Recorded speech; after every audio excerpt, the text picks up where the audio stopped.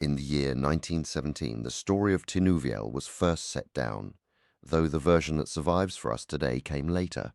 It exists as an ink manuscript written over a faded pencil draft, and curiously, this revision of the tale appears to have been among the final pieces completed for the collection known as the Lost Tales. There is also a typescript created from this manuscript with further alterations made during the typing process. Both versions belong to the same early period of the mythology, and notable variations between them are documented elsewhere. The manuscript itself bears a dual heading connecting it to a framing narrative, Link to the Tale of Tinuviel, also the Tale of Tinuviel. This linking passage opens with the voice of a character named Eriol, who reflects with awe and dread upon the villain of the piece.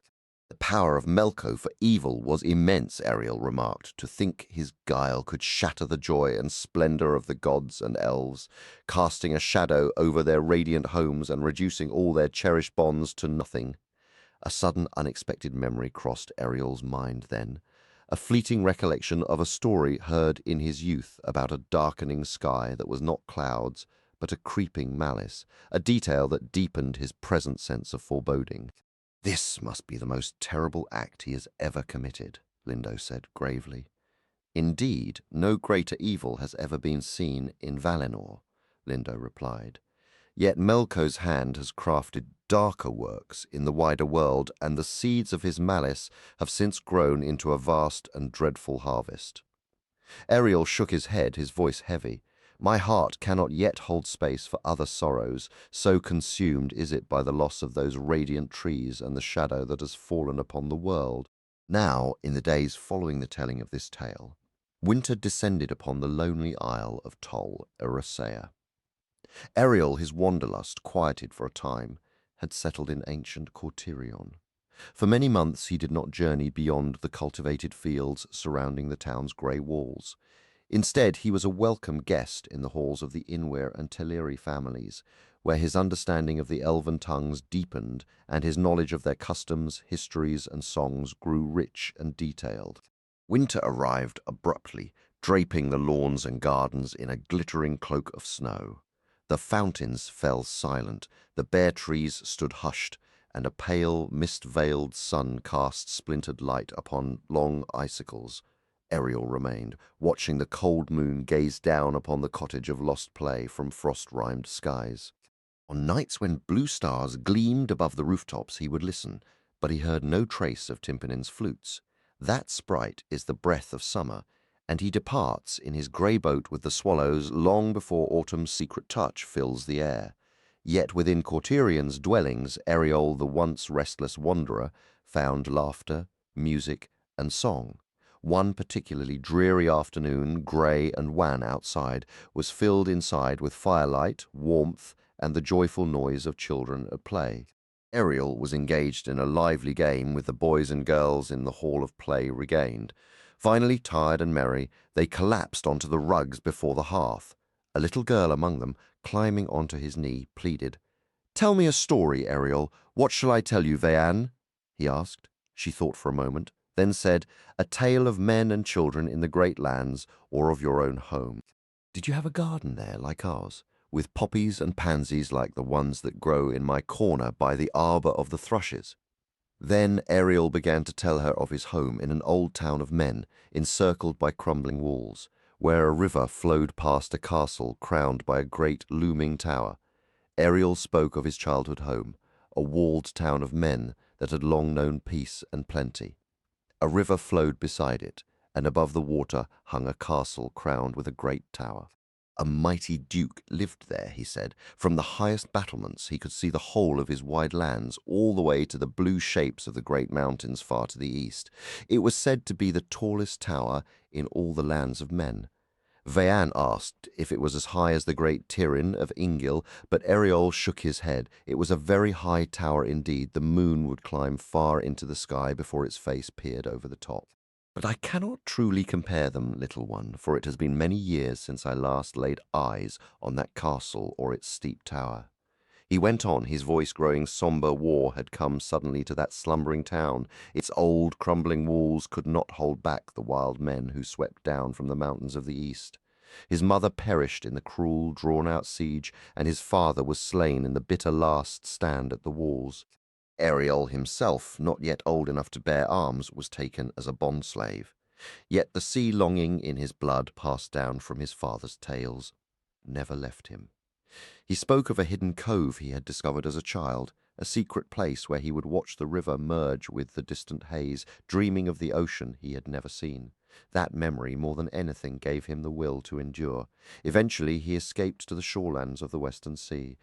Since those far-off days, his life had been lived mostly upon the waves or by their side. The children gathered around him were filled with a quiet sadness at the thought of such wars and loss in the great lands. Veanne clung to his arm. "O Melinan," she whispered, "promise you will never go to a war, or have you ever?" I have seen my share of fighting," Ariel admitted, his tone shifting to something drier, almost dismissive. "But not the grand, tragic wars of kings and nations. Those are just great machines for crushing fair lands, lovely things, and even sweet maids like you, Veanne Melinir, under their wheels. No, the skirmishes I knew were smaller affairs where small bands of men met by chance and dealt swift, sharp blows. But enough of that. Why dwell on such grim topics? Would you not rather hear of my first true adventures upon the sea?" At this, eagerness lit their faces. Ariel told them of his wanderings among the western havens, the comrades he made, and the many ports he came to know. He spoke of being shipwrecked on distant islands until, on one particularly lonely shore, he found shelter with an ancient sailor. In the glow of a fire within that solitary cabin, the old man told him strange tales of realms beyond the western seas, of the magic isles, and of one most solitary that lay even farther out. Long ago, the sailor had glimpsed it shining like a star on the horizon, but though he searched for many days after, he never found it again. "Ever after that," said Ariel, "I sailed with a new curiosity among the Western Isles, seeking more such stories, and thus, after many great voyages, and by the blessing of the gods, I came at last to Tol Eressër, which is why I now sit here talking to you, Veanne, until my words run dry." A boy named Ossier begged him to tell more of ships and the sea, but Ariel smiled. "Nay, there is still time before Ilfiniel rings the gong for the evening meal. Come, one of you must tell me a tale." Then Veanne sat up straight and clapped her hands. "I will tell you," she declared, "the tale of Tinuviel. My father came from a people who lived by the sea before he settled inland, and a longing for the ocean I had never seen was in my very bones. He fed that yearning with stories of vast waters and old lore passed down from his own father. I will not dwell on the hardships of my captivity, but in time I broke free and made my way to the shores of the Western Sea. Since those early days my life has largely been spent upon its waves or along its coast, hearing of the sorrows, wars, and death that befell the people of the great lands." The children grew sad. Veanne held tightly to Ariel and said, "Melinan, promise you will never go to war, or have you already?" "Indeed I have," Ariel replied, "though not in the great wars of kings and nations, which are cruel and bitter. Those conflicts drown all beauty of the earth, and of the things crafted in peace, and they spare not gentle women and tender girls like you, Veanne Melinir, for men become drunk with rage and bloodlust, and darkness walks abroad. Yet I have seen gallant skirmishes where brave men met, swift blows were struck, and the strength of body and heart was tested." "But why speak of such things, little one? Would you not rather hear of my adventures upon the sea?" Eager excitement lit their faces, and Ariel told of his early wanderings among western harbours, the comrades he found, and the ports he came to know. He spoke of being shipwrecked once on distant western islands, where on a lonely islet he discovered an ancient mariner living forever alone in a cabin built from the timbers of his boat. "He was wiser in all matters of the sea than any I have met," said Ariel, "and there was much of wizardry in his lore. He told me strange things of realms far beyond the western sea, of the magic isles, and that most solitary one that lies beyond them. Long ago, he said, he had glimpsed it shimmering in the distance, and had searched for it many a day in vain. He taught me much of hidden seas and dark, trackless waters. Without that knowledge, I would never have found this sweet land, this dear town, or the cottage of lost play. Yet it still took long and grievous searching, and many a weary voyage before I finally, by the blessing of the gods, reached Tol Eressëa. That is why I sit here now talking to you, Vianney, until my words run dry. Nevertheless, a boy named Ozir begged him for more tales of ships and the sea. "Do you not know, O Iriol," he said, "that ancient mariner by the lonely sea was none other than Ulmo himself, who often appears thus to voyagers he favours? Yet one who has spoken with Ulmo must have many tales that would not sound stale even to those of us living here in Cortirion."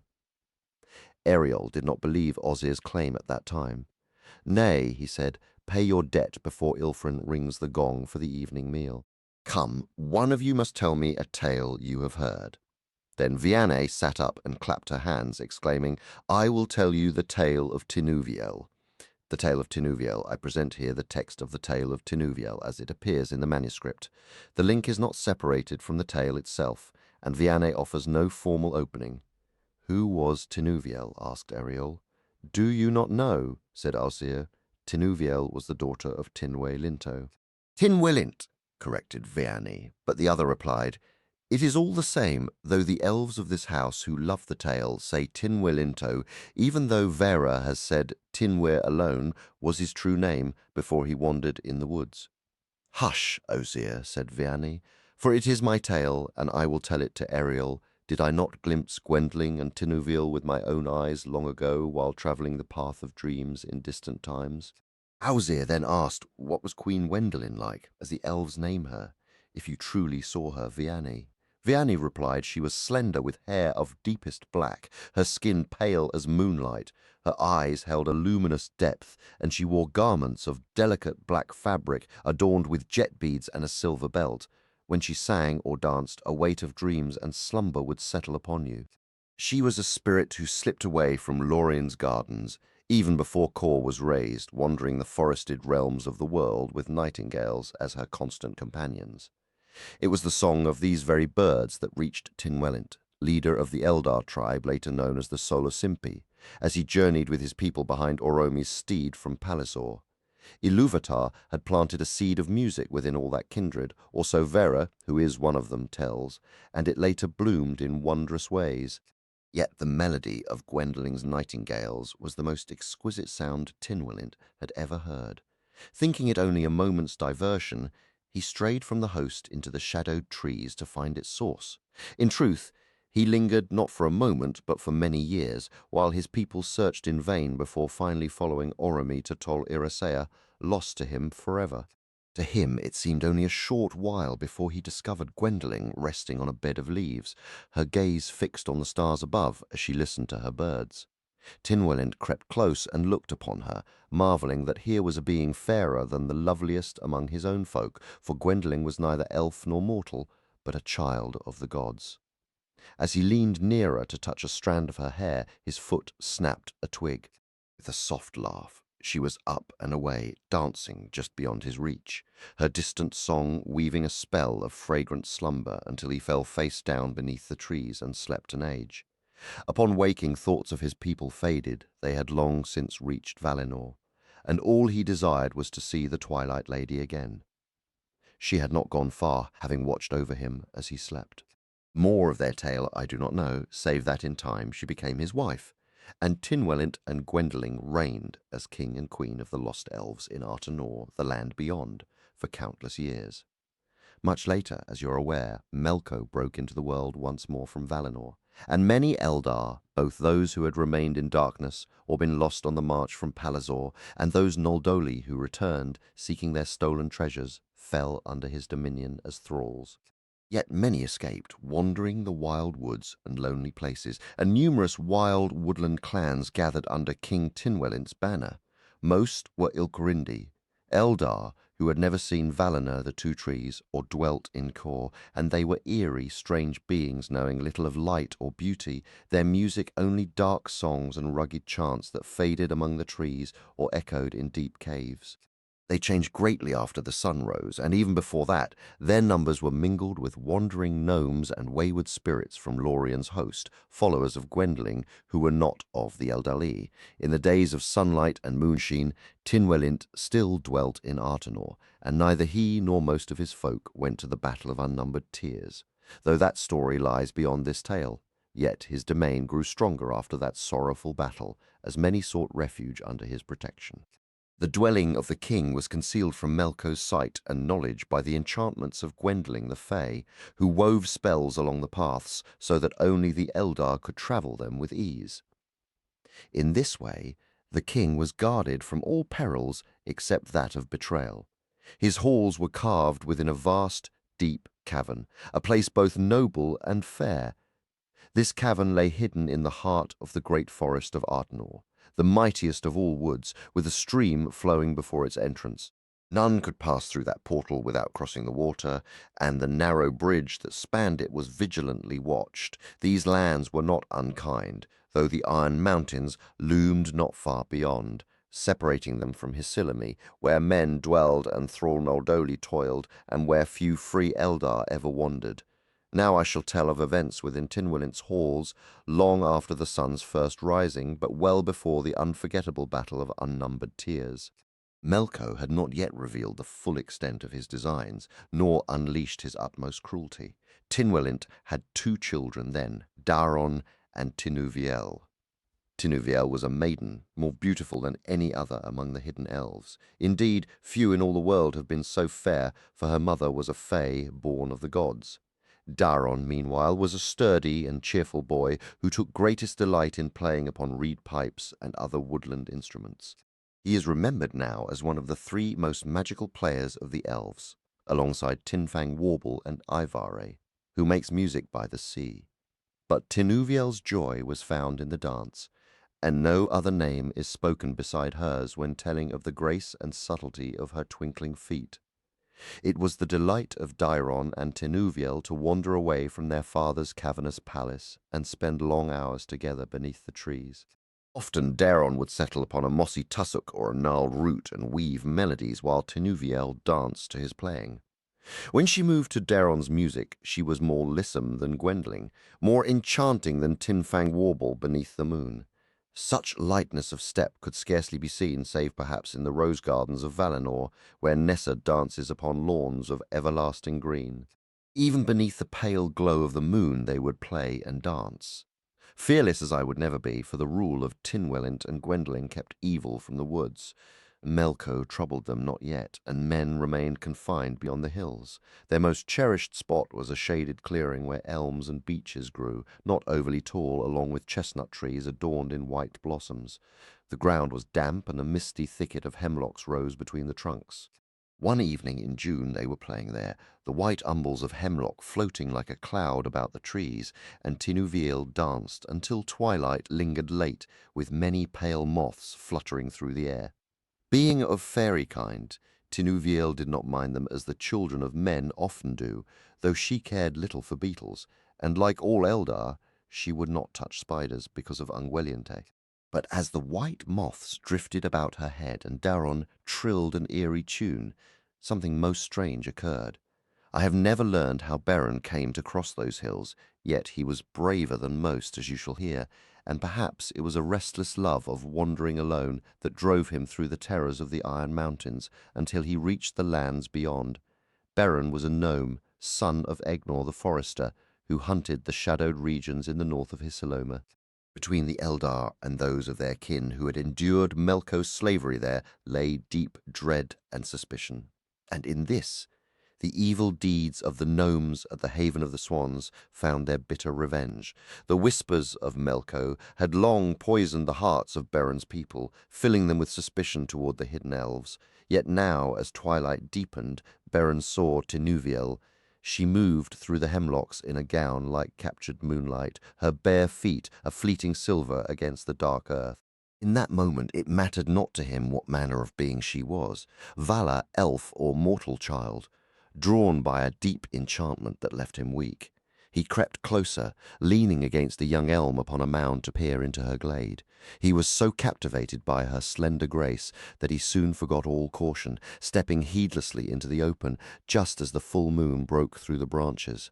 Daron, playing nearby, caught sight of Beron's face and knew him instantly as an outsider.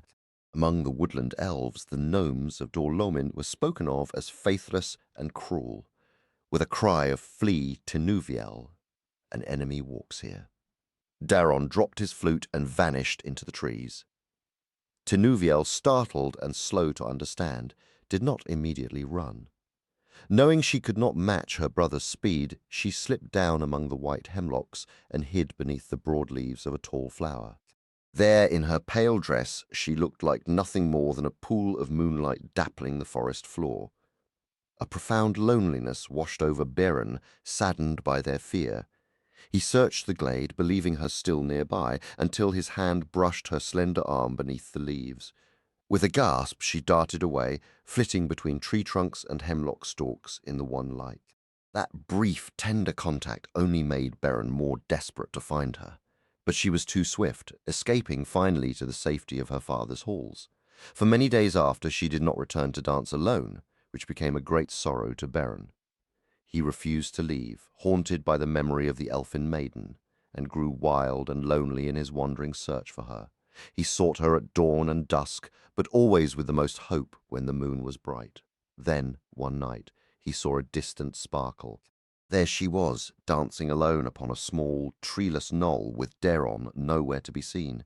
She began to return often to that place to sing and dance by herself. Sometimes Daron was near, and Beren would watch from a respectful distance at the wood's edge. When the piper was absent, Beren dared to creep closer. Truth be told, Tinuviel had known of his presence for some time and merely pretended otherwise. Her initial fear had melted away, replaced by a curious pity for the wistful hunger in his moonlit face. She saw he meant no harm and was simply in love with the beauty of her dance. Beren grew bolder, following her secretly through the woods all the way to the head of the bridge before her cave. When she disappeared inside, he would call softly across the stream, Tinuviel, a name he had caught from Daron's lips. Unbeknownst to him, Tinuviel often listened from the shadows of the cavernous doorway, smiling to herself or laughing softly. The whole situation, she mused, was rather absurd. Here was this rugged, lonely man from the wild, pining like a lost puppy over a bit of dancing. Her fear had turned to a sort of fond, amused tolerance. Finally, one day, as she danced alone, he stepped out boldly from his hiding place. "Tinuviel," he said, "teach me to dance." "Who are you?" she asked. "Beren. I am from across the bitter hills." "Then, if you wish to dance, follow me," she replied. With a mischievous glance, she danced away into the woods, moving nimbly, but just slowly enough that he could stumble after. Ever and anon she would look back over her shoulder, laughing. "Dance, Beren, dance." They danced their way past the bitter hills and along winding trails until they reached the dwelling of Tinwelint.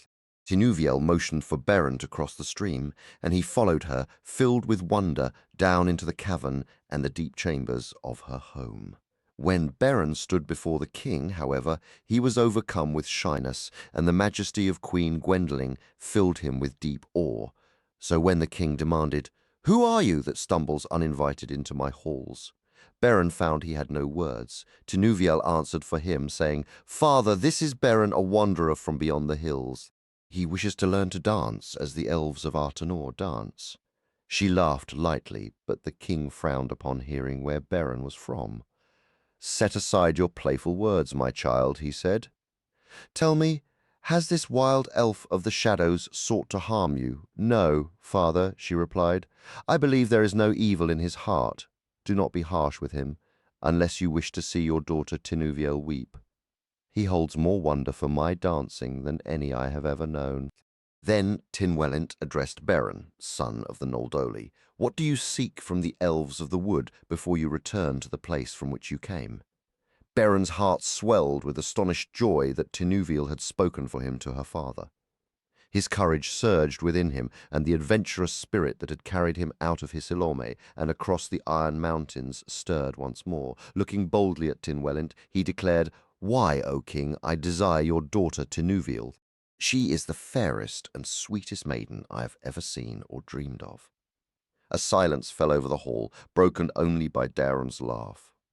All who heard were stunned. Tinuviel lowered her eyes, and the king, taking in Beron's wild and rugged appearance, also burst into laughter. Beron flushed with shame, and Tinuviel's heart ached for him. What? Wed my Tinuviel, fairest of all maidens in the world, and become a prince of the woodland elves? Tynwelint said mockingly. "It is but a small favour for a stranger to ask. Perhaps I may rightly request something in return. Nothing too great, merely a token of your esteem. Bring me a Silmaril from the crown of Melko, and on that day, if she is willing, Tinuviel shall wed you." Everyone present understood. The king was treating the matter as a rough jest, taking pity on the Noma. They smiled, for the fame of Fëanor's Silmarils was now known throughout the world. Tales told by the Noldoli, and accounts from those who had escaped Angmandi, spoke of the jewels blazing in the iron crown of Melko. That crown never left his head. He treasured the Silmarils as his own eyes. No one in the world, Fae, elf or man, could hope to lay a finger on them and live. Beron knew this well, and he understood the meaning behind their mocking smiles. Flaming with anger, he cried, "No, that is too small a gift for the father of so sweet a bride." Yet the customs of the woodland elves seem strange to me, like the crude laws of humankind, that you should name the unoffered gift. But behold, I, Beron, a huntsman of the Noldoli, will fulfill your modest desire. With that he stormed from the hall, leaving all astonished. Tinuviel began to weep. "That was poorly done, father," she cried, "to send one to his death with your sorry jest, for now I believe he will attempt this deed, maddened by your scorn. Melko will slay him, and no one will ever again look upon my dancing with such love." The king replied, "He will not be the first gnome Melko has slain, and for lesser reasons. It is well for him that he is not bound here by grievous spells for trespassing in my halls and for his insolent speech." Yet Gwendolen said nothing, and she did not scold Tinuviel or question her sudden tears for this unknown wanderer. Beron, driven by a storm of anger, fled far from Tynwelint's presence, pushing deep into the forest until the trees thinned and the land rose into the barren foothills that signaled the looming presence of the Iron Mountains. It was only then, as the bleak landscape stretched before him, that his fury gave way to exhaustion and he was forced to halt. His true ordeal was just beginning. Days of crushing despair followed, with no visible hope for his impossible quest. The Iron Mountains guided his path, leading him ever closer to the dread realms under Melko's dominion, where fear became his constant companion. The land teemed with venomous serpents and prowling wolves, but far worse were the roving patrols of goblins and orcs, Melko's vile creations, who scoured the wilderness to ensnare elves, men, and beasts alike for their master's dark purposes. More than once, Beron narrowly avoided capture, and he once fought off a massive wolf with nothing but a crude club torn from an ash tree. Each day of his trek toward Angmandi brought fresh peril. Hunger and thirst gnawed at him constantly, and the temptation to turn back was strong, though the return journey promised dangers just as great. Yet the memory of Tinuviel's voice pleading with her father on his behalf echoed in his soul. In the quiet of night he sometimes fancied he could hear her weeping softly for him, far away in the familiar glades of her home, a fancy that, unknown to him, held a kernel of truth. His desperation for food one day led him to scavenge through an abandoned orc encampment, but the patrol returned unexpectedly and seized him. They tormented him but spared his life. Their captain, noting Beron's enduring strength despite his hardships, thought Melko might be amused by such a prisoner, and could put him to grueling labor in the mines or forges. Thus, Beron was dragged before the Dark Lord. He faced this fate with a stubborn courage, clinging to the belief of his father's people that Melko's reign was not eternal, that the Valar would eventually heed the suffering of the Noldoli, overthrow the tyrant, and restore the light of Valinor, bringing joy back to the world. Melko, upon seeing him, was immediately wrathful, demanding to know how a gnome, a born thrall, dared to wander the woods without leave. Beron replied that he was no fugitive, but hailed from a clan of gnomes in Ariador, who often lived among men. This admission only inflamed Melko's anger. for he despised any alliance between elves and men, and he declared Beren a deep conspirator against his rule, worthy of torment by the Balrogs. Seeing the immediate danger, Beren quickly dissembled. "Mighty Ainu Melko, Lord of the world," he said, "surely you see this cannot be so, for if I were such a plotter, would I come here alone and unaided? I, Beren, son of Egnor, have no love for the race of men. In truth, I grew so weary of the lands they infest that I wandered out of Ariador. My father often told me grand tales of your splendor and glory in times past. Though I am no runaway thrall, I desire nothing more than to offer you my humble service." He added that he was a skilled trapper of small game, and birds had become lost in the hills during his pursuits, and had wandered into these strange lands, even had the orcs not captured him, he claimed. His only plan was to seek an audience and beg for some lowly position, perhaps as a provider of game for the Dark Lord's own table. It must have been the Valar who put those words in his mouth, or perhaps it was a subtle charm of compassion woven by Gwendolen, for that speech truly spared his life. Melko, observing his sturdy build, was convinced and decided to take him on as a kitchen slave. Flattery always smelled sweet to that Ainu, and despite his vast wisdom, he was often fooled by the lies of those he scorned, so long as they were wrapped in pretty praise. So he commanded that Beren be handed over as a thrall to Tevildo, the Prince of Cats. Tevildo was no ordinary feline. He was the greatest of them all, some said possessed by a wicked spirit, and he served in Melko's inner circle. This cat lorded over all others, and he and his subjects were the hunters who supplied meat for Melko's table and his endless feasts. That's why, even now, when Melko no longer rules and his beasts have faded into obscurity, a deep-seated hatred lingers between elves and all cats. When Beren was dragged off to Tevildo's halls, which lay not far from Melko's throne, fear gripped him. He hadn't expected this twist. The chambers were dimly lit, echoing with low growls and unnerving rumbling purrs in the shadows. All around, cats' eyes glowed like lanterns, green, red, and yellow, as Tevildo's lords sat lashing their elegant tails. At their head loomed Tevildo himself, a massive, pitch-black cat with a malevolent air. His eyes were long, slanted slits that gleamed with shifting hues of red and green, and his great grey whiskers stood out stiff and sharp as pins. His purr rumbled like distant drums, his growl shook like thunder, and when he shrieked in anger, the sound could freeze blood. Small creatures often dropped dead or turned to stone just hearing it. Spotting Beren, Tevildo narrowed his eyes until they almost vanished. "I smell dog," he hissed, and from that instant he despised that the elf Beren, after all, had always been fond of hounds back in his wild homeland. "Why," Tevildo sneered, "do you dare bring this creature before me, unless it's to serve as meat?" But his guards replied, "No, my lord. Melko himself ordered this wretched elf to spend his days helping the Prince of Cats hunt birds and beasts." Tevildo let out a scornful yowl. "Then my lord must have been drowsy or distracted. What use is an Eldar child to me and my thanes in the chase? You might as well have brought some clumsy-footed man. Neither elves nor men can match our skill." Still, he decided to test Beren, commanding him to catch 3 mice. "My hall is plagued by them," he claimed, though this was a lie. In truth, a few savage, enchanted mice, larger than rats and fiercely wild, lurked in dark corners kept by Tevildo for his own cruel amusement, and he made sure their numbers never dwindled. For 3 days Beren hunted them, but with no tools to set a trap, and honestly, he hadn't lied to Melko about having such cunning. He came up empty-handed, earning nothing but a sorely bitten finger for his trouble. Tevildo met this with mockery and rage, though Beren escaped serious harm then, protected by Melko's decree, suffering only a few shallow scratches, yet his life in Tevildo's domain turned wretched from that day on. They made him a lowly scullion, and his days bled into one another in misery, scrubbing floors, washing vessels, cleaning tables, chopping wood, and hauling water. Beren was often put to work turning the spits where plump birds and mice were roasted for the cats, yet he rarely received food or sleep himself. He grew gaunt and ragged, and he often wished he had never left Hisarlom or glimpsed the vision of Tinuviel. Meanwhile, the fair maiden wept long after Beron's departure and danced no more in the woods.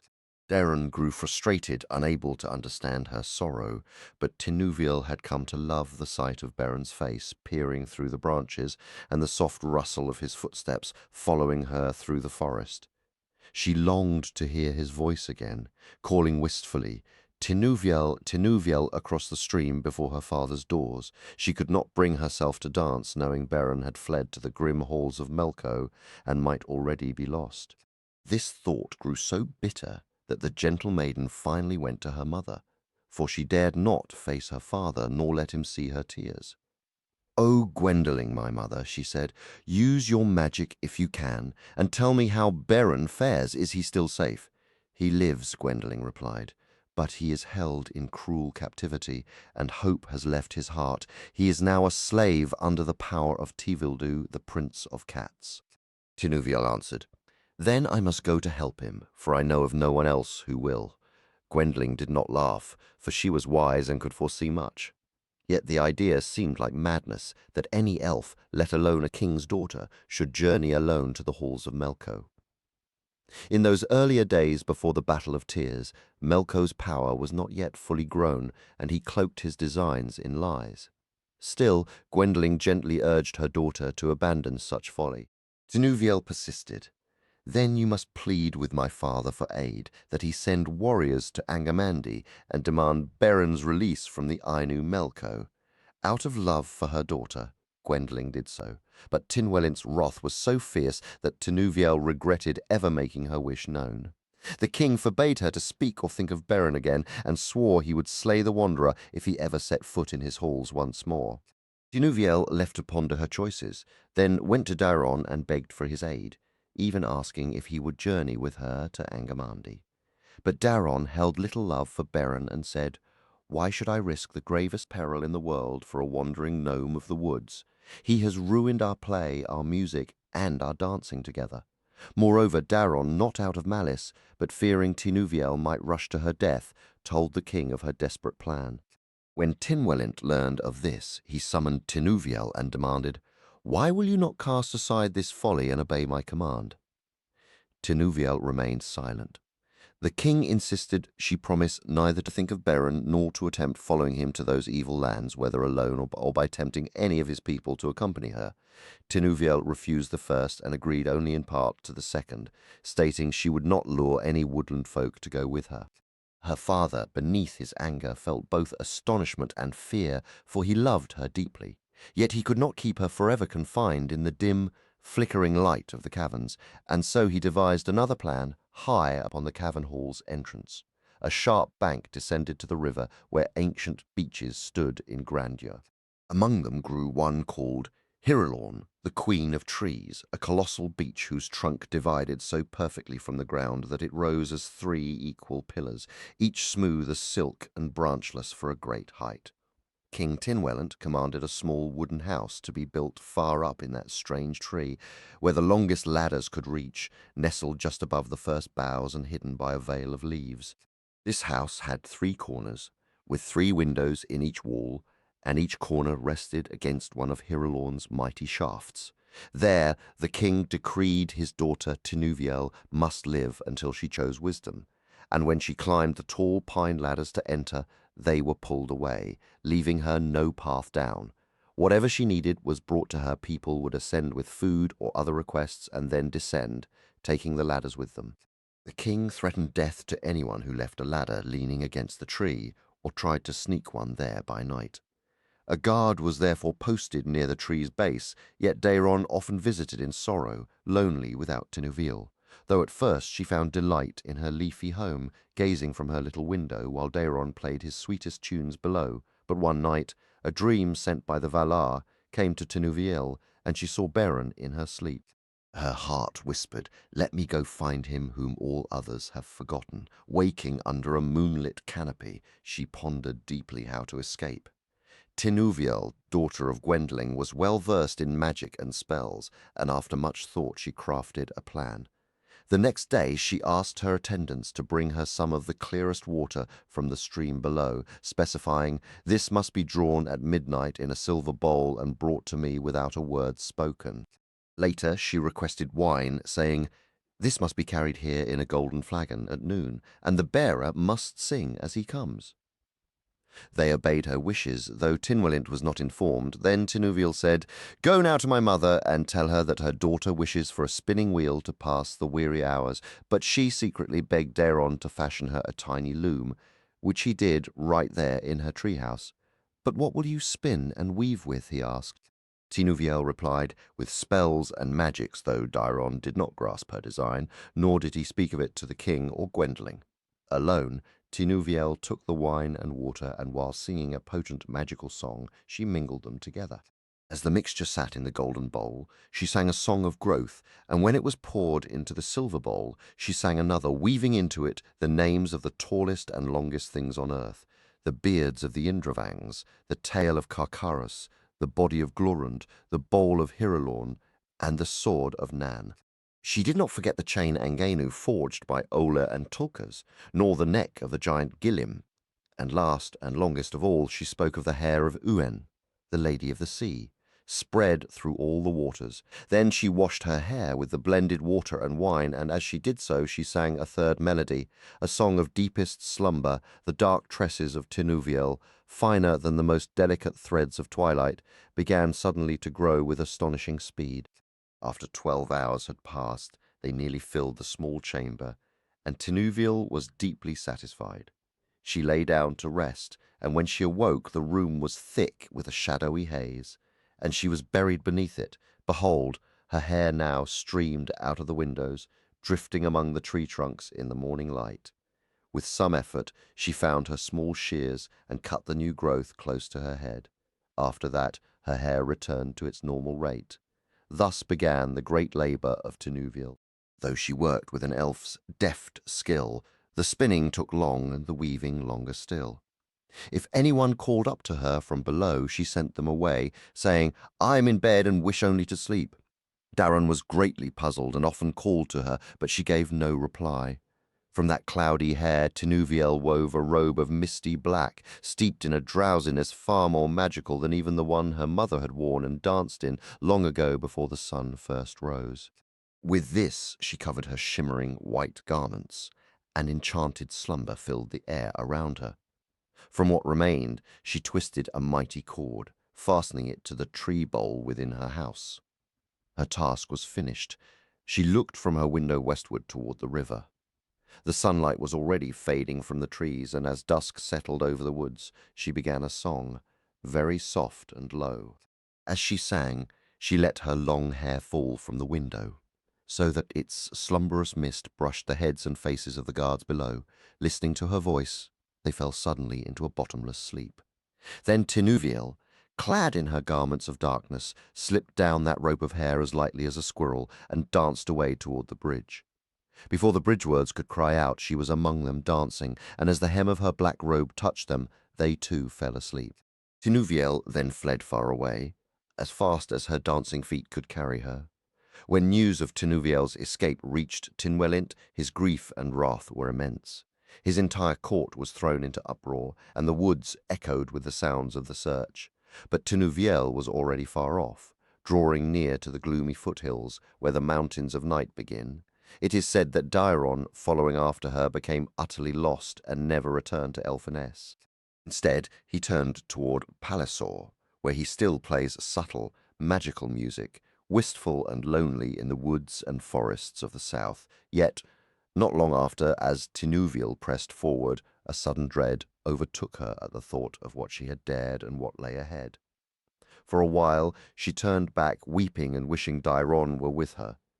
It is said he was indeed not far off, but was wandering, lost among the great pines of the Forest of Night, where later Turin would slay Beleg by mishap. Tinuviel was now near those places, but she did not enter that dark region. Regaining her courage, she pressed on. Because of the greater magic of her being and the spell of wonder and sleep that surrounded her, she faced none of the dangers that had assailed Beren before her. Still, it was a long, evil, and weary journey for a maiden to undertake. Now, it must be told to you, Ariel, that in those days Tevildo had but one trouble in the world, the kindred of the dogs. Many of these were neither friends nor foes of the cats. for they had become subject to Melko and were as savage and cruel as any of his creatures. Indeed, from the most cruel and savage he bred the race of wolves, and they were very dear to him. Was it not the great grey wolf Karkaras Knifefang, father of wolves, who guarded the gates of Angamandi in those days, and had done so for a long time? Yet many refused to bend to Melko or dwell entirely in dread of him. Some made their homes among men, shielding them from evils that would otherwise have descended. Others roamed the dark woods of Hissalom, or crossed the mountains to wander the lands of Artanor, and the regions beyond, even journeying southward. If any of these chanced to glimpse Tevildo or one of his subjects, a furious baying would erupt, sparking a relentless chase. Though the cats were rarely slain, thanks to their climbing skill, their cunning in hiding, and the shadow of Melko's protection, a fierce hatred festered between them. Indeed, certain hounds were feared deeply among the catfolk. Tevildo himself, however, feared none, for he matched any in strength and surpassed all in agility and speed, save for Juan, captain of dogs. Juan alone was swift enough to have once nipped the fur of the prince of cats. Though Tevildo repaid him with a slash from his terrible claws, the insult festered, and the cat lord burned to deal Juan a grievous wound. Thus it was a stroke of immense fortune that Tinuviel encountered Juan in the forest, though at first she was terrified and fled. He overtook her in 2 bounds, speaking in the soft, deep tongue of the lost elves. "Do not fear," he said. "Why do I find an elfin maiden and one so fair wandering alone so near the haunts of the evil Ainu? Little one, these are perilous places even with a companion, for the lonely they are death." "I know it," she replied, "and I wander not for pleasure. I seek only Beren." "What do you know of this Beren?" asked Juan. Could it be Beren, son of Egnor Borimian, the huntsman of the Elves? "He was a friend to me in days long past. I cannot say if my Beren is your friend," said Tinuviel. "I seek Beren from beyond the bitter hills, whom I knew in the woods near my father's home. Now he is gone. My mother Gwendling, in her wisdom, believes he is enslaved in the cruel house of Tevildo, Prince of Cats. Whether that is true or some worse fate has found him, I do not know, and I go to discover him, though I have no plan." "Then I shall make one for you," said Juan, "but you must trust me, for I am Juan of the Dogs, the chief foe of Tevildo. Rest here with me a while in the shadows of the wood, and I will think on this deeply." Tinuviel did as he bid, and weariness overcame her. She slept long, while Juan kept watch. Upon waking, she said, "I have lingered too long. Tell me, Juan, what is your thought?" Juan answered, "This is a dark and difficult matter. I can devise no better plan than this. If your heart is bold, creep to that prince's abode while the sun is high, when Tevildo and most of his household doze on the terraces before his gates. Discover what you can, whether Beren is truly within, as your mother said. I will wait hidden not far hence in the woods, to aid your purpose. And grant me a pleasure, you must go before Tevildo. Whether Beren is there or not, tell the prince you have stumbled upon Juan of the Dogs lying sick in the forest at this very spot. Do not lead him here directly. You must guide him yourself, if you can. Then you will see what I contrive for you and for Tevildo. I think, bearing such tidings, Tevildo will not treat you ill within his halls, nor seek to hold you captive." In this way Juan aimed both to wound Tevildo, or perhaps even slay him, and to aid Beren, whom he guessed was indeed the son of Egnor, beloved by the hounds of his Elome. Hearing the name Gwendling, he knew this maiden was a princess of the woodland fairies, and his heart warmed to her sweetness, making him eager to help. With newfound courage, Tinuviel crept toward the halls of Tevildo, her resolve a fragile shield against the dread that clung to the air. Juan, watching from a distance, marveled at her boldness, shadowing her steps as best he could to ensure his own plans might yet bear fruit. Soon, however, she vanished from his sight, stepping from the forest's edge into a rising landscape of tall grass and scattered shrubs. Ahead, a rocky spur caught the sunlight, but behind it a vast and brooding darkness hung over the mountains, the shadow of Angamandi itself. Tinuviel kept her eyes lowered, refusing to acknowledge that oppressive gloom as the ground grew steeper and more littered with stone until she stood before a sheer cliff. There, upon a stony shelf, sat the castle of Tevildu. No path led to its gates. The approach was a series of daunting terraces, each leap more perilous than the last. The structure was grim and windowless near the ground, its main entrance hanging in the air where one might expect an upper story, while flat, open roofs sprawled beneath the sky. Wandering disconsolate on the lowest terrace, Tinuviel stared up at the dark fortress with a sinking heart. Then, rounding a bend in the rock, she came upon a solitary cat basking in the sun, seemingly asleep. As she drew near, it cracked open a yellow eye and blinked slowly at her. Rising with a stretch, it sauntered over. "Where do you think you're going, little one?" it purred. "Don't you know you're trespassing on the private sunning grounds of His Highness Tevildu and his noble thanes?" Tinuviel's fear spiked, but she forced her voice to steadiness. "I am aware, my lord," she said, a title that pleased the old cat immensely, for he was merely Tevildu's doorkeeper, "but I must beg your kindness to bring me before Tevildu at once, even if he is resting." The doorkeeper's tail lashed in surprise, but she pressed on, "I bear urgent words for his ears alone. Please lead me to him." At this, the cat began to purr so loudly she dared to stroke its ugly, massive head, larger than any dog's she had ever seen. Thus persuaded, the doorkeeper named Umuyan said, "Very well, come with me," in a sudden move that terrified her. He seized her by the shoulder of her garment and tossed her onto his back, then bounded effortlessly to the second terrace. Setting her down, he yawned enormously. "You're in luck," he remarked. "My Lord Tevildu is lounging on this lower terrace today, far from his house. A great weariness has taken me, and I doubt I'd have the will to carry you much farther." Tinuviel, cloaked in her robe of sable mist, followed as he led her along the ledge to an open space. There, upon a wide couch of baking stones, lay the monstrous form of Tevildu himself, both his evil eyes tightly shut. Umuyan approached and whispered into his master's ear. "A maiden awaits your pleasure, my lord. She claims to have news of great importance and would not accept my refusal." Teasingly, almost mockingly, Tevildu's tail twitched in irritation. He half opened one eye. "What is it? Be quick! This is no hour for audiences with the Prince of Cats." "Do not be angry, lord," Tinuviel said, her voice trembling. She gathered her strength, her tone shifting from fearful to one of cunning insistence. "I think you will be most interested in what I have to say. Yet the matter is so delicate it should not even be whispered here, where the very breezes might carry it away." With that she cast an anxious glance back toward the shelter of the distant woods. "No, be on your way," Tevildu replied. "You carry the scent of hounds, and when has a fairy who consorted with dogs ever brought good tidings to a cat? Sir, it is no wonder I smell of dogs, for I have only just escaped one, and it is indeed of a certain mighty hound, whose name you know well, that I wish to speak." At that, Tevildu sat upright, his eyes opening wide. He glanced all around, stretched himself 3 times, and finally ordered the doorcat to bring Tinuviel inside. Once again, Umuyan lifted her onto his back.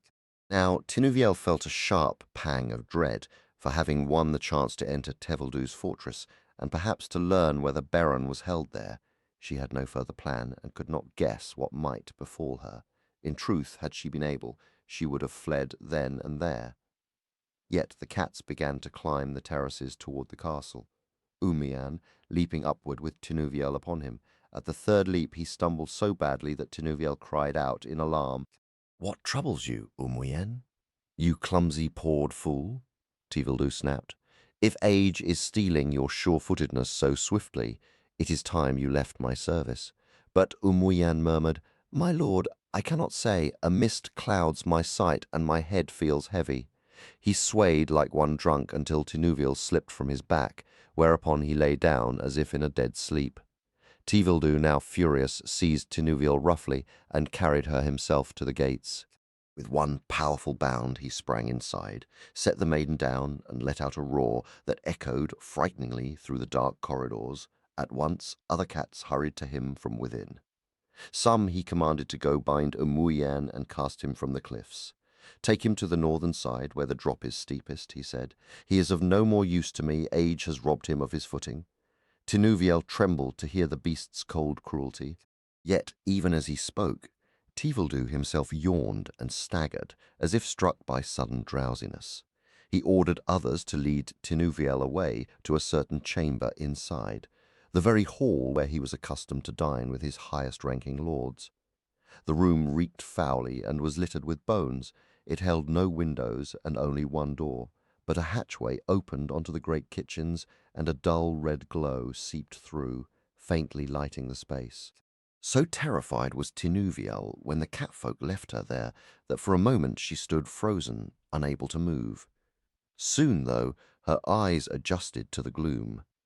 Spotting the hatch, which had a broad sill not too high for a nimble elf to reach, she sprang toward it. Peering through the crack where it stood ajar, she beheld the vaulted kitchens, the great fires burning, and the figures toiling within, most of them cats. And there, stooped beside a roaring fire, was Beren, grimed with labour. Tinuviel sank down and wept silently, not yet daring to make a sound. Even as she sat there, the harsh voice of Tevildo suddenly echoed through the chamber.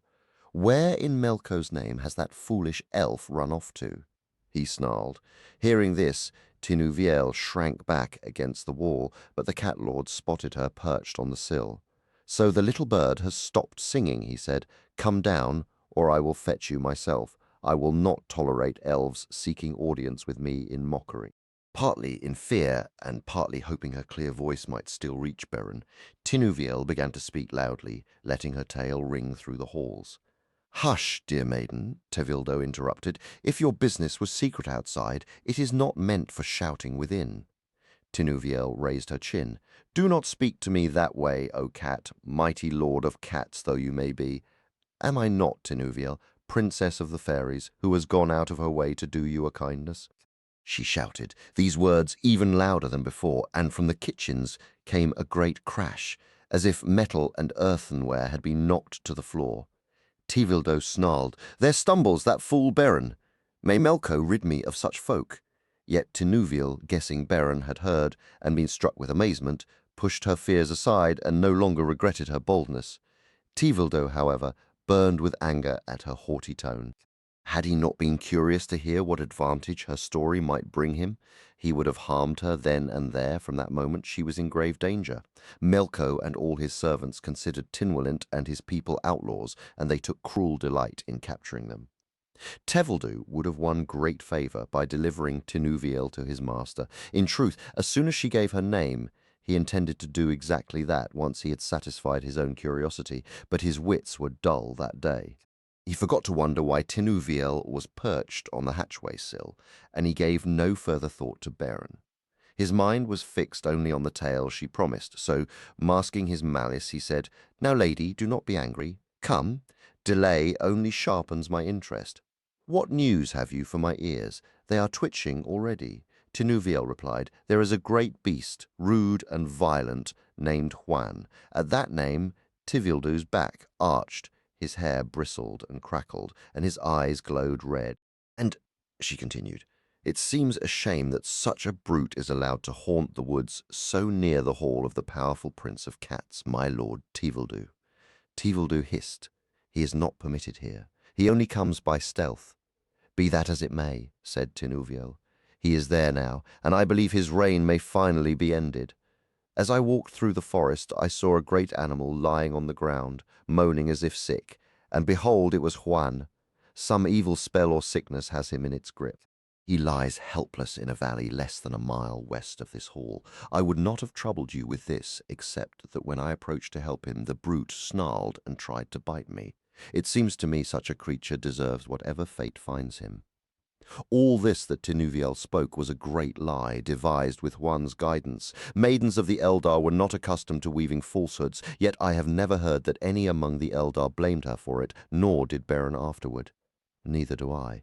For Tevildo was an evil cat, and Melko the wickedest of all beings, and Tinuviel stood in dire peril at their hands. Tevildo, a master of deceit in his own right, was so accustomed to the tricks and half-truths of every creature in the woods that he rarely trusted anything he heard. He had grown to doubt all statements except the ones he desperately wanted to be true, a habit which often left him fooled by those more honest than himself.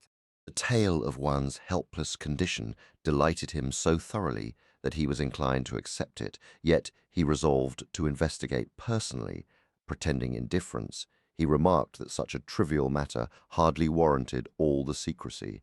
But Tinuviel replied sharply, asking if the Prince of Cats had forgotten that Juan's ears could catch the faintest whisper a mile off, and a cat's voice carried farther than any other sound.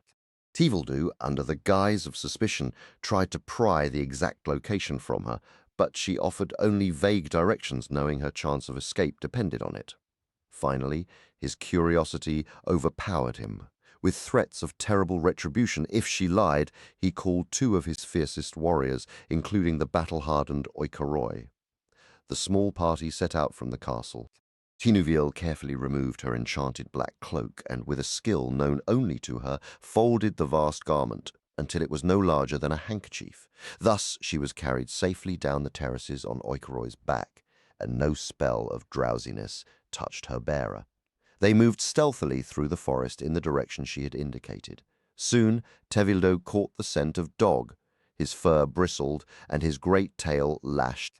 He scaled a tall tree to peer into the valley Tinuviel had described. Below, he saw the massive form of Juan, lying prone and groaning in apparent agony. Overcome with glee, Tevildo scrambled down, in his haste completely forgetting about Tinuviel, who now hid trembling in a thick bank of ferns, her heart pounding with fear for Juan. The plan was simple. Tevildo and his two companions would surround the dale and spring upon Juan from different sides, taking him by surprise to kill him, or, if he was too weak to fight, to torment him for sport. They put their scheme into action, leaping from the undergrowth. But in that instant, Juan surged upward with a thunderous bay, his powerful jaws snapping shut on Oikeroi's back near the neck. The warrior cat died instantly. The other Thane fled, howling in terror up the nearest tree, leaving Tevildo utterly alone to face Juan. This was not the encounter the Cat Prince had imagined. Juan was upon him too fast for escape, and a vicious fight erupted in the glade, filled with Tevildo's hideous screeches. Finally, Juan seized him by the throat. Tevildo might have perished then had he not, in a blind, desperate strike, driven his claws deep into Juan's eye. With a pained cry, Juan loosened his grip just enough for Tevildo to wrench free and scramble up a tall, smooth-barked tree, joining his cowering companion, bleeding from his grievous wound. Juan paced beneath the tree, baying his fury from his perch. Tevildo hurled down curses and vile insults. Juan looked up, his voice a low growl. "Hear me, Tevildo. These are the words of the hound you thought to catch and slaughter like one of the miserable mice you usually hunt. You have a choice. Stay in that lonely tree and bleed out from your wounds, or come down and feel my teeth again. If neither suits you, then tell me now, where are my friends, Tinuviel, Princess of the Fairies, and Beren, son of Egnor?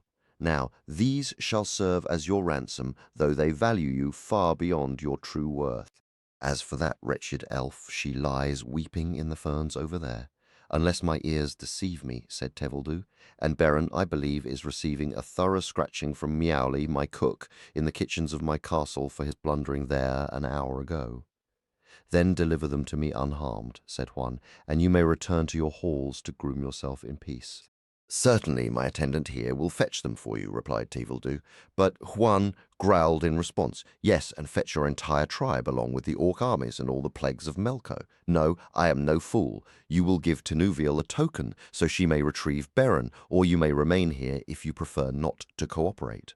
Tevildo was then compelled to surrender his golden collar, a symbol no cat would dare dishonor, but Juan insisted, no, more is required, for this will only alert all your followers to search for you, a hope Tevildo had secretly harbored. So it was that exhaustion, hunger, and fear finally broke the pride of that cat, a prince in Melko's service, forcing him to reveal the secret spell Melko had entrusted to him. These were words of magic that bound the stones of his sinister house together and enslaved the catfolk, filling them with a wicked power beyond their nature. It has long been whispered that Tevildo was a malevolent spirit in feline form. Upon hearing it, Juan laughed until the woods echoed, for he knew the reign of the cats had reached its end. Tinuviel hurried back with Tevildu's golden collar to the lowest terrace before the gates, and standing there, she spoke the spell in her clear voice. Suddenly the air filled with the cries of cats, and Tevildu's house trembled. From it emerged a host of inhabitants, now shrunk to puny size and trembling before Tinuviel. Waving the collar, she recited some of the words Tevildu had revealed to Huan, and they cowered in fear. "Let all elves or children of men held captive within these walls be brought forth," she commanded, and Beren was led out. The only other prisoner was Gimli, an aged gnome, bent by years of servitude and grown blind, yet possessing the keenest hearing the world has ever known, as all tales recount. Gimli leaned on a stick, aided by Beren, who was clad in rags and looked haggard, clutching a large kitchen knife he had seized when the house shook and the cats' voices rose, fearing some new misfortune. When Beren saw Tinuviel standing amid the cowering cats, holding Tevildu's great collar, he was utterly astonished, unsure what to think. But Tinuviel was overjoyed and said, "O Beren, from beyond the bitter hills, will you dance with me now, though not here?"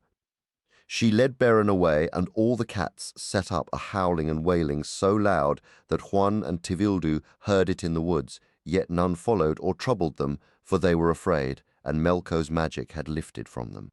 This they later regretted when Tevildu returned home, trailed by his trembling companion.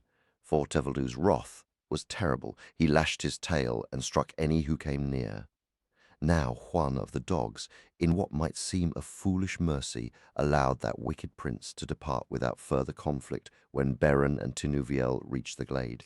However, he had placed the great golden collar around his own neck, a move that infuriated Tevildu more than anything else, for within it lay a potent magic of strength and authority. Huan was far from pleased that Tevildu still lived, yet his fear of the cats had vanished.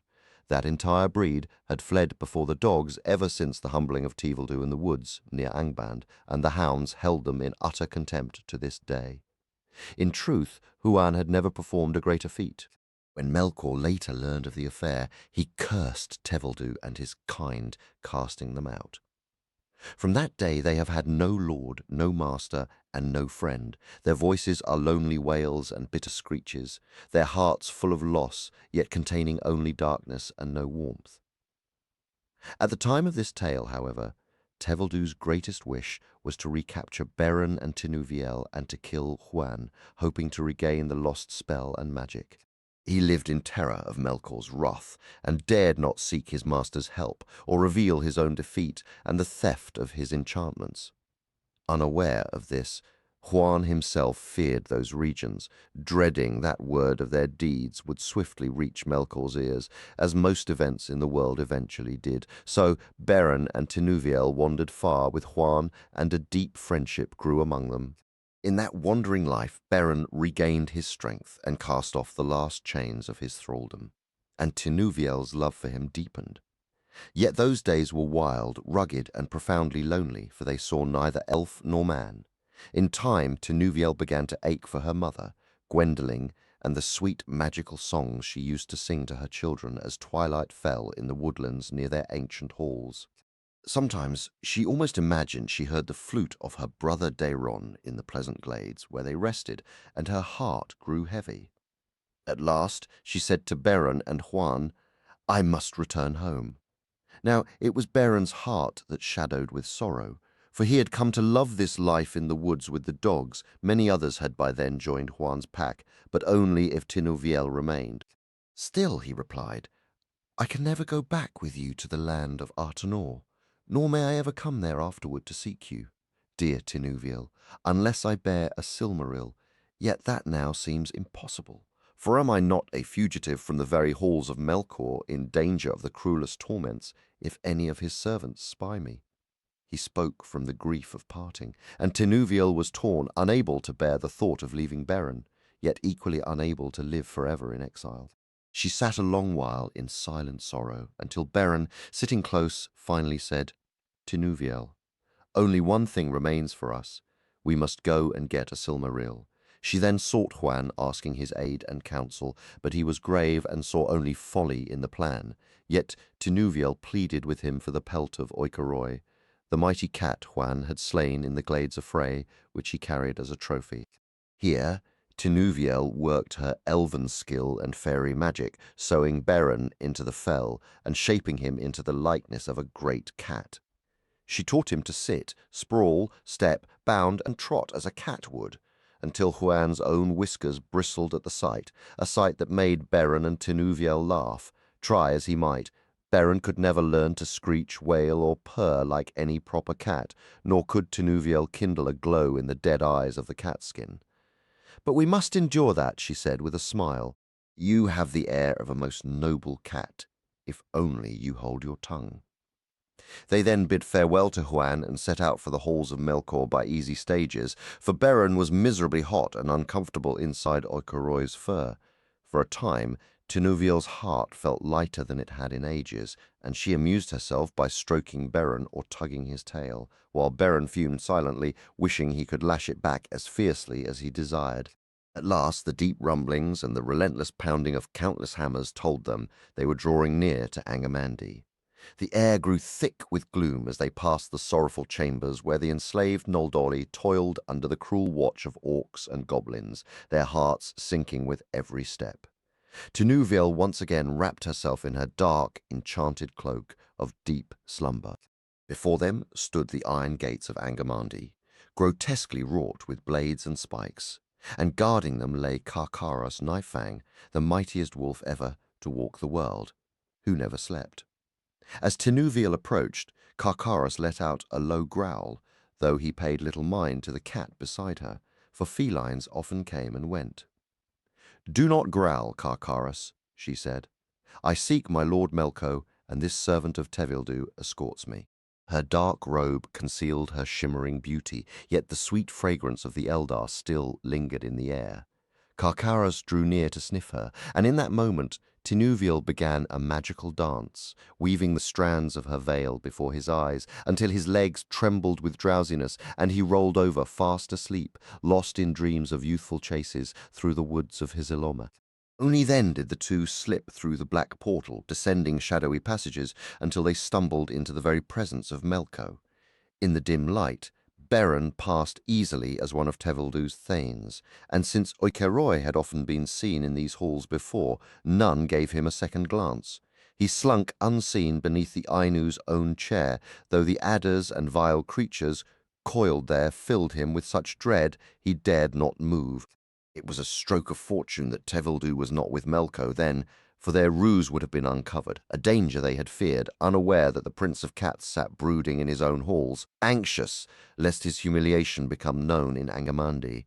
But Melko's eyes fell upon Tinuviel, and he demanded, "Who are you, flitting through my halls like a bat? How did you enter, for you clearly do not belong here?" "Not yet, perhaps," replied Tinuviel, "though in your goodness, Lord Melko, I may yet find a place. Know that I am Tinuviel, daughter of Tinwelint the outlaw, who has cast me from his halls for defying his command over my heart."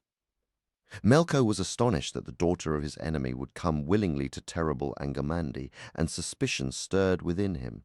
"What is it you desire?" he asked. "You must know there is no love here for your father or his kind. Do not expect gentle words or welcome from me." "So my father claimed," she said. "But why should I believe him? I possess the art of subtle dance, and I would dance for you now, my lord. If it pleases you, grant me but a humble corner of your halls to dwell in, until the day you might call for the little dancer Tinuviel to lighten your cares."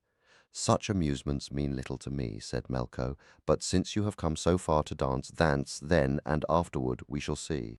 He leered horribly, his dark mind already weaving some evil design, and so Tinuviel began a dance like none ever seen before or since. A weaving of light and shadow so captivating that even Melko's gaze was held, if only for a moment, in wonder. She moved through the great hall with the speed of a swallow and the silence of a bat, a vision of magical beauty only Tinuviel could embody. One moment she was at Melko's side, the next before him, then behind, her misty garments brushing his face and waving before his eyes. One by one, the creatures gathered along the walls and throughout the chamber were overcome with sleep, sinking into deep dreams of their darkest desires. The serpents coiled beneath his chair grew still as stones, the wolves at his feet yawned and slumped into slumber. Yet Melko himself, though entranced, did not sleep. Then Tinuviel began to dance even faster before him, and as she moved she sang in a low, wondrous voice a song Gwendolen had taught her long ago, a melody once sung by youths and maidens in the cypress gardens of Lorien, when the golden tree faded and Silpion began to gleam. The sound held the voices of nightingales, and the foul air of that place seemed suddenly sweet, with subtle scents, as her feet brushed the floor like a feather on the wind. No sight or song of such beauty had ever been witnessed there before, and even mighty Melko, for all his power, yielded to the enchantment of the elf maid. Indeed, had Lorien himself been present, his own eyelids would have grown heavy. At last Melko slumped forward, overcome, and slid from his throne to the floor, his iron crown rolling away. Tinuviel stopped abruptly. The hall fell silent, save for the sound of slumbering breath. Even Beren slept beneath the very seat of the Dark Lord.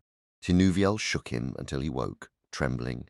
In fear and haste he tore away his disguise and leaped up. Drawing the knife he had taken from Tivildu's kitchens, he seized the heavy iron crown. Tinuviel could not budge it, and even Beren's strength barely allowed him to tilt it. In that shadowed hall of sleeping evil, a frantic quiet settled over them as Beren worked to pry loose a Silmaril. He loosened the great central jewel, sweat pouring from his brow, but just as he forced it free, crack! His knife snapped loudly. Tinuviel stifled a cry. Beren sprang back with the one Silmaril clutched in his hand. Sleepers stirred. Melko groaned as if troubled by dark dreams, and his sleeping face twisted into a scowl. Content with that single blazing gem, the two fled desperately through the dark passages, stumbling until a faint grey light told them the gates were near. But there, sprawled across the threshold, awake and watchful, lay Carcharis. Beren pushed himself before Tinuviel despite her protests, a move that proved unwise, for it left her no time to weave her sleep spell again. Seeing Beren, the wolf bared his teeth and growled. "Why this anger, Carcharos?" Tinuviel asked. "Why does this gnome who never entered now rush to leave?" snarled Knife Fang. With that, he lunged at Beren, who struck hard between the beast's eyes with his fist while grabbing for its throat with his other hand. But Carcharos seized that hand in his terrible jaws, the very hand that held the blazing Silmaril, and bit it clean off, swallowing both hand and jewel into his crimson maw. Beren's agony was immense, Tinuviel's fear and anguish overwhelming, yet as they braced for the wolf's next attack, something strange and terrible occurred. For the Silmaril now blazed with a white hidden fire of its own essence, a fierce and holy magic, born in Valinor before evil came, crafted with the spells of gods and gnomes. It would not suffer the touch of evil flesh or an unholy hand. Now the foul body of Carcharos was pierced, and the beast was seized by a terrible burning anguish. His howls of pain echoed through the rocky passages, a ghastly sound that woke the entire sleeping court within. Tinuviel and Beren fled from the gates like the wind, yet Carcharos was already far ahead of them, raging in madness like a beast pursued by demons. When they could finally pause to catch their breath, Tinuviel wept over Beren's maimed arm, kissing it again and again. Behold, the bleeding ceased, the pain departed, and it was healed by the tender power of her love. Yet from that day Beren was ever after known among all folk as Ermabwed the One-Handed, which in the tongue of the Lonely Isle is called Elm of White. Their thoughts now turned to escape. If fortune would allow it, Tinuviel wrapped part of her dark mantle around Beren, and for a time they moved through dusk and darkness among the hills, unseen by any. Yet Melko had unleashed all his orcs of terror against them, and his fury over the theft of that jewel was greater than any the elves had ever witnessed. Soon it seemed the hunter's net was drawing tighter around them. Though they reached the edge of the more familiar woods, and passed beyond the oppressive gloom of Tarfuin forest, many perilous leagues still lay between them and the caverns of the king. Even if they did reach that sanctuary, it seemed they would only draw the pursuit behind them, bringing Melko's hatred upon all the woodland folk. So great was the hue and cry that Juan learned of it far away. He marvelled at the daring of the two, and even more that they had escaped from Angband at all. He took to the woods with many hounds, hunting orcs and the servants of evil, and though he took many hurts, he slew many in turn, or put them to flight. One evening at dusk, the Valar guided him to a glade in the northern reaches of Artenor, a place later called Nan Dumgorthin, the land of the dark idols, though that is a tale for another time. It was then a dark, gloomy, and foreboding land where dread wandered beneath its brooding trees no less than in Tower Fuin itself. There the two elves, Tinuviel and Beren, lay weary and without hope. Tinuviel wept quietly, while Beren sat sharpening his knife, his thoughts grim and resolute. When Huan found them, he allowed no time for tales. He lifted Tinuviel onto his mighty back and urged Beren to run beside him as best he could. A great company of orcs approaches swiftly, he said, with wolves as their trackers and scouts. Huan's pack gathered around them, and they moved swiftly along hidden paths toward the distant homes of Tinwellant's people. In this way they eluded the main host of their enemies, though they faced many skirmishes afterward with wandering evils. Beren even slew an orc that nearly dragged Tinuviel away, a deed well done. Seeing the hunt still press close, Huan once more led them by winding ways, not daring to guide them directly toward the land of the woodland fairies. His guidance was so cunning that after many days the chase finally fell far behind. No longer did they see or hear bands of orcs, no goblins waylaid them, and the howls of evil wolves no longer carried on the night air. They had likely stepped within the circle of Gwendolin's magic, which hid the paths from evil and shielded the regions of the wood elves from harm. Then Tinuviel breathed freely once more, as she had not done since fleeing her father's halls. Beren rested in the sun, far from the gloom of Angband, until the last bitterness of his captivity left him. Bathed in light filtering through green leaves, soothed by the whisper of clean winds and the song of birds, they were at last wholly unafraid. At last a morning arrived when Beren awoke from a heavy sleep, jolting upright as if a pleasant dream had abruptly fled his mind. He declared, "Farewell, faithful Huan, and farewell to you as well, dear Tinuviel, whom I hold so dear. I ask only this. Return now to the safety of your home, and may good Huan guide you. As for me, I must retreat into the solitude of the forest. The Silmaril I once held is lost, and I dare not approach Angband again. Nor can I bring myself to enter the halls of King Thingol." He wept quietly.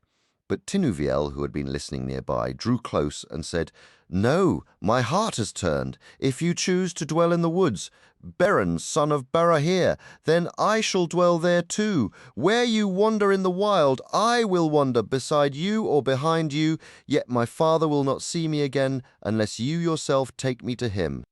Beren's spirits lifted at her tender words, and though part of him longed to live with her as a huntsman of the wilderness, his conscience ached for all she had endured on his behalf. For her sake he set aside his pride. She reasoned with him, calling stubbornness a folly, and assured him her father would welcome them with joy, relieved to see his daughter alive. Perhaps, she added with a trace of irony, he may even feel a pang of shame that his jesting delivered your fair hand to the jaws of Carcharoth. She also implored Huan to accompany them a while longer, saying, "My father owes you a great reward, Huan, if he loves his daughter at all." Thus the three set out together once more, journeying until they reached the familiar woodlands Tinuviel loved near the dwellings of her people and the deep halls of her home. Yet as they drew near they found fear and turmoil among the elves, such as had not been seen for many years. Asking those who wept outside their doors, they learned that ill fortune had plagued the realm since Tinuviel's secret flight. The king, distracted by grief, had let his ancient warriorness and cunning slip.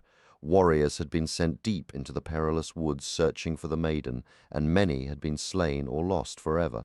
War with Melkor's servants raged along their northern and eastern borders, and the folk feared greatly that the Valar might raise his strength to crush them entirely, while Queen Melian's magic seemed to grow thin, unable to hold back the swelling numbers of orcs. Now the worst has come, they said. For long has Queen Melian sat apart, neither smiling nor speaking, her gaze fixed on some distant horizon with weary eyes. The web of her enchantment has frayed about the woods, leaving them bleak and dreary, for Daron does not return, and his music is heard no more in the glades. And now this crown of our sorrows, a great grey wolf, filled with an evil spirit, has broken upon us, raging from the halls of evil. He runs as if lashed by a hidden madness, snapping and howling through the woods, and none are safe. Many have already been slain. Even the banks of the stream before the king's halls have become a place of danger. For the awful wolf comes often to drink, his bloodshot eyes and lolling tongue making him resemble the Dark Lord himself, and he can never quench his thirst, as if some inner fire consumes him. Tinuviel grew sorrowful at the thought of the unhappiness that had befallen her people, and her heart ached most bitterly at the news of Daron, of which she had heard no whisper before. Yet she could not wish Beren had never come to the lands of Doriath. Together they hastened to Thingol, and already to the woodland elves it seemed as if the shadow had lifted, now that Tinuviel had returned to them unharmed. Indeed, they had scarcely dared to hope for such a reunion. They found King Tinwellant in deep gloom, but his sorrow melted into tears of gladness, and Gwendolen's voice lifted once more in song when Tinuviel entered the hall.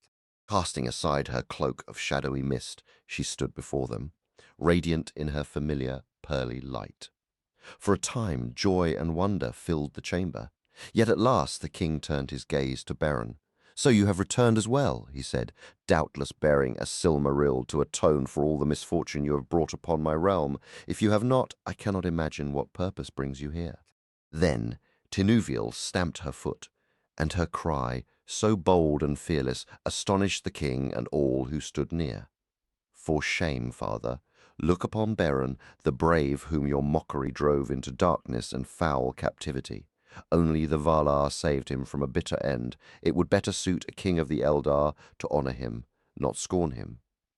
"No," Beren replied. "Your father, the king, is right to speak so." He faced Tinwelint directly. "My lord, I hold a Silmaril in my hand, even as we speak." "Show it to me, then," the king said, amazed. "That I cannot," Beren answered, lifting his maimed arm, "for the hand that holds it is no longer here." The king's heart softened at Beren's steadfast and courteous bearing.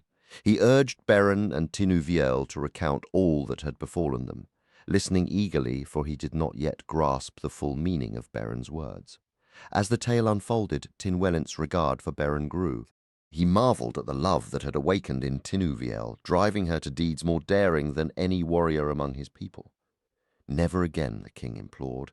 "O Beren, leave this court or Tinuviel's side. You are a great elf, and your name shall be honored among all our kindred."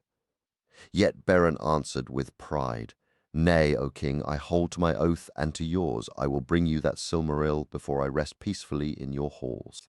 The king pleaded with him not to venture again into dark and unknown lands. But Beren said, "There is no need. That jewel is even now near your very caverns." He revealed to Tinwelint that the beast ravaging the land was none other than Carcarus, the wolf guardian of Melko's gates, a truth unknown to most, but learned by Beren from Huan, whose skill in reading track and trail was unsurpassed among hounds. Wahan himself stood with Beren in the hall, and when the talk turned to a great hunt, the hound begged to join the quest. His offer was gladly accepted. Thus the three made ready to hunt the beast and free the folk from the terror of the wolf. For Beren meant to keep his word and restore a Silmaril to shine once more among the elves. King Tinwelint led the chase, with Beren at his side. Mablung, the heavy-handed chief of the king's thanes, seized a mighty spear, a weapon taken in battle with distant orcs, and joined them with these three stalked Huan, mightiest of dogs. They would take no others, for the king declared, 4 is enough to slay even the hell-wolf, though only those who had seen it knew how fearsome the beast truly was, nearly as large as a horse among men. With breath so fiery, it scorched all it touched.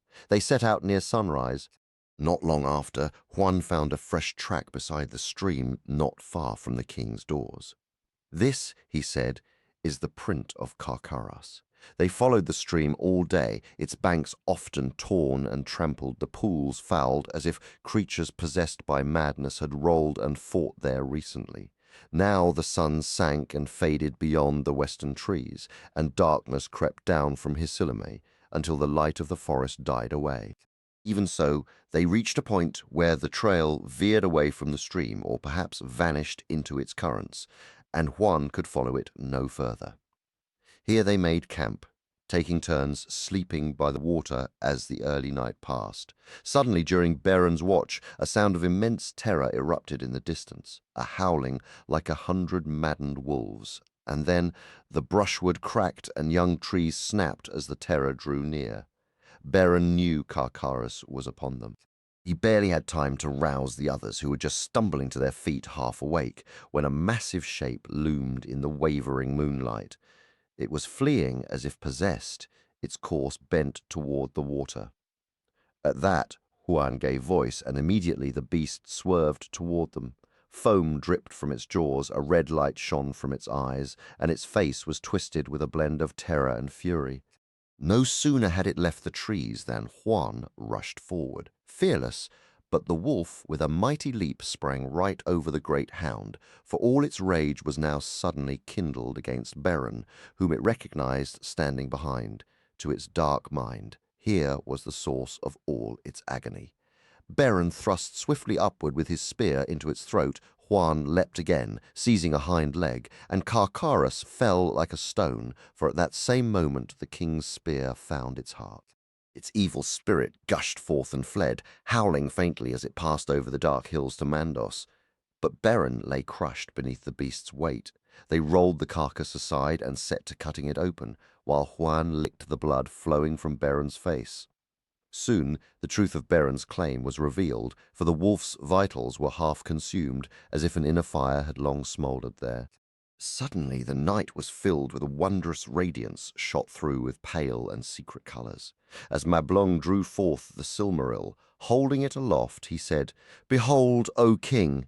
But Tynwellint replied, "No, I will not handle it unless Beren himself gives it to me." Juan then spoke, his tone shifting from grave concern to a note of dry impatience. "And that seems unlikely to happen any time soon, unless you tend to him quickly, for I think he is sorely wounded." Mablung and the king were chastened, so they raised Beren gently, tending and washing his wounds. He breathed but did not speak or open his eyes. When the sun rose and they had rested briefly, they bore him as softly as they could upon a bier of boughs back through the woodlands. By near midday they approached the dwellings of their people once more, deadly weary, and Beren had not moved nor spoken, though he groaned 3 times. Word of their approach spread, and all the folk flocked to meet them. Some brought food, cool drinks, salves, and healing herbs for their hurts.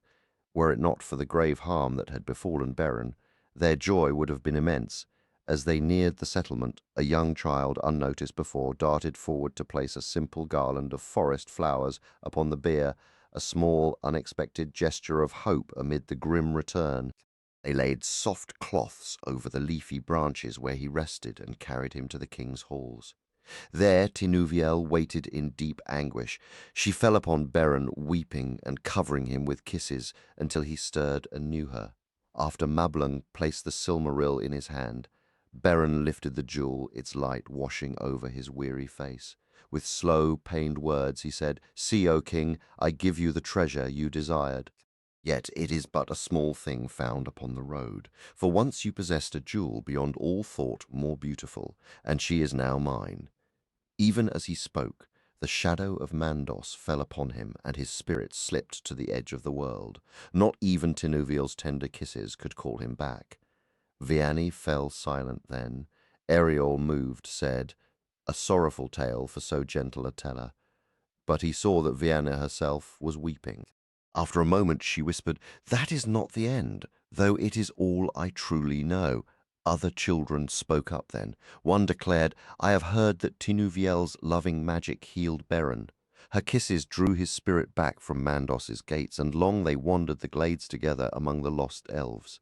Another Osier objected, "No, that is not how it went. If you will listen, I will tell the true wonder. Beren died there in Tinuviel's arms, just as Vianney said, crushed by a grief that left no light in the world. Tinuviel followed him down the dark paths all must walk alone. Yet her beauty and tenderness moved even the cold heart of Mandos. He allowed her to lead Beren back into the living world, a grace never granted since to elf or man." Many songs tell of Tinuviel's plea before Mandos's throne, though I do not recall them well. But Mandos warned them both, "Hear me, O elves. I do not return you to a life of perfect joy, for such a thing no longer exists in a world where Melko sits with evil heart. Know that you will become mortal as men are, and when you journey here again it will be forever, unless the gods summon you to Valinor." Still, the two went forth hand in hand. They travelled the northern woods, and often they were seen dancing enchanted dances down the hillsides until their names became known far and wide. When the boy finished, Vianney added, "Yes, and they did far more than dance. Their deeds afterward were great, and many tales stem from them. Tales you must hear Ariel Melinon another evening.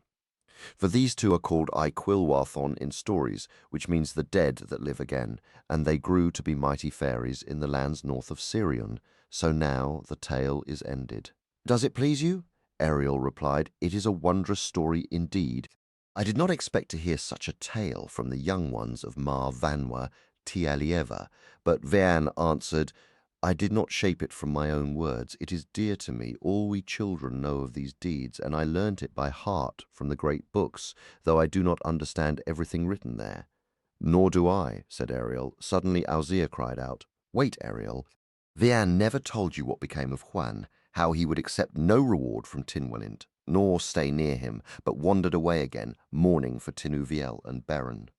One day, Juan crossed paths with Mablung, who had become a solitary hunter in the deep woods after his own part in the great hunts. They became companions in the chase, a friendship that endured until the dark days of Glorin the Dragon and the tragic saga of Turin Turambar. It was then that Juan found Beren once more playing a crucial role in the epic events surrounding the Noglafring, the dwarves' famed necklace. "But how could I possibly recount all that now?" Vian exclaimed. "Listen, the bell for the evening meal is about to sound, and soon after the deep tone of the great gong echoed through the hall, marking the close of the day's tales." This was the second telling of the tale of Tinuviel. As noted earlier, a revised portion of the story exists in a typescript prepared by my father. It largely follows the original manuscript, preserving its tone and essence, so presenting it in full is unnecessary. However, this typed version introduces several noteworthy alterations, which are provided here with references to the corresponding manuscript pages. The typescript originally bore the title The Tale of Tinwafiel, Princess of Dor Athro, later amended to The Tale of Tinuviel, the Dancer of Doriath. "Who, then, was Tinuviel?" inquired Ariel. "Do you not know?" replied Ossir. "She was the daughter of Singoldo, the king of Artenor." "Quiet, Ossir," Vianney interjected. "This is my story to tell, a tale of the gnomes. Please do not confuse Ariel with your elvish names." "I will narrate it myself, for did I not once lay eyes upon Melian and Tinuviel long ago, while travelling the path of dreams?" "What was Queen Melian like, if you saw her, Vianney?" Ariel asked. "Slender and raven-haired," she described, "with skin pale as moonlight. Yet her eyes held profound depths, gleaming with an inner light. She wore delicate dark garments adorned with jet beads and silver, beautiful yet sombre as the night. Whenever she sang or danced, a deep drowsiness would settle over those nearby, as if they had drunk a powerful, sleep-inducing wine. She was a spirit who had wandered the lonely forests of the world since before the building of Kur, having slipped away from the gardens of Lorien. Nightingales always accompanied her, their songs swirling about her as she moved. It was their melody that caught the ear of Thingol as he led the second host of the Eldalia, who would later become the Shoreland Pipers. The Solosimpi of the Isle, weary from their long journey from distant Pallasor, lagging behind Orome's swift steed, the enchanting birdsong seemed to Thingol a solace beyond all earthly music. He strayed from the host, thinking it only for a moment, into the shadowy trees to find its source. Yet it is said he lingered not for a moment, but for many years.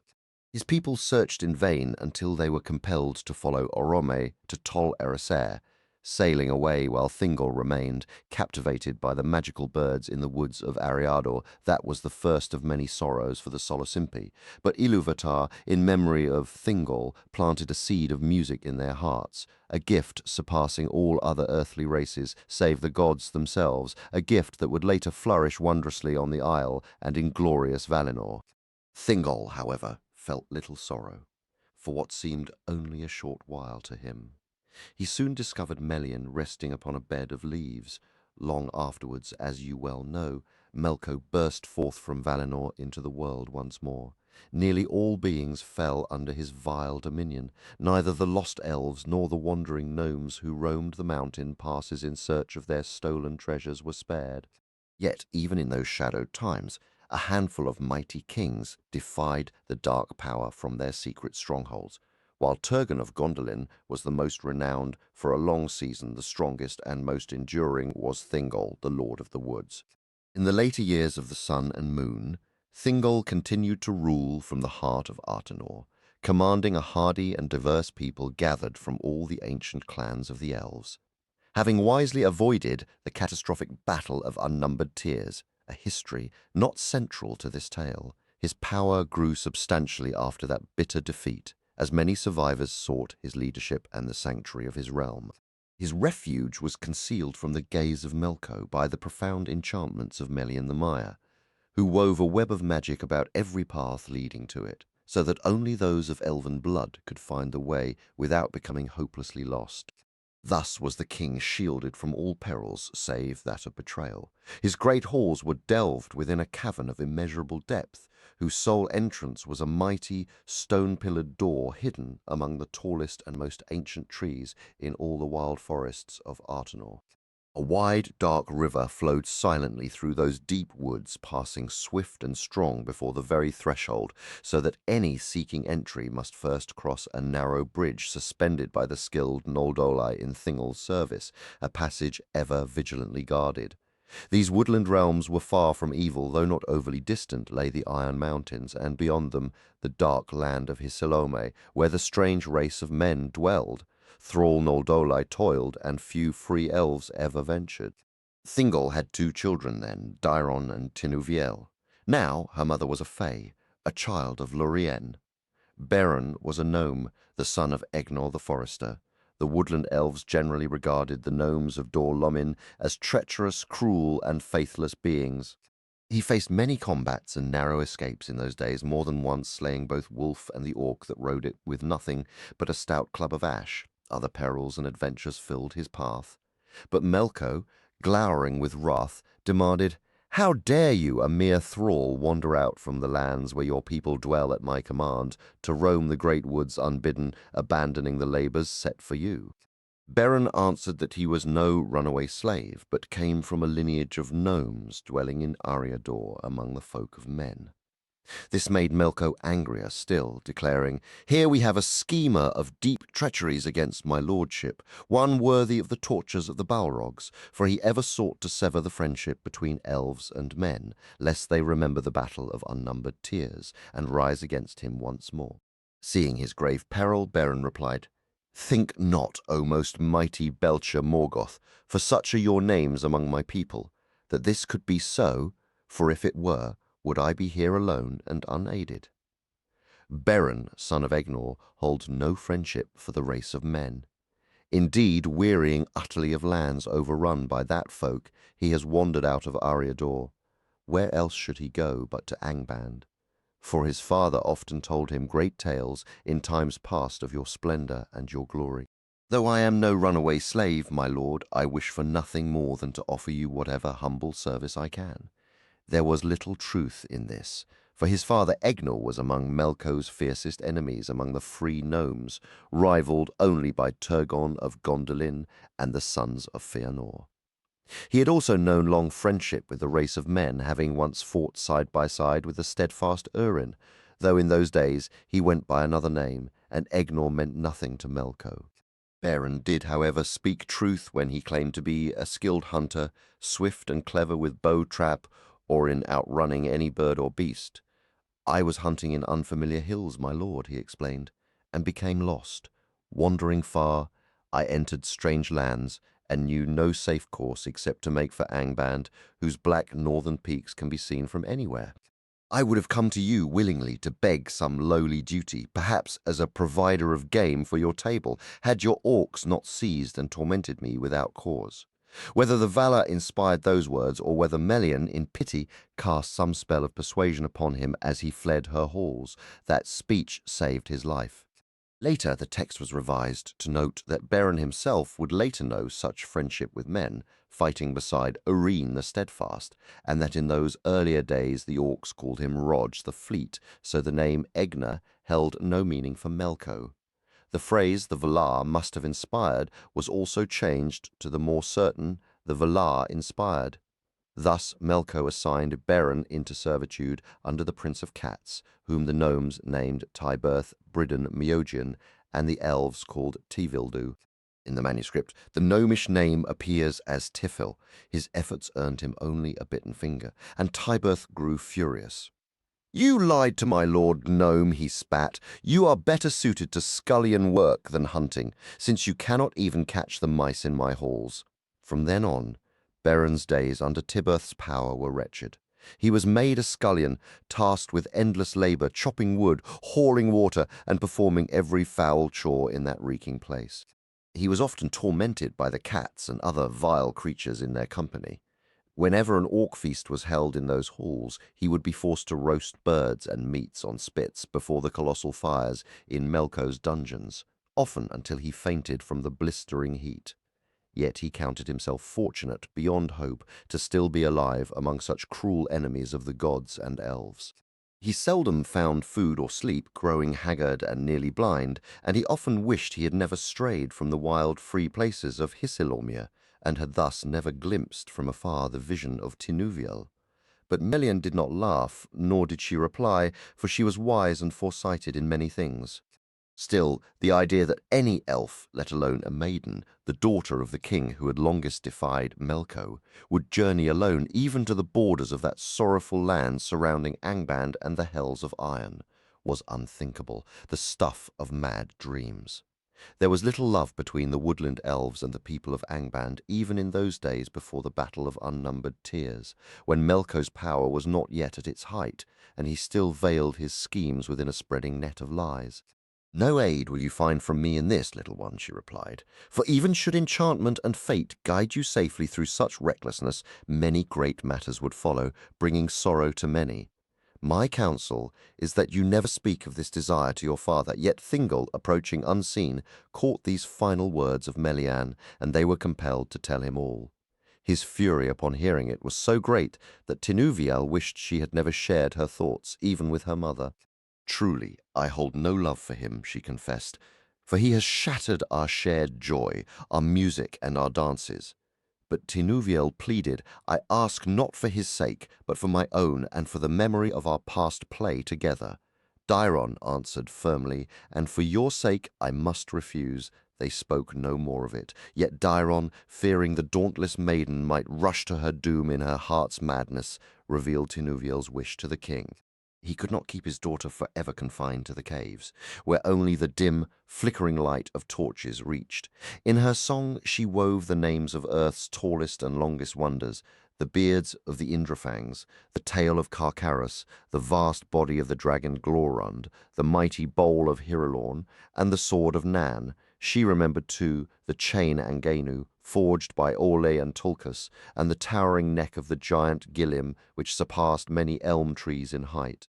Carcarus is spelled thus in the manuscript. She fled as swiftly as her dancing feet could carry her.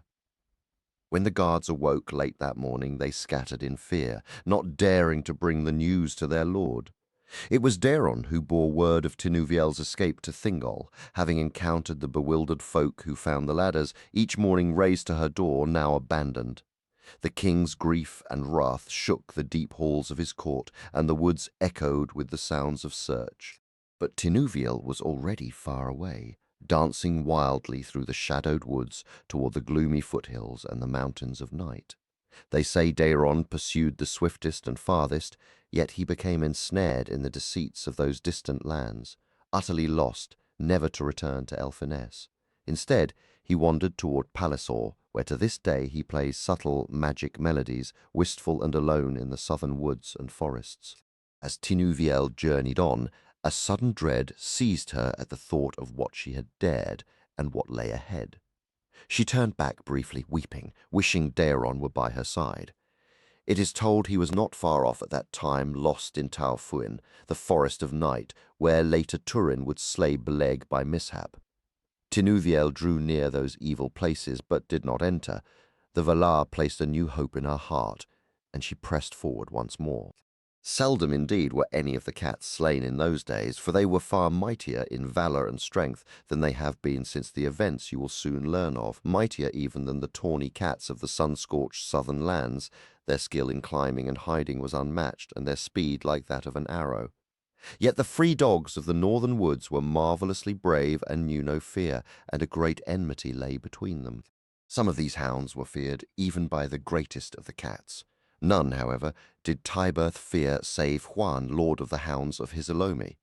So swift was Huan that once, as Tiberth hunted alone in the woods, he fell upon him, pursuing and nearly tearing the fur from his neck before a host of orcs.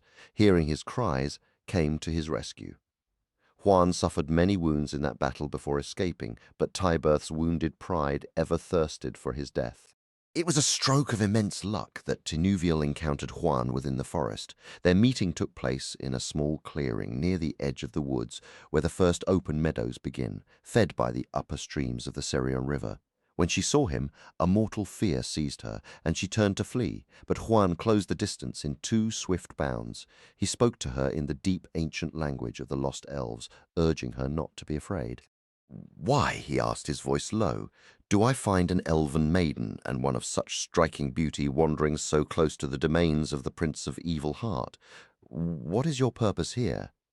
"Little wisdom can I offer you," Huan replied, "except that you should return with all haste to Artenor and your father's halls. I will accompany you every step until we reach the lands protected by the enchantments of Queen Melian." Tinuviel shook her head firmly. "I will never do that, not while Beren remains here abandoned by those who once called him friend." "I suspected you would say that," one said, "but if you are determined to continue this perilous quest, then I have only one desperate plan to offer. We must make speed toward the grim regions where Tiberth dwells, though they are still far off. I will lead you there by the most hidden paths. When we arrive, you must go alone, if your courage holds, to the prince's dwelling near the hour of noon, when he and his household drowse upon the terraces before his gates. There, with fortune's favour, you may learn if Beren is truly held within that foul place, as your mother told you. Listen closely. I will wait near the base of the hill upon which Tiberth's hall stands. As soon as you see Tiberth, whether Beren is there or not, you must tell him you have stumbled upon Huan of the Dogs lying grievously wounded in a barren valley just beyond his gates. Do not fear overmuch, for in this you serve my purpose and may yet advance your own. I do not believe Tiberth will place you in immediate peril upon hearing this news. Only, you must not simply point him to the spot I will show you. You must offer to guide him there yourself. In this way, you will win your freedom from his evil house and witness what I intend for the Prince of Cats." A shudder ran through Tinuviel at the thought of what awaited her. Yet she declared she would follow this desperate counsel sooner than turn for home. Without delay, they set out, moving by concealed trails through the woods and over the desolate, stony lands that lay beyond. The journey was long, and a new detail marked their passage. One evening, as they rested beneath a skeletal oak, Tinuviel confessed a sudden, sharp memory of Beren teaching her to track deer by the broken fern, a skill utterly useless here, in this lifeless stone, and the irony of it drew from her a bitter, hollow laugh. Finally, at dawn on a later day, they reached a broad valley shaped like a bowl among the rocks. Its sides were steep, but nothing grew there save a few sparse, leafless bushes and patches of dried grass. "This is the withered dale of which I spoke," said Huan. "There lies the cave where the great it is conceivable that this section once existed, but was later excised from the book and subsequently lost, while the volume itself shows signs of decay. There is no apparent evidence of pages being removed at this point. It seems more probable that my father, while writing over the original erased draft, simply ran out of space and likely expanded the text as he proceeded." The initial version read, "Came never back to Elu but plays," the later interpolation, "but turned towards Pallasor," curiously places Pallasor in the southern part of the world. However, in the narrative of the coming of the elves, Pallasor is described as the midmost region, a detail supported by the accompanying world ship drawing. This suggests the word south may have been an oversight meant for correction. Yet it persists unchanged in the final typescript.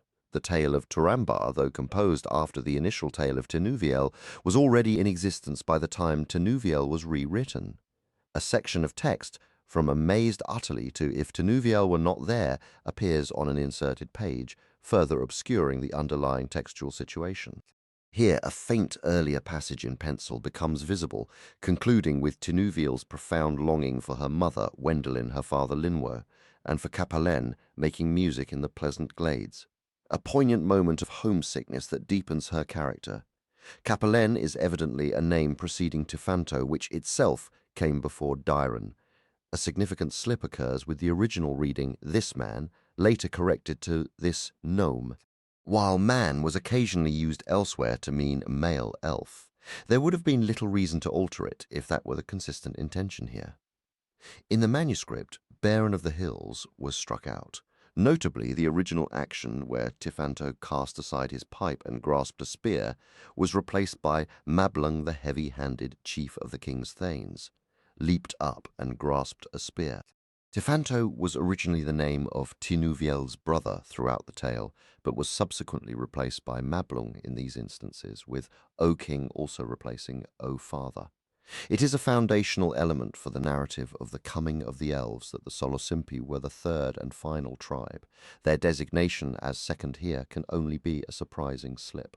Changes to names in the tale of Tinuviel, such as Ilfinjol becoming Mablung towards the tale's end and the earlier use of Capalin, are detailed in the commentary. In considering the primary narrative, this section focuses solely on the progression of the main story, setting aside, for now, the wider historical context, the nature of Tinwellint's people and dwelling, or the story's geography. The core image of Beren first encountering Tinuviel in the moonlit glade remained unchanged from its earliest form. It is worth noting that the later rendering in the Silmarillion is a powerfully concentrated and elevated version of the scene. Many evocative elements such as the hemlocks and white moths were never truly lost, appearing again in a very late reworking within the Lay of Leithian, where the minstrel Daeron is also present, yet the differences are profound. The most remarkable of these is that Beren here is not a mortal man, but an elf of the Noldoli, meaning the absolutely essential element of the story of Beren and Lúthien. The union of elf and mortal is entirely absent at this stage.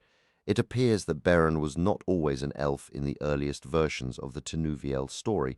In a lost, erased draft, he was originally a man, which explains a telling correction in the manuscript where man was later overwritten with gnome. Years after the tale was written, in the form we now have, my father revisited the character, and Beren became a man once more, though he seemed to wrestle with the question of Beren's true nature, elf or mortal, for some time. Within the narrative itself, the suspicion Beren faces in Artenor or Doriath stems from a simpler source. The woodland elves viewed the gnomes of Dor Lomin as deceitful and cruel. At this early stage, the backstory for Beren and his father Egnor was only loosely sketched. There is no trace yet of the tragic tale of his father's outlaw band and the betrayal by Gorlim the Unhappy, a story that would emerge fully formed in the first Lay of Leithian.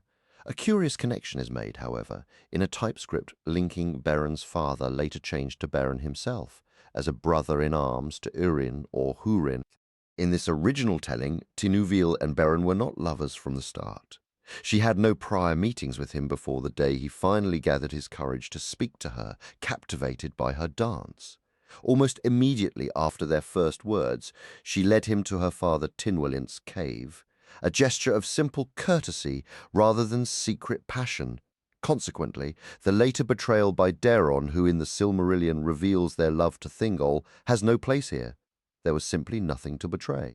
Daeron, the musician, had scarcely noticed Beren before, having only glimpsed his face once by moonlight. Yet for all these foundational differences, it's striking how many elements from the scene in Tynwellant's hall persisted through later revisions. Beron's initial speechlessness, Tinuviel speaking for him, and his sudden surge of boldness in stating his desire all have their roots here. The tone, however, is markedly lighter. Tynwellant's reaction is one of mocking laughter, treating Beren as a deluded fool. There is no grim foreshadowing of a doom-laden curse upon the kingdom. The Silmarils are revered objects of power, but the fate of the world does not yet hinge upon them. Beren, as an elf from a distrusted clan, makes a bold request, but it lacks the profound, world-altering audacity it would later carry. This passage also introduces the Iron Crown of Melko, with the Silmarils set upon it, a detail that would endure, including the notion that the crown was never removed, becoming a burdensome weight.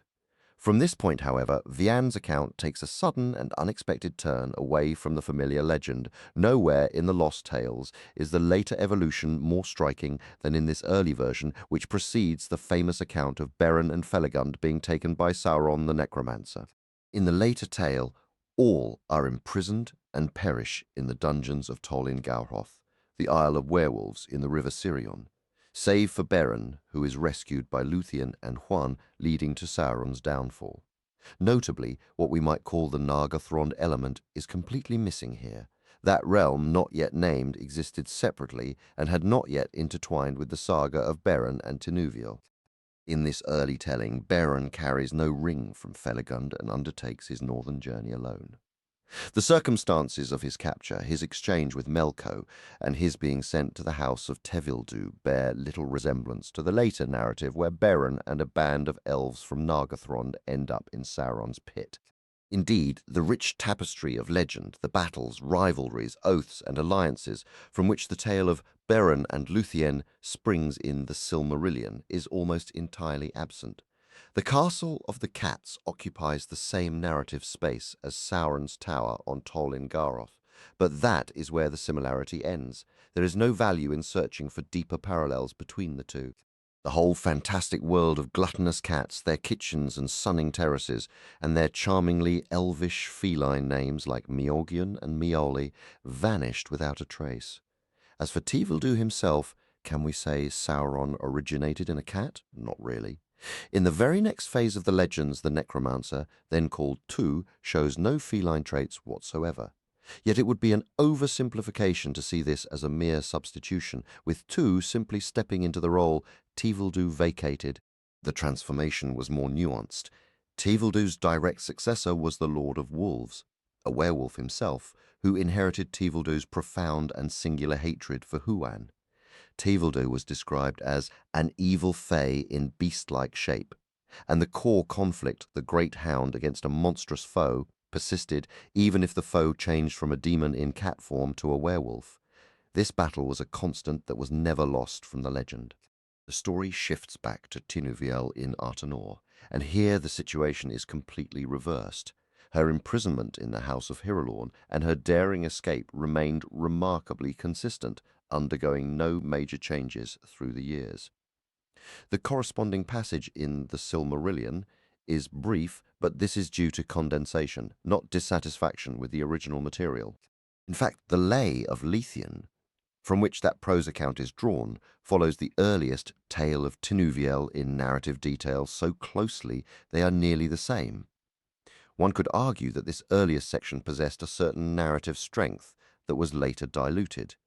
Here, the duration of Tinuviel's imprisonment and her subsequent journey to rescue Beren aligns neatly with the concept of Beren's intended unending captivity. The later, more crowded narrative, which adds Luthien's own captivity in Nargothrond, must cram a great deal of event and movement into the time Beren spends awaiting death in the Necromancer's dungeon. So, while the explanatory beast fable element about cats and dogs was wholly discarded, and the Prince of Cats was replaced by the Necromancer, one crucial figure survived the transition: Huan, the great hound of Valinor. His fateful meeting with Tinuviel in the woods, her initial inability to elude him, and his instant devotion to her hinted at in the early tale and made explicit later all endured, a steadfast thread woven through the evolving tapestry of the story. Seeds of the later legend were already present in this early tale, though the circumstances of their meeting and Juan's motivations were entirely distinct, lacking the crucial influence of the Nargothrond element. Finrod, Felagund, Celegorm, and Curufin. The broad strokes of Tevildu's defeat and Beron's rescue clearly foreshadow the epic to come, even if the details diverge. It is a curious detail that Tinuviel's loud speaking from the kitchen hatch in the cat's castle, so Beren might hear her, evolves into her singing on the bridge of Tol in Garhot, a song that reaches Beren in his deep dungeon. Tivildu's plan to deliver her to Melkor persists in Sauron's similar intention. The slaying of the cat Oikoroi contains the germ of Juan's later battle with Draugluin. In both cases, the skin of the defeated foe is put to the same practical use.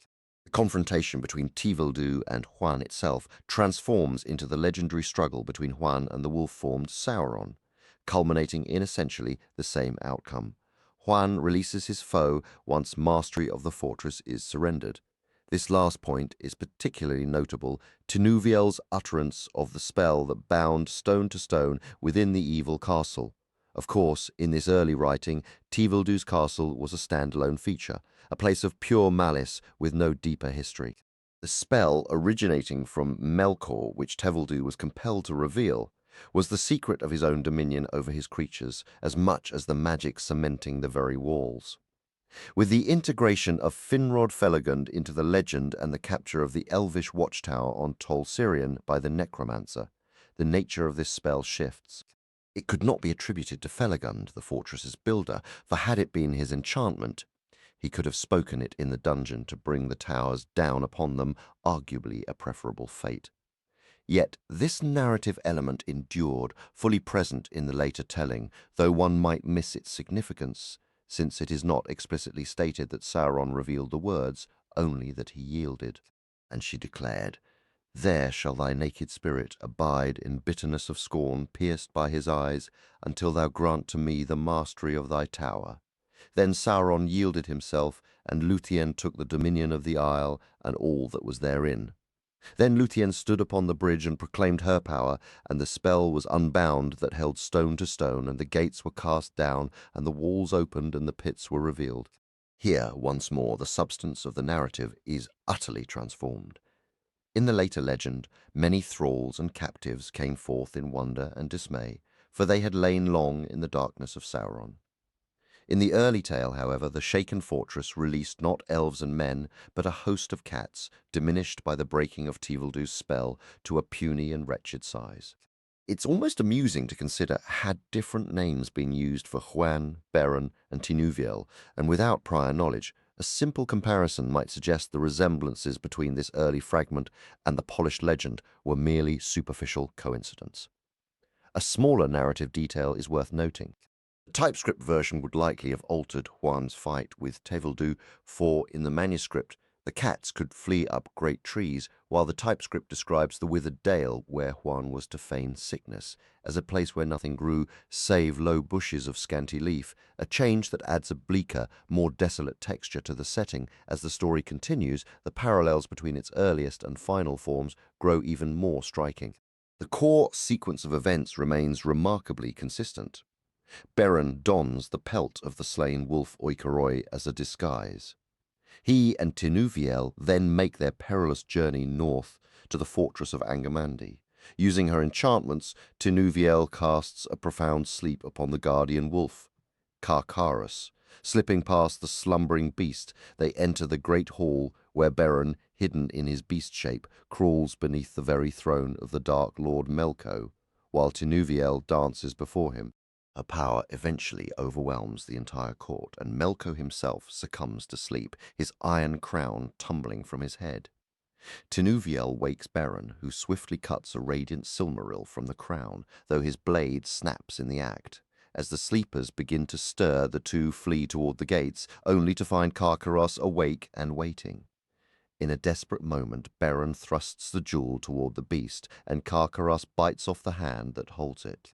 Consumed by the holy fire of the Silmaril burning within him, the wolf goes mad with pain and races southward toward the forests of Artanor. Beren and Tinuviel, meanwhile, return to that same woodland realm. Standing before King Tynwelint, Beren proclaims that he has indeed brought a Silmaril back in his hand. A great hunt for the wolf is organized, with the steadfast Mablung among the hunters. Tragedy strikes when Carcarus slays Beren during the pursuit. His body is borne back to Tynwelint's caverns on a bier of branches, and with his dying breath, Beren gives the recovered Silmaril to the king. Heartbroken, Tynwelint follows Beren's spirit to the halls of Mandos, and moved by her love, Mandos grants them a rare mercy, permission to return together to the living world. If one were to simply change the cat skin of Oikeroi to the wolf hide of Draugluin and update a few names, this summary would serve quite well for the version found in the Silmarillion. But this comparison is, of course, designed to highlight similarities. Significant differences, along with a multitude of smaller ones, are not captured here. Most notably absent is what might be called the Nargothrond element. When this thread was woven into the legend, it introduced King Felagund as Beren's companion, the imprisonment of Luthien in Nargothrond by the brothers Celegorm and Curufin, her daring escape aided by Celegorm's great hound Huan, and the brothers' subsequent attack on Beren and Luthien as they journeyed back from Tol in Garhoth. The narrative following Beren's initial captivity unfolds quite differently in the older tale. Here, Huan remains with Beren and Tinuviel in the woods. A quiet melancholy settles over them. Tinuviel begins to long for her home, while Beren, who has grown fond of his simple life among the trees and the hounds, is torn by her sadness. He resolves the impasse by reaffirming his deadly oath to secure a Silmaril. Though Huan believes their plan is sheer folly, he provides them with the fell of Oikeroi, and clad in this disguise, they set out for Angermandy. In the Silmarillion, after a long period of wandering the woods with Luthien, but without Huan, Beren similarly feels compelled to resume his quest. Luthien's response, however, carries a different weight and a steely resolve. She presents him with a stark choice: to abandon his oath and live a life of exile, or to hold to his word and dare the darkness in its own seat of power. But on either road, she declares, I shall go with you, and our doom shall be alike. It is after this declaration that the attack by Celegorm and Curufin occurs. In a pivotal moment, Huan deserts his master to join Beren and Luthien.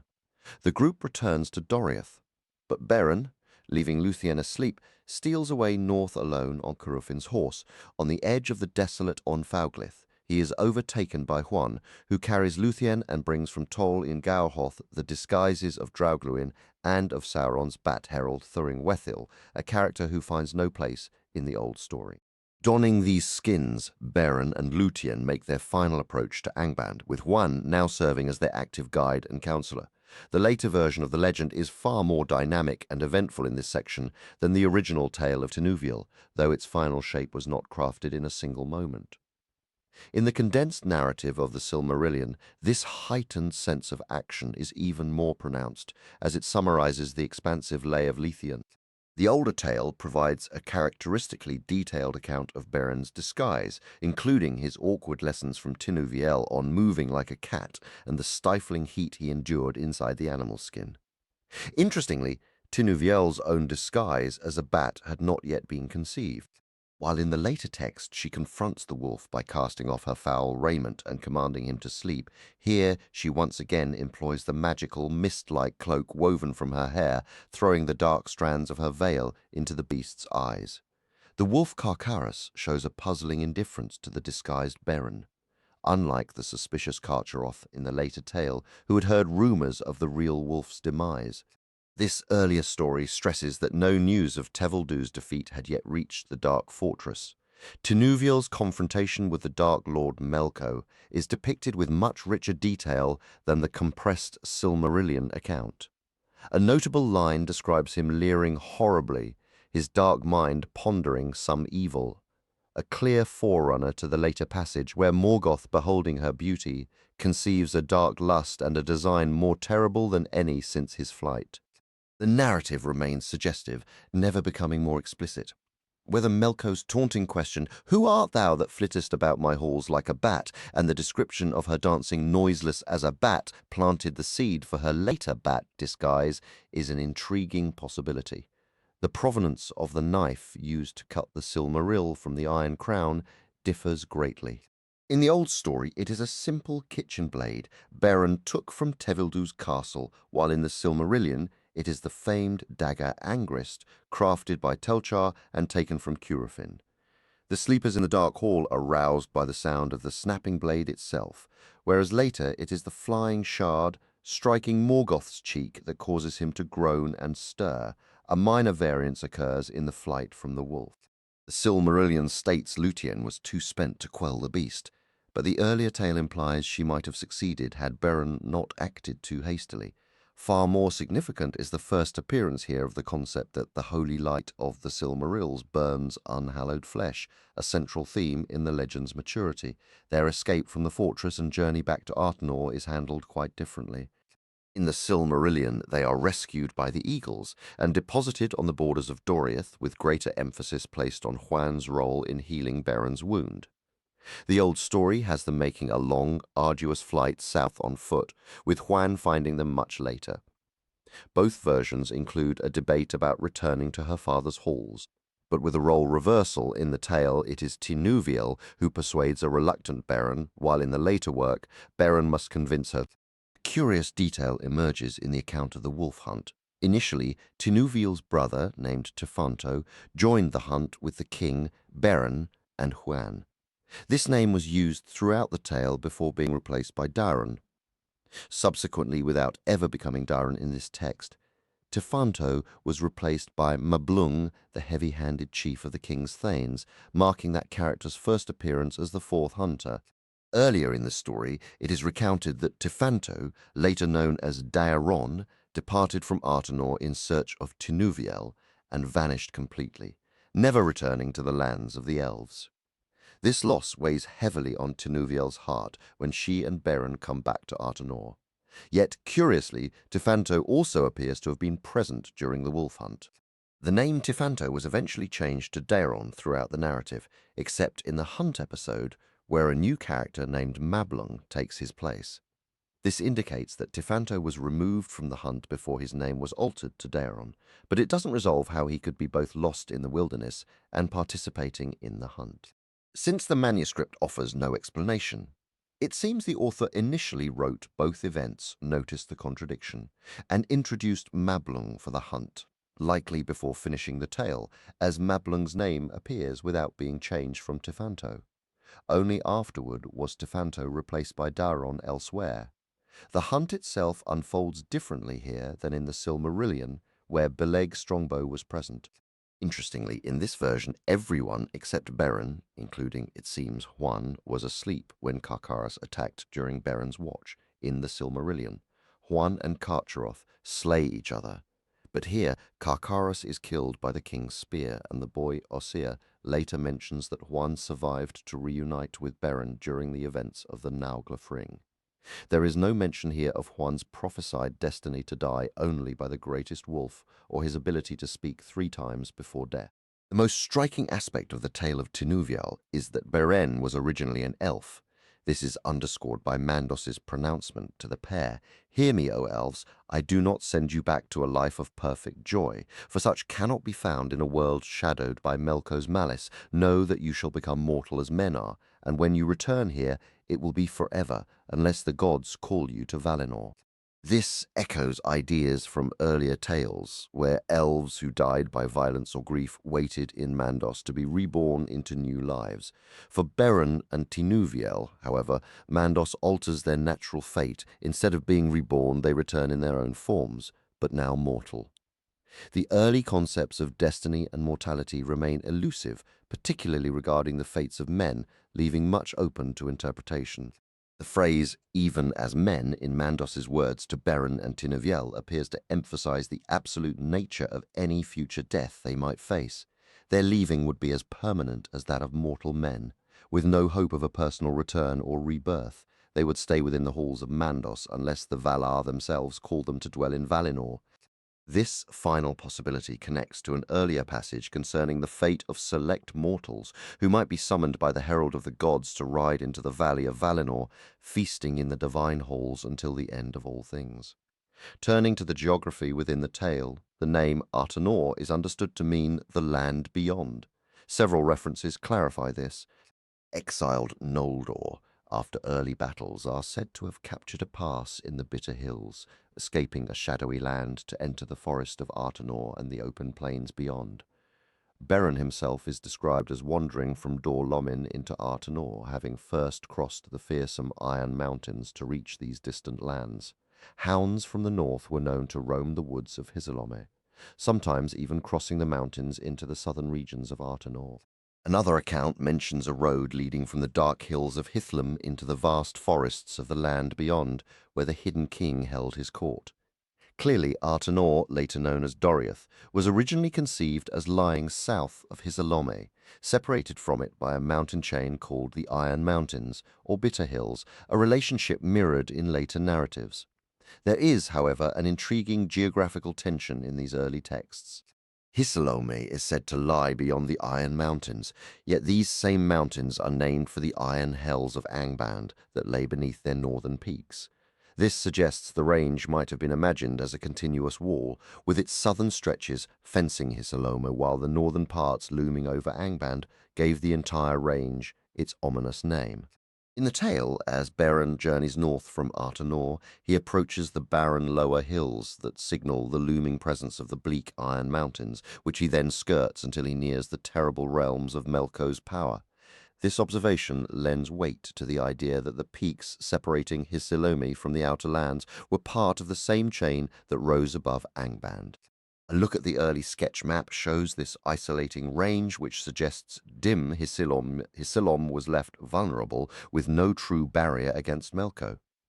We also see the emergence of the Mountains of Night, and it is evident the vast peenwoods of Tawafuin, the Forest of Night, clothed those slopes. This is the region later known as Dorthonion, the Land of Pines, and still later as Tawa Nufuin. Daeron vanished within its depths, and though Tinuviel journeyed close by, she never entered that shadowed realm. Its placement seems consistent from the start, east of the Mountains of Shadow, a possible early hint of the great plain of Ardgalen, later called Anfaglith, may be found in a manuscript description of Tinuviel leaving tree cover for a region of long grass. This aligns with a typescript passage, placing her meeting with Huan near the forest's edge, where the first grasslands begin, fed by the Syrians' upper streams. After their flight from Angamandi, Huan discovered Beren and Tinuviel in a northern part of Artenor, later named Nan Dumgorthin, the land of the Dark Idols. A contemporary dictionary describes it as a shadowy forest east of Artenor, where renegade men made secret sacrifices to hidden idols on a wooded mountain. This forsaken place appears in verse, where Turin and his companion Flunding, fleeing tragedy, passed through its phantom twilight. They traversed dim mazes where nameless ancient gods had shrouded shrines older than Morgoth himself. The ghostly inhabitants of that grey valley did not hinder them, though the travellers pressed on with creeping flesh and quaking limb, haunted by what seemed like distant mocking laughter, harsh, hollow, and unwholesome in the hushed air. These eerie gods are mentioned nowhere else. The poem situates the land west of Sirion. Ultimately, it becomes Nan Dungortheb, the Valley of Dreadful Death, a desolate no-man's land in later narratives. Its description in the tale of Tinuviel as a northward region of Artenor clearly places it outside the protective enchantments of Queen Gwendolen. This indicates her safeguarded zone was initially less defined and far-reaching than the later mighty girdle of Melian.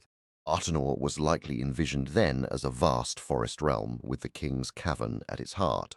Only his immediate domain was secured by the queen's power, her spells woven about the paths to shield it from Melko's sight and knowledge, making the king safe from all but treachery. Her protection, it seems, was not yet the complete and formidable wall of defense it would become. We see its function when orcs and wolves could not follow as Beren and Tinuviel stepped within the circle of her magic, which hid the elven paths from evil and kept harm from the woodland realms. The text expresses concern that even if Beren and Tinuviel reached King Tinwellant's cavern, they might lead their pursuers directly to it.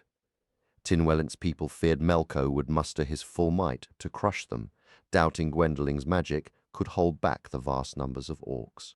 The image of Menegroth by the Escalduin River, accessible only by a bridge, originates here, though neither the cave nor the river are named in this early telling. Tinwellant, A woodland fairy king in a simple cavern had a long evolution ahead, destined to become Thingol of the Thousand Caves, celebrated as the fairest dwelling east of the sea. Initially, his home was not a marvelous underground city with silver fountains and marble basins, but a rough cave. Even in later versions where the cavern becomes vast, it remains lit only by the dim, flickering light of torches. Earlier references in the Lost Tales mention Tynwelint and his dwelling in a discarded addition to the chaining of Melko. It was said he became lost in Hisilorme, met Wendelin there, and chose to stay with her, dancing forever in the shadows. In The Coming of the Elves, it's noted that Tinwë did not remain long with his people, yet was said to live on as lord of the scattered elves of Hisilorme. The same tale describes the lost elves lingering there long after, when men were confined to Hisilorme by Melko, and men called them the Shadow Folk, fearing them. However, in the Tale of Tinuviel, the concept shifts. Tynwelint is now a king ruling not in Hisilorme, but in Artanor, though where he encountered Gwendoling is not specified. The manuscript version mentions elves who remained in the dark, clearly referring to those who never left the waters of awakening. Of course, those lost on the march from Palliser also never left the darkness, meaning they never beheld the light of the trees, but the distinction here is between those who stayed and those who set out. Most of Tynwelint's subjects were Ilkorindi, understood to be those lost on the march from Palliser, earlier called the Lost Elves of Hisilorme. This reveals a major conceptual difference from the Silmarillion. These Ilkorindi followers, described as eerie beings whose dark songs faded in the woods or echoed in caves, are portrayed in terms akin to the wild Avari, the unwilling, of the later legendarium. Yet, ironically, they are the direct forerunners of the refined grey elves of Doriath, a stark elevation from feared outcasts to a noble, hidden kingdom. Here, the term Eldar is used broadly for all elves, including those who remained in the dark or were lost on the march, and is not restricted to those who undertook the great journey. All who never crossed the sea were considered Ilkorindi, or dark elves. The later significance of the great journey in conferring Eldarin status was a key development, creating a crucial distinction within the Morroquendi, the elves of the darkness, separating the Avari who were not Eldar from the Umanyar, the Eldar who never reached Aman. The Lost Tales speak of the elves in two broad groups, the Eldar of Kor and those of the Great Lands, who were known as the Ilkorindi, dwelling in the darkness. The Silmarillion later distinguishes the Avari from the Eldar, who themselves are divided between those who completed the great journey to Aman and those who remained in Middle-earth, the Umanyar within King Tynwelint's realm. However, there was another element, the Noldoli, or gnomes. The exact nature of their presence is a point of some complexity, with the manuscript and typescript versions of the Tale of Tinuviel presenting subtly different pictures. The earlier manuscript suggests that while the majority of Tynwelint's people were Ilkorindi, their ranks had already been mingled with many wandering gnomes before the sun's first rising, yet a deep-seated suspicion persisted. Dairon fled from Beron's apparition because all woodland elves viewed the gnomes of Dor Lomin as treacherous, cruel, and faithless creatures. This dread was a direct legacy of the gnomes' enslavement under Melko, a bitter revenge for their evil deeds at the Haven of the Swans. The hostility, therefore, was specifically aimed at the gnomes of Hisilom, who were feared to still be under Melko's shadow, a clear precursor to the mistrust of escaped prisoners from Angband, described elsewhere. The manuscript asserts that all elves of the Great Lands, whether those who never left Palliser, those lost on the march, or the Noldoli returned from Valinor, ultimately fell under Melko's power, though many later escaped to wander wild. In this conception, Beron was initially written as the son of one such thrall, labouring in the dark northern reaches of Hisilome. The framework is reasonably straightforward. The later typescript version adjusts this landscape. It explicitly notes gnomes were in Tynwelint's own service. Indeed, they were the ones who hung the bridge leading to his doors. It no longer claims all elves were subdued. Instead, it names several bastions of resistance against Melkor's tyranny: Turgon, in Gondolin, the sons of Feanor, and notably Egnor of Hisilami, Berin's father, who is hailed as one of the greatest foes of Melkor among all free gnomes. This revised context presumably led to the removal of the passage branding the Dor-Lumin gnomes as universally treacherous, though the text retains the broader distrust for those who had tasted Melkor's slavery. References to Hisilom as a place where dwelt men and Thrall Noldoli laboured and few free Eldar went remain. But interestingly, when Beren laments his straying, it becomes the wild free places of Hisilome, hinting at a more nuanced territory than a simple land of slaves. This all ties into the perplexing question of the Battle of Unnumbered Tears. The abandoned tale of the travail of the Noldoli was meant to precede Beren's story, detailing that cataclysmic fight, the ensuing thraldom of the Noldoli, the mines of Melko, the spell of bottomless dread, and the confinement of men in Hisilom. After which Beren's son of Egnor wandered out of Dor-Lomin into Artanor, a sequence later reversed in the Silmarillion. Both versions of the Tinuviel tale retain the core image of Thrall Noldoli labouring in Hisilama alongside men, and the manuscript's first draft firmly placed Beren's father among those wretched slaves, a stark origin later refined into one of defiant resistance. Both versions of the story agree that King Tinwillint and most of his people did not participate in the Great Conflict, yet his realm grew significantly as survivors sought refuge within his hidden kingdom. The typescript specifically notes that the magical concealment provided by Gwendoling, later known as Melian, was strengthened after the Battle of Unnumbered Tears. In a revised passage, Egnor is described as one of the most formidable adversaries of Melko among the free gnomes. These details strongly suggest that the events of the tale of Tinuviel occurred following that catastrophic battle. This interpretation is seemingly confirmed by an addition in the typescript, where the original manuscript states Melko sought to disrupt the alliance between elves and men. The second version clarifies he did so lest they forget the battle of unnumbered tears and once more arise in wrath against him. It is therefore perplexing to find in the manuscript alone the narrator Veane introducing her story as concerning events in the halls of Tinwillint after the arising of the sun, indeed, but long ere the unforgotten battle of unnumbered tears. This implies a far greater span of time between the sun's first light and the battle than other outlines suggest. The strangeness deepens when a similar pre-battle reference mentioning the earlier days before Melko's power became overwhelming is retained in the typescript. Consequently, the revised text contains two irreconcilable statements placed mere pages apart. One, asserting Melko's actions were driven by a fear of the battle being forgotten, and another discussing animosity before the Battle of Unnumbered Tears. Such a direct contradiction within a single narrative is exceptionally rare, if not unique, in the chronicles of the First Age. Frankly, it's a baffling editorial oversight that seems to have slipped through. The only resolution is to acknowledge the contradiction as it stands, for while nearly every clue points to a post-battle setting, those few stubborn pre-battle declarations remain inexplicably embedded in the text. In other notable details, Beren addresses the Dark Lord as Most Mighty Belcher Morgoth, names used by the gnomes. While Belcher is confirmed elsewhere as the gnomish equivalent of Melko, Morgoth makes its first and only appearance in the Lost Tales here.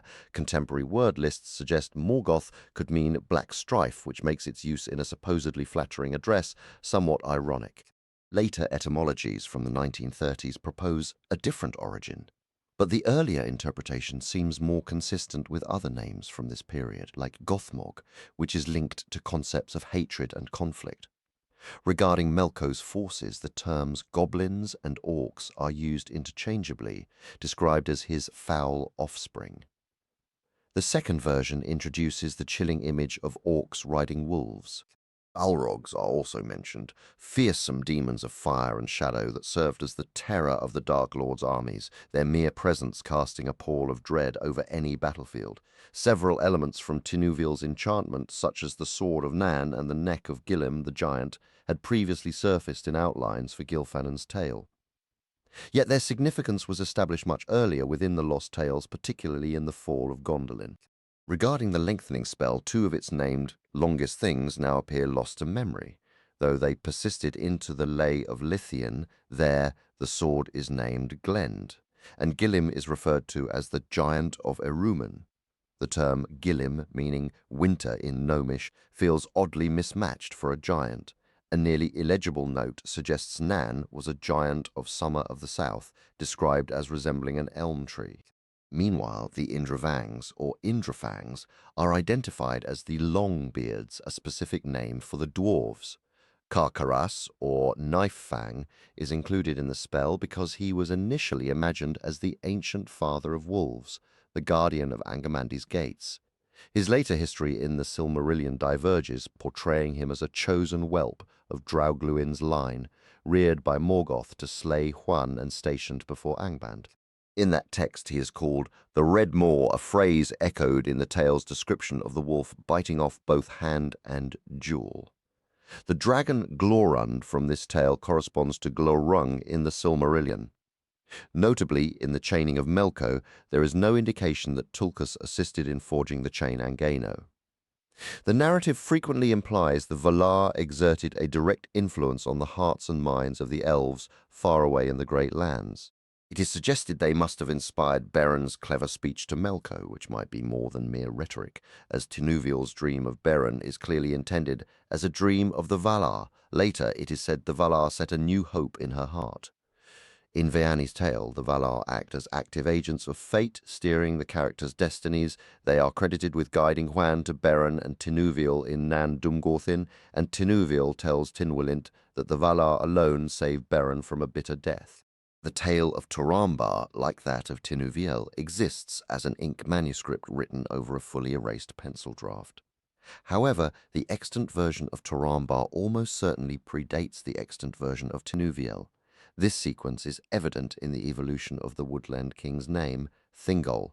Throughout the Turambar manuscript, the name was originally Tintoglin, a form also seen in the Coming of the Elves before being altered to Tinwelint.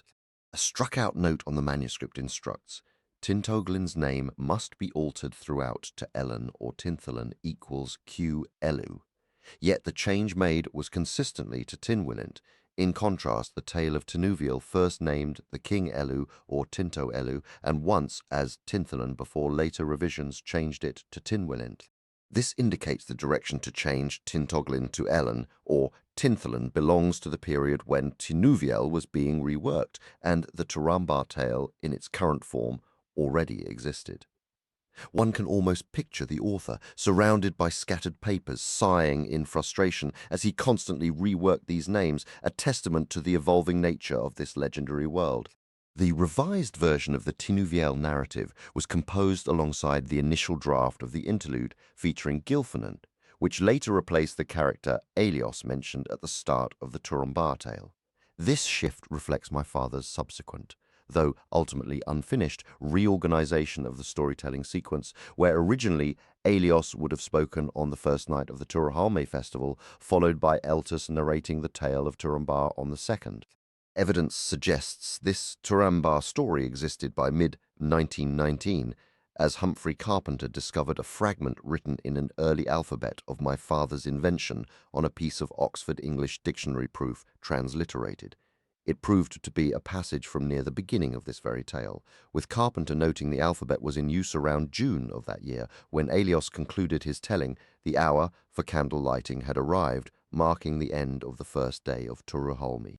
On the following night, Aelios was absent, and at Lindo's request, an elf named Eltus began his account. All assembled here know this as the story of Turambar and the Forlocki, he said. It is a cherished tale among men, speaking of their most ancient days before the Battle of Tazarinan, when they first entered the shadowed vales of Hisilomi. Many such stories do men still tell, and even more were told in the past, particularly in those northern kingdoms I once knew. Perhaps the deeds of other warriors have woven themselves into the narrative over time, adding layers not found in the oldest versions, but I will now recount the true and sorrowful tale as I learnt it long before I walked the path of dreams in the days before Gondolin's fall. In that time, my people lived in a valley of Hisilome, a land men called Ariador in their tongue. They were far removed from the shores of Lake Asgon, dwelling close to the spurs of the Iron Mountains amidst vast forests of deeply gloomy trees. My father told me that many of our elders, venturing far afield, had themselves glimpsed the evil worms of Melko, and some had perished by them. This bred a deep hatred for those creatures and the dark valor in our people, so that the saga of Turambar and the Foaloke was often on their lips, though they tended to use the gnomish forms Turamart and the Futhlug. For you must know that before the Battle of Tears and the ruin of the Noldoli, there lived a lord of men named Urin. Heeding the call of the gnomes, he and his folk marched with the Ilkorindi against Melko, leaving their wives and children behind in the woodlands. Among them was Mavwin, Urin's wife, and with her remained their son, not yet of age for war.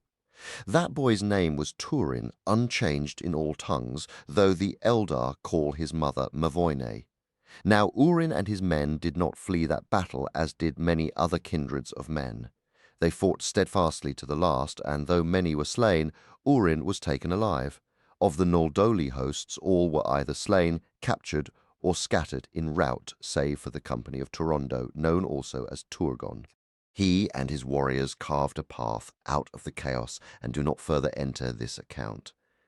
Their escape, however, spoiled what would have been a total victory for Melko, who burned with a fierce desire to uncover their hiding place. His spies proved useless, and at that time no torture he devised could wring the treacherous secret from the captive Noldoli. Understanding that the elves of Kor held little regard for men, viewing them with neither fear nor suspicion due to their perceived blindness and lack of skill, Melko sought to force Urin into his service as a spy against Torondo, yet neither threats of torment nor promises of lavish reward could sway Urin's refusal. "Do as you will," he declared, "for you shall never compel me to your wicked labors, O Melko, enemy of both gods and men." "Then so be it," Melko replied in fury. "I will not ask nor force you to my work again. Instead, you shall sit and watch my deeds, which will bring you no joy, powerless to lift a hand against them." This was the cruel torment devised for Urin the Steadfast. Placing him upon a high mountain peak, Melko stood beside him and laid dreadful curses upon him and his family, dooming them to lives of woe and sorrowful deaths. To Urin he granted a terrible gift of sight, allowing him to witness the misfortunes of his wife and children, while magic held him trapped and helpless. "Behold," Melko proclaimed, "the life of your son Turin shall be a tale that brings tears wherever elves or men gather to tell stories." But Urin answered, "At least none shall pity him for having a coward as a father." After the battle, Mavwin retreated in sorrow to the land of Hithlum, also called Dor Lomin, where by Melko's decree all men were now confined save for a few wild wanderers there. Her daughter Nianori was born. With her husband Urin imprisoned by Melko, and Turin still a young boy, Mavwin found herself in deep distress, unsure how to care for both children. Urin's loyal men had perished in the great conflict, and the unfamiliar folk living nearby did not recognize Lady Mavwin's standing. The land itself felt dark and unwelcoming. It is told, however, that Urin had been a friend to the elves, a trait that set him apart from many of his people. His greatest friendship was with Egnor, the elf of the greenwood, a huntsman of the gnomes. He knew Egnor's son, Beren Ermabwed, of the one hand, and had once rendered him a service concerning Beren's own son, Damrod. The legendary deeds of Beren in the halls of King Tinwelint were still remembered and spoken of in Dor Lomin, with no better option. The idea came to Mavwin to send her son Turin to the court of Tinwelint, pleading with the king to foster the orphan in memory of both Urin and Beren. The parting was a bitter one. For a long time, Turin wept and refused to leave his mother, this sorrow being merely the first of many he would endure. Eventually, after much reasoning from Mavwin, he relented and prepared for the journey in anguish. Accompanied by two aged retainers who had once served his father, they set their feet toward the dark hills. Their little home vanished behind the trees, and Turin, blinded by tears, could see his mother no more. Just before they passed out of earshot, he cried out, "O Mavwin, my mother, I will return to you soon." He did not know that the doom laid by Melko would stand between them, a shadow he could not yet see. The journey across the shadowed hills of Hithlum and into the deep ancient forests beyond was long, exhausting, and fraught with uncertainty. Turin, son of Urin, was the first mortal to walk that hidden path, a trail few have followed since. He and his protectors faced constant dangers, packs of wolves and roving bands of orcs, whose reach now extended far from Angband as Melko's dark influence grew across the northern realms. A sinister magic seemed to cloud their senses, leading them astray for days on end in a bewildering maze of trees. They eventually emerged, grateful to the Valar for their deliverance, though perhaps it was merely another thread in the grim fate Melko was weaving for them. In later years, Turin would sometimes wish he had perished there as a child in those endless woods. Their salvation came in the form of a discovery by Beleg, a huntsman of the secret elves, a figure of remarkable stature, even among his kind. Utterly lost and nearing starvation, they were found by this wood ranger, who then guided them along concealed trails through lonely, darkened forests. Their path ended at the banks of a shrouded river before the cavernous entrance to the halls of King Tinwelint. The king received them kindly, moved by the memory of Urin the Steadfast and by the plight of his wife, Mavwin. Hearing of the bond between Urin and Beren one-handed, his heart softened, and he granted her plea. Son of Urin, Tinwelint declared, "You shall dwell not as a servant in my woodland court, but as a second child of my own. The wisdom of Gwedling and myself shall be yours to learn." After the travellers had rested, the king arranged for the younger of Turin's two guardians to return to Mavwin, escorted by elves and provided with supplies and protective charms for the perilous journey. Tinwelint sent this message: "Lady Mavwin, wife of Urin, know that I refrain from the battle of unnumbered tears, not from love or fear of Melko, but by the wisdom of my heart and the will of fate. My realm now stands as a refuge for all who flee evil and can find the hidden ways to my doors. Perhaps it is the last bulwark against the Iron Valor's arrogance. For while some say Turgon lives, who can know for how long your son Turin shall be fostered here as my own until he is of age, to aid you then he may depart if he wishes." The king further urged Mavwin herself to make the journey and live in safety within his halls. Yet upon hearing this offer, Mavwin chose to remain. Her reasons were twofold: concern for her young daughter, Nienori, and a proud reluctance to live as a dependent guest, even among the elves. She clung, too, to a faint hope, clinging to the home Urin had made for her before the war, for no messenger from that catastrophic field could confirm his death, only his disappearance. As the years slowly passed, she began to yearn to see Turin again. In time she might have swallowed her pride and attempted the journey once Nienori was grown. But the hills had become impassable, sealed by the immense power and sorcery of Melko, who now held all of Hithlum in a cruel grip, and so Turin came to live in the halls of Tinwelint with old Gumlin, who had journeyed with him from Hithlum and had neither the heart nor strength to return, allowed to remain by his side. While he found much happiness in this refuge, the sorrow of his parting from Mavwin never fully left him. His body grew strong, his deeds of skill earning him praise wherever Tinwellint's rule was known, yet he remained a quiet, often brooding youth who did not easily win affection, and fortune seldom favoured him.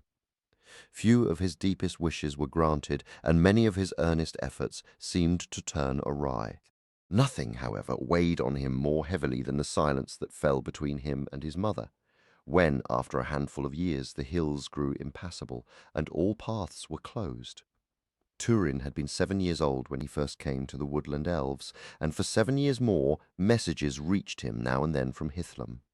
He learned how his sister Nienori blossomed into a slender, fair maiden, and how life grew more peaceful for his mother. Then the words ceased altogether, and the years stretched on, empty of news. To dull his grief and the smouldering rage in his heart, a rage that forever recalled how Urien and his people had fallen in battle against Melko, Turin took to ranging far and wide with the boldest warriors of Tinwellint's folk. Long before he reached full manhood, he was already spilling orc blood and bearing wounds in skirmishes along the restless borders of the realm, where those foul creatures prowled ceaselessly, a constant menace to the elves. In truth, had it not been for his valor, that people would have suffered far greater harm. For many years he held the wrath of Melko at bay. Only after his time did their troubles multiply, until they were sorely harassed and might have been crushed into thraldom had not greater and more terrible events unfolded that drew Melko's attention elsewhere. Now, among those who dwelt in Tynwellint's court was an elf named Orgoth, like most of the king's people. He was of the Ilkorin, though he also had gnome blood in his veins, through his mother. He was nearly kin to the king himself, and he enjoyed some favor for his skill as a hunter and his proven prowess. Yet he was also loose-tongued and overbearing, puffed up by the king's indulgence. Nothing pleased him more than fine clothes, jewels, and ornaments of gold and silver, and he was always arrayed in the most splendid attire. Turin, by contrast, spent his days continually in the woods, travelling through remote and lonely places until his clothing grew rough and his hair wild. Orgoth never missed a chance to jest at his expense whenever the two sat at the king's table. Turin, for his part, never answered these foolish taunts. Indeed, he seldom paid much heed to any words spoken to him. His eyes, beneath shaggy brows, often seemed fixed on some far-off sight, as if he were watching distant things or listening to whispers of the forest that no one else could hear. One day Turin sat at meat with the king. It had been 12 years to the day since he had last looked through his tears upon Mavwin, standing before the doors of their home and weeping as he walked away among the trees, until the trunks had hidden her from his sight. His mood was dark. He gave only curt replies to those seated near him, and most of all to Orgoth. But this fool would not leave him be, mocking his coarse attire and unkempt hair, for Turin had only just returned from a long sojourn in the forest. At last the elf produced a delicate golden comb and offered it to him, well into his cups, and seeing Turin ignore the gesture, he sneered, "If you don't know how to use it, perhaps you should run back to your mother. Maybe she can teach you. Unless, of course, the women of Hithlum are as plain and unwashed as their sons." A white-hot fury born of a wounded heart, and this insult to the Lady Morwen erupted within Turin. Without a thought for his own strength, he snatched a heavy golden goblet from the table and hurled it with terrible force into Orgoth's face, snarling, "Let that silence your prattling tongue, fool!" The blow shattered Orgoth's features. He fell backward with a heavy thud, his skull cracking against the stone floor, dragging the table and its contents down with him. He spoke no more, for he was dead. A stunned silence fell over the hall. Turin, staring in horror at the body and the wine staining his own hand, wheeled around and strode out into the darkness. Some of Orgoth's kin reached for their weapons, but none drew them fully, for King Thingol gave no command. He only gazed stone-faced and with profound astonishment upon the slain elf. Outside, Turin washed his hands in the cold stream and wept bitterly. "Is there a curse upon me?" he cried to the night. "All I touch turns to ruin. Now I must flee my foster-father's hall as a blood-guilty outlaw, never again to look upon the faces of those I love." His heart, heavy with imagined shame, told him he could not return to Hithlum, lest he bring grief to his mother, or draw the wrath of the elves upon his people. So he vanished into the wilds, and when searchers came, he was nowhere to be found. They did not seek his harm, though he never knew it. Despite his grief and the evil of the deed, Thingol pardoned him, and most of his people agreed. Turin had long endured Orgoth's jealous, barbed taunts with silence or courtesy, and now the slain elf's kin were persuaded by the king's will and by generous gifts to accept this judgment. Yet Turin, lost in his own misery and convinced the king's heart had turned against him, retreated to the furthest, loneliest edges of the woodland realm. There he lived by his bow, a skilled huntsman, though no match for the elves in archery. His true power lay in the sword. To him drifted a handful of rough, adventurous souls, among them Beleg the huntsman, who had once rescued him and his father in the woods. Thus began the legendary fellowship of Beleg the elf and Turin the man. Their untold adventures now faded from song and memory, once echoed through many lands. They warred against beasts and goblins, venturing into regions unknown even to the elves, and the fame of these hidden border wardens began to spread among both orcs and elves. Thingol might soon have learned of Turin's refuge had not their entire band one day stumbled into a desperate fight with an orc host that outnumbered them 3-1. All were slain save Turin and Beleg. Beleg escaped though sorely wounded, but Turin was overwhelmed and captured alive, for such was the dark will of Morgoth. The Dark Lord had lost sight of Turin within the enchanted halls of Menigroth, where Queen Millian's potent spells, woven with power from ancient Valinor, had shielded him. Morgoth feared Turin might yet evade the grim doom crafted for him, and so commanded his servants to bring the man before him. Now he intended to make Turin suffer terribly before his father Urin's eyes, but Urin had called upon the Valar of the West, having learned much about them from the Eldar of Kor, the gnomes he had met, and his plea somehow reached Manwe Sulimo on the high slopes of Teniketil, the mountain of the world. Even so, Turin was hauled away over many grim miles in bitter misery, a prisoner of the merciless orcs. Their progress was slow, for they kept to the shadowy line of hills that climbed ever higher and more forbidding, their peaks lost in swirling black clouds. These were the Angerodin, the Iron Mountains, and beneath their northernmost roots lay Angband, the Hells of Iron, that most terrible of places, and that was their destination, now burdened with plunder and wickedness. In those days, Hithlum and the lands beyond still held many wild elves and free Noldoli, survivors of the great battle, who now lived as fugitives. Some wandered without rest, while others hid in secret refuges among caves or deep woods. Yet Melko hunted them tirelessly, and any he captured faced a cruelty worse than that shown to his other slaves. He set orcs, dragons, and wicked spirits upon them, filling their lives with grief and hardship. Those who never found the realms of Tinwelint or the hidden fortress of the Stone City's king were doomed to perish or be enslaved. There were even Noldoli under Melko's dark enchantments, moving as if trapped in a nightmare, compelled to do his bidding by a spell of bottomless terror, feeling his burning gaze upon them from afar. Yet often these sorrowful elves, both thrall and free, would hear the voice of Ulmo in the streams, or where the waters of Sirion met the sea.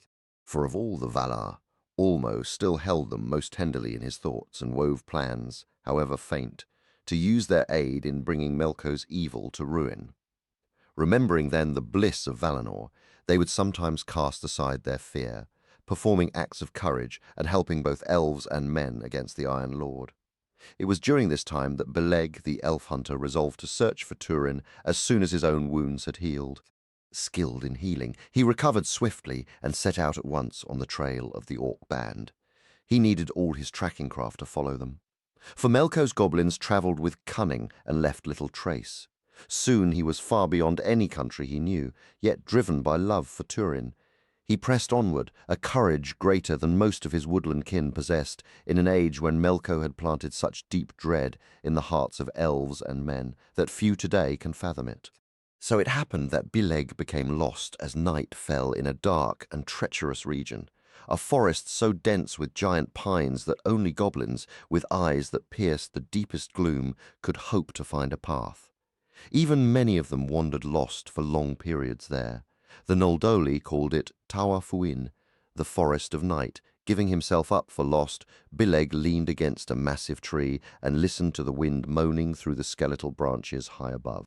The creaking boughs and sighing air seemed full of sorrow and ill omen, and his heart grew utterly weary.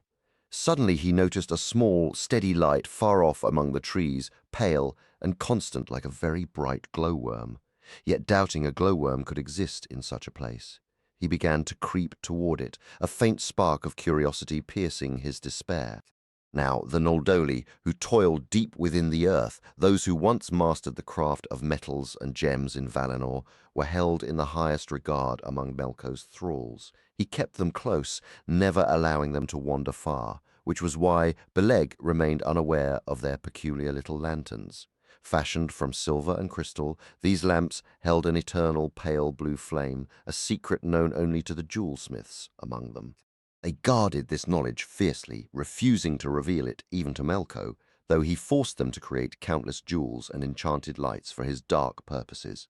With these lamps to guide them, the Noldoli travelled often by night, rarely losing a path they had walked before. Drawing near, Beleg discovered one of these hill gnomes asleep on a bed of pine needles, a soft blue glow shimmering beside his head. When Beleg roused him, the elf sprang up in terror and distress. He revealed himself as Flinding Bodwylin of an ancient gnomish house, a fugitive who had escaped the mines of Melko. Overjoyed to speak with a free Noldo, Flinding shared tales of his desperate flight from the deepest pits of Angband. His voice grew somber as he recounted, "When I believed myself nearly free, I stumbled blindly by night into the very heart of an orc camp. They slept amid their plunder and heavy packs, and I glimpsed many captive elves. One prisoner lay bound tightly to a tree trunk, moaning and crying out bitterly against Melko, calling upon the names of Urin and Mavwin. Though fear from long captivity made me flee heedlessly then, I have since wondered greatly, for who among the thralls of Angband has not heard of Urin the Steadfast, the lone man who defies Melko, even while chained in torment upon a bitter peak?" Beleg's heart leapt. He sprang to his feet, his voice a hushed shout. "That is Turin Fosterson of Tynwellint, the very one I seek, son of Urin, from long ago. Lead me to this camp, son of Duilin, and we shall free him." Yet Flinding trembled with fear. "Quiet your words, my friend," he whispered. "Orcs have ears like cats. A day's march lies between us and that place, but who can say they are not already on our trail?" Despite his dread, after hearing Beleg tell of Turin's valor and sorrow, Flinding agreed to guide him. Long before the sun's faint rays could penetrate that dark forest, they were on the move, their way lit by the dancing gleam of Flinding's swinging lantern. As fate would have it, their path soon crossed that of the orcs, who had altered their route. Fearing their prisoner might escape, they now headed for a place where the trees thinned and a long, clear track ran for leagues, easier ground to patrol. That evening, before reaching the spot Flinding remembered, they heard rough shouts and crude singing echoing from the woods. Drawing nearer, they hid just in time as the entire orc band passed close by. Some captains rode upon shaggy ponies, and to one of these Turin was bound by the wrists, forced to trot alongside or be dragged cruelly over the roots and stones. As dusk settled heavily over the forest, Beleg and Flinding followed cautiously behind. When the band finally made camp, the two lurked nearby until all grew quiet, save for the low moans of the captives. Flinding covered his lantern with a fur pelt, and they crept forward. The goblins slept soundly. It was not their custom to keep watch or light fires in their bivouacs. Instead, they relied on the fierce wolves that travelled with them, beasts that slept little when camped, their eyes glowing like points of red ember among the shadowed trees. Flinding was gripped by a deep fear, but Beleg urged him onward. Together, they slipped through a wide gap in the circle of wolves. By a stroke of fortune, Turin lay apart from the other captives. Beleg reached his side unseen, only to discover his knife was lost during the crawl, and his sword left behind beyond the camp's edge. With no time to retrieve it, the two strong men resolved to carry the deeply sleeping, exhausted Turin from the camp, a daring feat rarely accomplished against the goblins' wolf guards. They managed to bear him into the woods a short distance before his greater stature as a man forced them to stop. Beleg fetched his sword to cut the bonds. After severing the ropes at the wrists, he worked on the ankles. In the oppressive dark, his blade slipped, piercing Turin's foot. Jolted awake in pain and confusion, Turin saw a shadowy figure leaning over him with a sword, mistaking it for an orc come to torture him. A common cruelty he had endured, he reacted with desperate fury. His hands now free, he threw his full weight upon Beleg, crushing the breath from him. Seizing the sword, Turin drove it through Beleg's throat before Flinding could even cry out. Believing himself still surrounded by enemies, Turin shouted curses, challenging any goblin to face him, his mind fixed on a final, costly stand. He turned toward Flinding, who stumbled backward, his lamp falling and its cover sliding off. In the sudden glow, Flinding cried out in the elven tongue for Turin to stay his hand. The words gave Turin pause. There, in the lamplight, he saw Beleg's pale face, the fatal wound at his throat. Turin froze, his expression so stricken that Flinding dared not speak, his own heart heavy with grief. Soon the echoes of Turin's shouts stirred the orc camp. "They are upon us, we must flee." Flinding urged, but Turin stood motionless. Only when Flinding shook him, warning of certain death, did he stir from his stupor. As if in a trance, Turin knelt, lifted Beleg, and kissed his brow. Then, guided by Flinding, he stumbled away into the night, a numb follower. After a time, they evaded pursuit and found a moment's respite. There, Flinding recounted all that had happened, his meeting with Beleg, their plan for rescue. The story broke the dam within Turin, and he wept bitterly for the comrade who had stood beside him through countless trials. This was the third great sorrow of his life, a scar he would carry forever. In the days that followed, he wandered aimlessly with Flinding, indifferent to their path. Were it not for the gnome's guidance, he would have been lost or captured, for his mind was haunted by the image of Beleg the huntsman, slain by his own hand in the very act of delivering him. The weight of it touched Turin's dark hair with premature grey, despite his youth. For a long while, Turin and the Noldo travelled together by the strange light of that lamp. They moved under cover of darkness and hid by day, becoming phantoms in the hills, eluding the searching orcs entirely. Deep within the mountains lay a hidden refuge, a series of caves carved above a rushing stream that fed the great river Sirion. Before their well-concealed entrances, shielded by both dense trees and lingering, subtle magics, lay patches of grass. This secret place had become a stronghold for a scattered people, its numbers growing with every fugitive who found their way. Here, the ancient crafts of the Noldor were revived, though in a rough and practical form. In the firelit depths, smiths worked in secret to forge strong weapons and even some fair objects, while women spun thread and wove cloth. At times, gold was quietly mined from nearby veins, and by the glow of hidden lamps, vessels of beauty could be seen. And old songs were softly sung, yet the cave-dwellers lived by a strict rule.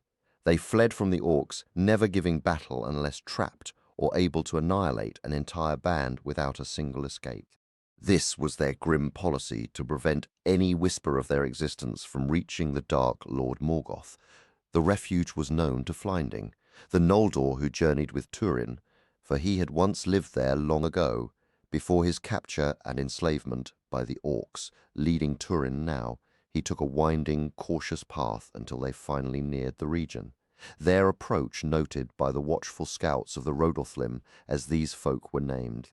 The people outside withdrew, sealing their doors, for in those dreadful days they trusted no stranger, whatever their race. When Flinding and Turin boldly approached the very mouths of the caves, the Rodolthlim, seeing their secret was discovered, seized them and brought them before their chieftain, Orodreth.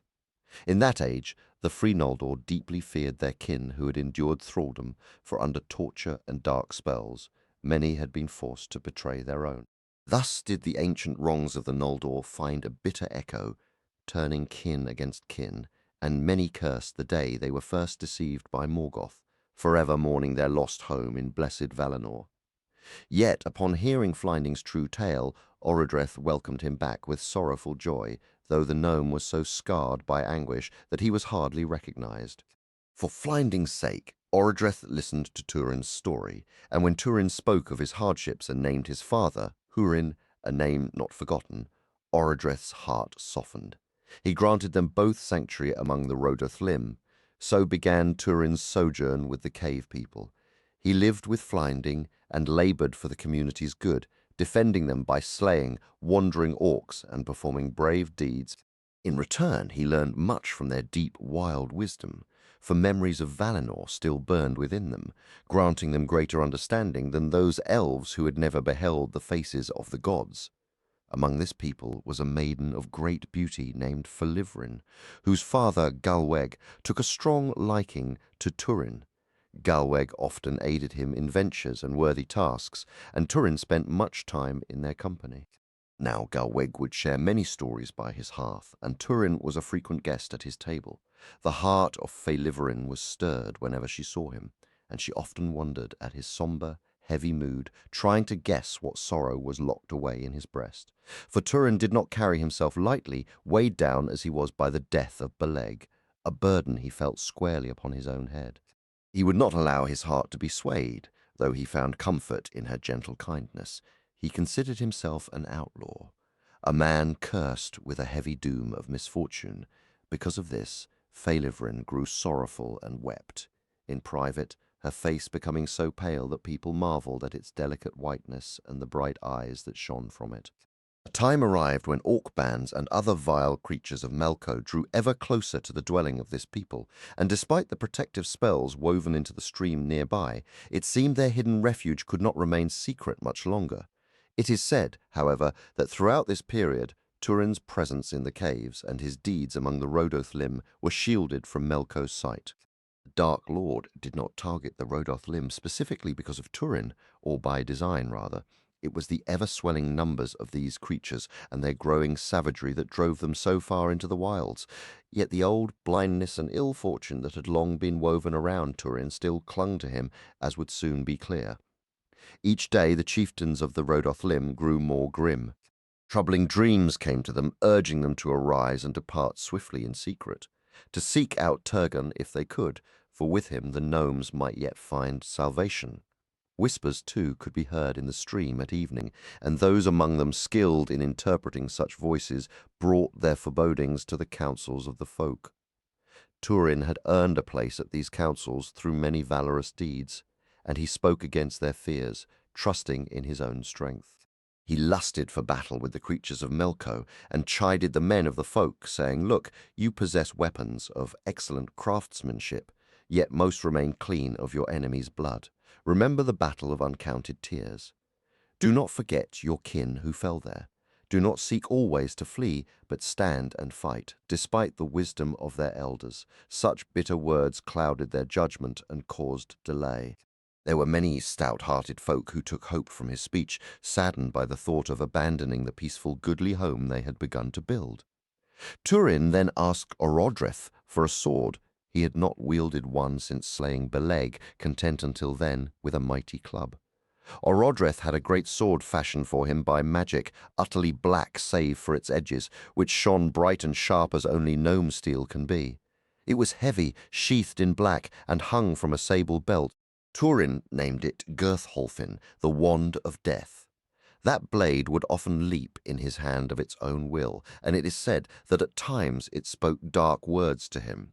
With it he now ranged the hills, slaying unceasingly, so that Black Sword of the Rhodoth Lim became a name of terror to the orcs. For a long season, all evil was held back from the gnomes' caverns. Hence came Turin's name among the gnomes, Mormagli or Mormakil, signifying Black Sword. Yet, as Turin's valour grew, so did Faelivrin's love for him deepen. When men murmured against him in his absence, she spoke in his defence, and sought always to care for him. He treated her ever with courtesy and a kind of cheerful warmth, saying he had found a fair sister in the lands of the gnomes. But through Turin's very deeds, the ancient cautious counsel of the Rhodoth Lim was cast aside. Their abode became known far and wide, and Melko was no longer ignorant of it. Still, many of the Noldoli now fled to them. Their strength increased, and Turin was held in the highest honour among them. Those were days of great joy, when people could travel openly and safely far from their homes. Many celebrated the salvation of the Noldoli, unaware that Melko was secretly gathering his vast armies. He unleashed them without warning, and though the warriors rallied quickly to meet the threat, they were overwhelmed. An army of orcs descended, accompanied by wolves and orcs mounted upon wolves. Among them was a great serpent named Glorund, whose scales shone like polished bronze and whose breath was a mingled fire and smoke. In that terrible battle, all the men of the Rhodoth Lim fell or were captured, for the enemy was beyond counting. It was the most bitter conflict since the tragic field of Ninin Udathriol. Orodreth was gravely wounded there, and Turin carried him from the fray before the fighting ended. With the help of Flinding, who had only minor wounds, he brought Orodreth back to the caves. There Orodreth died, reproaching Turin for having ignored his wise counsel. Turin's heart grew heavy with the weight of the ruin he felt responsible for. Leaving Lord Orodreth's body, Turin went to where Galway dwelled. There he found Faelivrin weeping bitterly at the news of her father's death. Turin tried to comfort her, but overcome by grief for her father and the destruction of her people, she fainted against his chest, her arms wrapping around him. In that moment of deep pity, Turin believed he loved her dearly, yet now only he and Flinding remained. Along with a few old men and the dying, the orcs, having stripped the battlefield, were nearly upon them. Turin stood before the entrance with Gurtholfin in hand, Flinding at his side. The orcs attacked the place, ransacking it completely, dragging out every hidden soul and all their belongings, whether of great or little worth. Turin barred the way to Galweg's dwelling, and they swarmed around him until a group of archers standing back loosed a cloud of arrows. He wore the chainmail favoured by gnomish warriors, but it could not turn all the shafts, already badly wounded. He saw Flinding fall, pierced through the eye. Turin would have soon met his own end, and perhaps a happier fate had not the great dragon, arriving to oversee the plunder, ordered the archers to stop with the force of his breath. The beast drove Turin from the doors, and with the magic of his eyes he bound him hand and foot. These dragons and worms are the most vile and misshapen creatures Melko ever made, and among the most powerful, second only to the Balrogs. They possess a sinister cunning and wisdom. It has long been said among men that whoever might taste a dragon's heart would understand all languages of gods or men, of birds or beasts, and would hear whispers of the Valar or of Melko like never before. Few have ever accomplished the feat of slaying a dragon, and even those mighty enough could not taste its blood and live, for it is a fiery poison fatal to all but the most godlike in strength. However that may be, like their master, these foul creatures adore lies and lust after gold and treasures with a fierce greed, though they can neither use nor enjoy them. Thus, this Loka, as the Eldar name Melko's worms, allowed the orcs to slaughter whom they wished and to herd the survivors, women, maids, and little children into a great and sorrowful crowd. But all the glittering treasure heaped before the doors, brought from the rocky halls, he coveted for himself. He forbade the orcs to lay a finger on it, and they did not dare oppose him. Nor could they have, even if they tried. In that sorrowful company stood Faelivrin, stricken with horror, and she reached her arms toward Turin. Yet Turin remained bound by the dragon's enchantment, for the creature possessed a vile magic in its gaze, as do many of its kind. It turned Turin's very sinews to stone, its eye locking with his own until his will withered. He could not move by his own volition, though he saw and heard all. Then Glorund began to taunt Turin nearly to the brink of madness, declaring, "Behold, you have cast aside your sword and lack the courage to strike a blow for your companions." Indeed, Turin's blade lay at his feet, where it had slipped from his nerveless grip. Agony seized Turin's heart at this, and the orcs laughed cruelly, while some among the captives cried out bitterly against him. Even as the orcs began driving that host of thralls away, his spirit shattered at the sight. Yet still he did not stir. The pale face of Faelivrin faded into the distance, and her voice reached him, weeping. "O Turin Mormakil, where is your heart? My beloved, why do you abandon me?"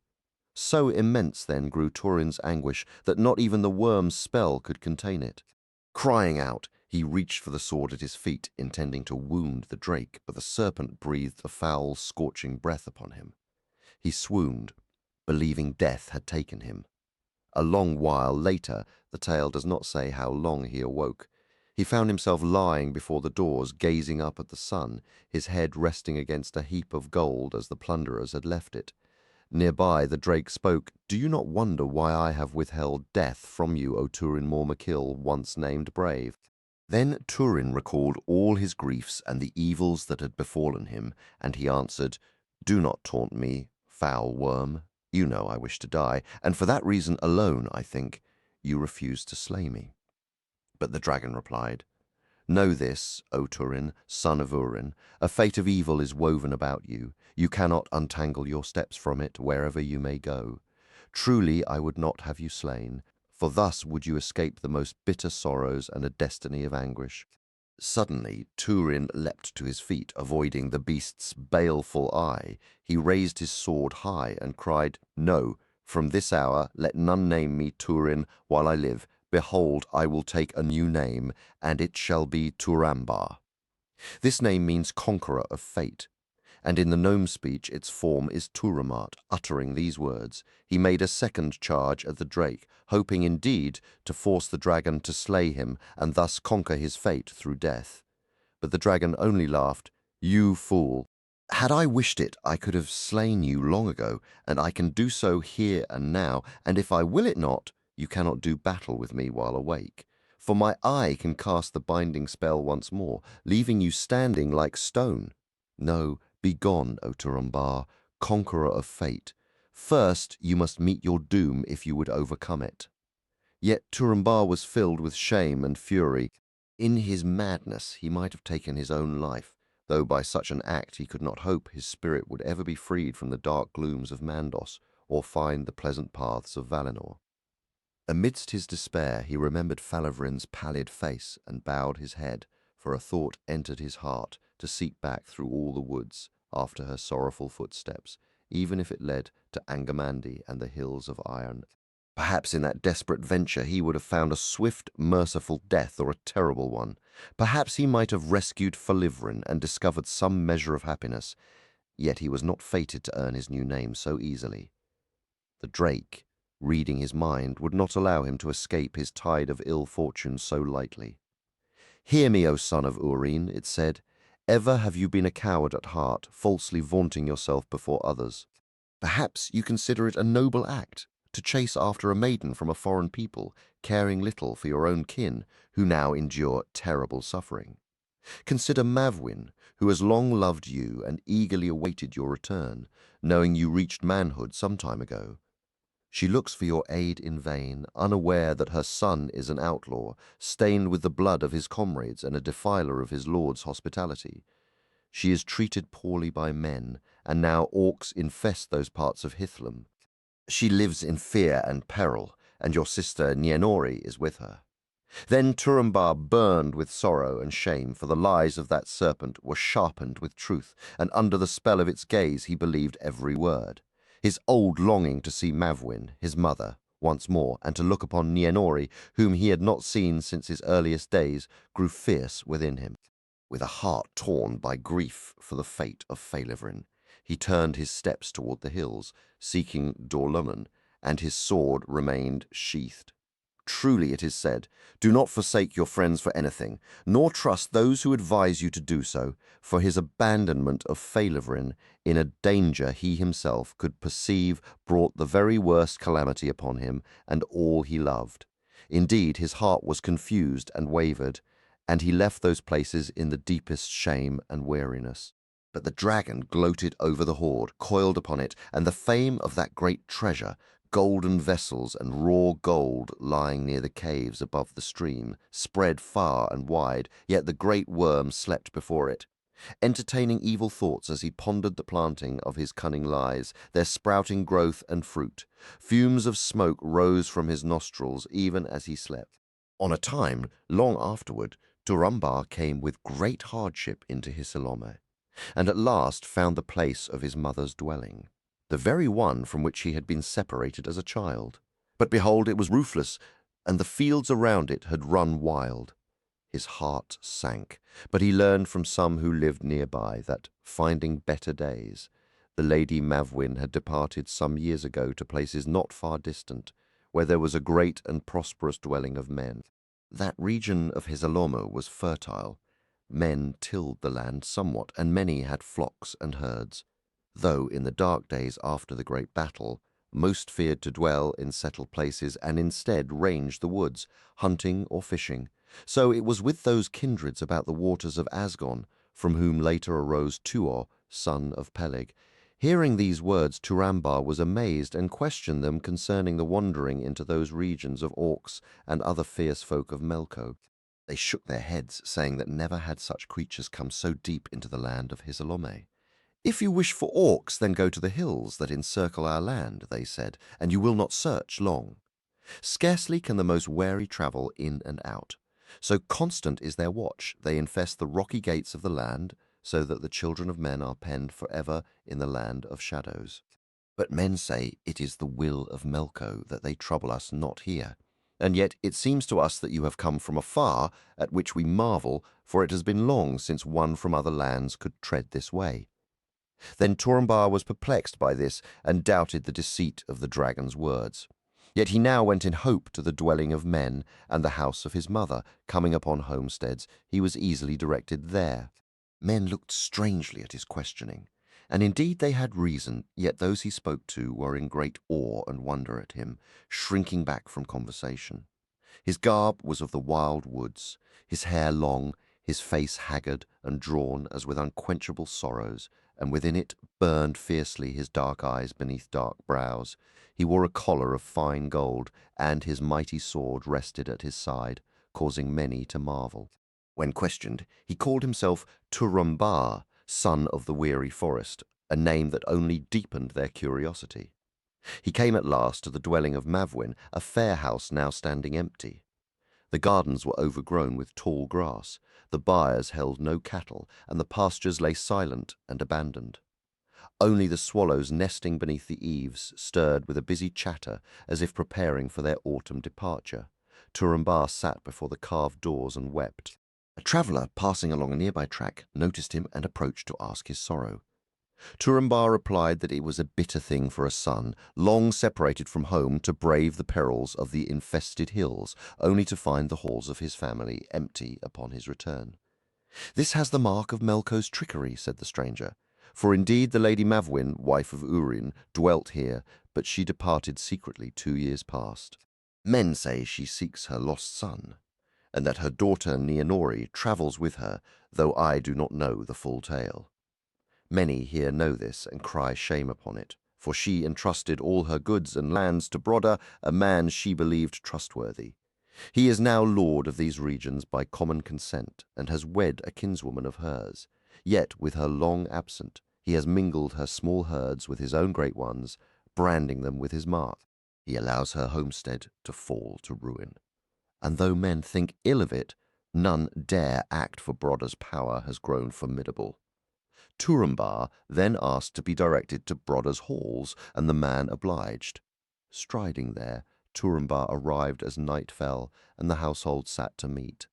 The company was large that evening, the hall lit by many torches, though the Lady Erin was absent, for she disliked the excessive drinking, the fierce songs, and the quarrels that often erupted at Brodda's feasts. Tuor hammered upon the gates, his heart dark with a rising wrath, for the stranger's words before his mother's door had cut deep. When the gates were opened, he strode into the hall.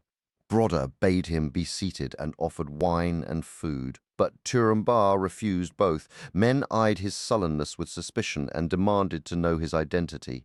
Stepping into their midst before the high seat where Brodda sat, Tuor declared, "Behold, I am Tuor, son of the forest." Laughter rippled through the hall, but Tuor eyes burned with fury. Brodda, now doubtful, asked, "What do you want of me, O son of the wild forest?"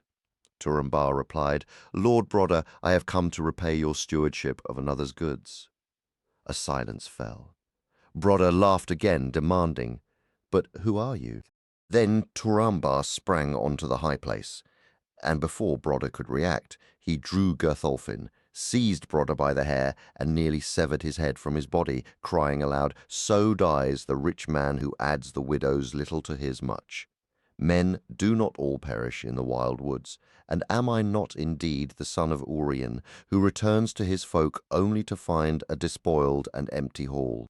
A great uproar filled the place, and though he was burdened by many griefs and nearly distraught, this deed of Tuor was both violent and unlawful. Some remained, refusing to draw their blades, declaring Brodda a thief who had met a thief's end. Yet many more rushed at Tuor with swords drawn, and he was hard pressed. In the struggle he slew a man, and that man was Orlin. Then Erin, her long hair flowing, entered the hall in great distress, and at her cry the men stayed their hands. Her horror was profound at the sight of what had been done. Tuor turned his face away, unable to look upon her, for his fury had cooled into a sick and weary shame. Hearing what had transpired, she said, "Do not grieve for me, son of Hurin, but for yourself. My lord was harsh, cruel, and unjust, and some might speak in your defence.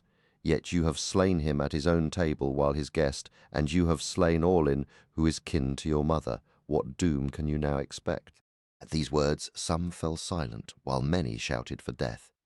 But Erin declared it was not wholly according to their laws. "Brodda was slain wrongfully," she said. Yet the slayer's wrath was just. Orlin too was slain in self-defence, though it was in a hall of feasting. Now this man must depart swiftly from among us, and never set foot again upon these lands, lest any man slay him. The lands and goods that were Hurin's shall be held by Brodda's kin, unless Morwen and Ninor should ever return from their wandering. Yet even then, Turin son of Hurin may inherit no portion of them, now or ever. This judgment seemed fair to all save Turambar himself. They marvelled at the fairness of Erin, whose lord lay slain, not guessing the horror of her life with that man. Turambar cast his sword upon the floor and bade them kill him, but they would not for love of Erin's word. Nor would Erin allow it for love of Morwen, still hoping to reunite mother and son in happiness. Her doom was crafted to appease the anger of the men and to save Turin from death. "Go," she said, "I give you 3 days to leave this land." Turambar lifted his sword, wiping it clean. "Would that I were clean of his blood," he muttered, and he went out into the night. In the folly of his heart, he now believed himself truly and forever cut off from Morwen his mother, thinking no one he loved would ever wish to look upon him again. He burned for news of his mother and sister, but dared ask no one. Instead, he wandered back over the hills, knowing only that they might still be seeking him in the forests of the lands beyond, and for a long while he knew nothing more. Of his wanderings afterward no tale tells in full, save that after much roaming his sorrow grew dull and his heart numb. At last, in places far away, many journeys beyond the river of the Road of Thlym, he came upon huntsmen of the woods, and these were men. Some among them were thanes of Hurin, or sons of those thanes who had wandered in shadow since the Battle of Tears. Turambar joined their company and built his life anew as best he could. That folk dwelt in a fairer region of the woods, not utterly far from Sirion or the grassy hills along its middle course. They were a hardy people who did not bow to Melko, and among them Turin gained honour. Now it must be told that matters had fallen out far otherwise for Morwen than the Foaloke had declared to Turin. Her days had turned toward better fortune. She lived with peace and honour among the folk of those regions. Yet her grief for the loss of her son, with all messengers cut off, only deepened with the passing years, even as Nianor grew into a most fair and slender maiden. By the time of Turin's flight from the halls of Tynwylint, she was already 12 years old. Tall and beautiful Turambar's stay with the Road of Thlym stretched across many seasons, the exact count lost to the tale.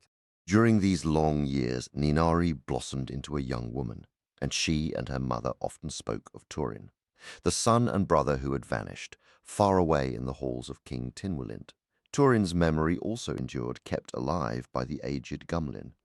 Once the steadfast guardian of Turin's childhood journey to the lands beyond, Gumlin was now white-haired and bent with years, yet his heart ached for one last glimpse of the race of men and his former mistress, the Lady Mavwin. It happened that Gumlin learned the greater bands of orcs and other vile creatures of Melko had withdrawn from the hills. Their usual paths suddenly clear, Melko, it was later known, was marshalling his forces for a terrible new scheme, the utter destruction of the Road o' Thlym and other gnome dwellings his spies had uncovered. For a brief, deceptive season, the lands breathed easier, though that peace was but the calm before a storm.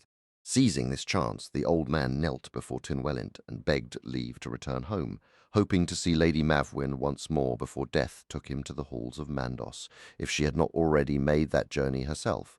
The king consented, providing 2 woodland elves as guides to aid Gumlin's frail frame. Their journey was arduous, undertaken in the bitter grip of late winter, for Gumlin refused to wait for spring. As they neared the region of Hissalome, where Mavwin dwelt, a great and unseasonable snowstorm descended, swallowing the land. Gumlin was overwhelmed by the blizzard. His guides, searching desperately for shelter, stumbled upon Mavwin's house by chance. Calling for aid, they were welcomed, and a search party soon found Gumlin half frozen in the snow. He was carried inside, warmed back to life, and upon waking, recognized Mavwin with profound joy. As he regained his strength, Gumlin told his tale. Mavwin listened with a heart both proud and breaking gladdened by accounts of Turin's mighty deeds, yet devastated by the news of his bitter estrangement from Linwi and the sorrowful manner of their parting. Leaving the old man's side, she wept bitterly, For years a quiet dread had gnawed at her. If her son lived, why did he not return? She had feared he perished in the hills. Now, knowing he lived yet was lost to her by his own choice. The truth was a desolate burden, and not even Nienori could console her. The harsh weather forced Gumlin's elvish guides to remain as guests until the seasons turned. With the first thaw of spring, however, Gumlin passed away. Then Mavwin, driven by a mother's relentless love, went to the local chieftains. She pleaded for help, recounting Gumlin's story of Turin's fate. The response was a cold dose of practicality. Some laughed, dismissing it as the ramblings of a dying old man. Most said she was addled by grief, and that seeking a man lost for years beyond the perilous hills was the counsel of a fool. "We will not lend man nor horse to such a quest," they declared, "for all our love for you, O Mavwin, wife of Urin." Mavwin left in tears but without argument, for she had expected little and knew their words held the grim ring of wisdom. Yet she could not find rest. She turned next to the elvish guides, who were eager to begin their sunlit journey home. "Lead me now to your lord," she commanded. They tried to dissuade her, insisting the road was no place for a woman's feet. She did not heed them. A new steely resolve had settled within her, quieting the earlier despair. If others would not help, she would find her own path, or perish in the trying. Mavwin turned to her friend Erin Feiglindra, known for her long hair and married to the powerful Lord Brodda. She pleaded with Erin to convince Brodda to take Nienori under his protection and safeguard her inheritance. Erin succeeded easily, but when Mavwin tried to say goodbye, Nienori stood firm, declaring, "Mother, we go together or not at all." No argument could sway her. Reluctantly, both mother and daughter prepared for the difficult journey, despite the guide's protests. As it happened, the season after that harsh winter was mild, and the four travellers crossed the mountains facing only hunger and thirst, not the dangers they feared. Upon reaching King Tinwelint, Mavwin knelt in tears, begging forgiveness for Turin and pleading for help. The king gently raised her, offering a seat beside Queen Gwedling. Turin was forgiven long ago, he said. He left our halls driven by his own remorse, and though we searched, we fear evil found him, or worse, that he lives now in Orc captivity. Mavwin wept again, vowing to wear her feet to the bone if it meant finding her son. But Tinwelint, though compassionate, warned that only Angermandy might hold answers, a place too perilous to send anyone. He meant to deter her from a hopeless quest, yet his words struck like a final blow. Mavwin fell silent. She walked into the woods with only Nienori beside her, a pair of sorrowful figures moving through the trees. The king's people watched over them with quiet kindness, shielding them from harm. They became a familiar, heartbreaking sight, a living reminder of Melko's cruelty, stirring anger in all who saw them. Months later, Mavwin met a band of wandering gnomes. They spoke of the Rodothlim and a wild man called Mormakil, who had fled the king and later escaped the orcs. Her heart leapt. Could this be Turin? But their tale turned grim. The dragon Glorund had destroyed that refuge, and survivors were likely dragged to Angermandy. Hope flickered and faded. Yet Mavwin returned to Tinwelint's halls with a new resolve. She begged the king to confront the dragon, reasoning that Turin might still be held captive, or that slaying the beast could force it to reveal her son's fate. Perhaps in the ruins near the Rodothlim caves, some truth still waited.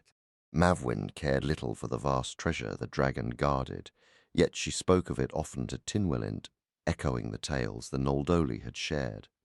The woodland folk of Tinwelint possessed little wealth, yet like all the Eldar, and the Noldoli, most of all, they cherished beautiful things: gold, silver, and gleaming gems. The king was no different in this desire, and his own riches were modest, save for the glorious Silmaril, a jewel for which many a ruler would have traded his entire treasury. Thus Tinwelint replied, "You shall have my aid, steadfast Mavwin. I speak plainly. I do not grant it from any hope of freeing Turin, for in your tale I see not hope, but its death.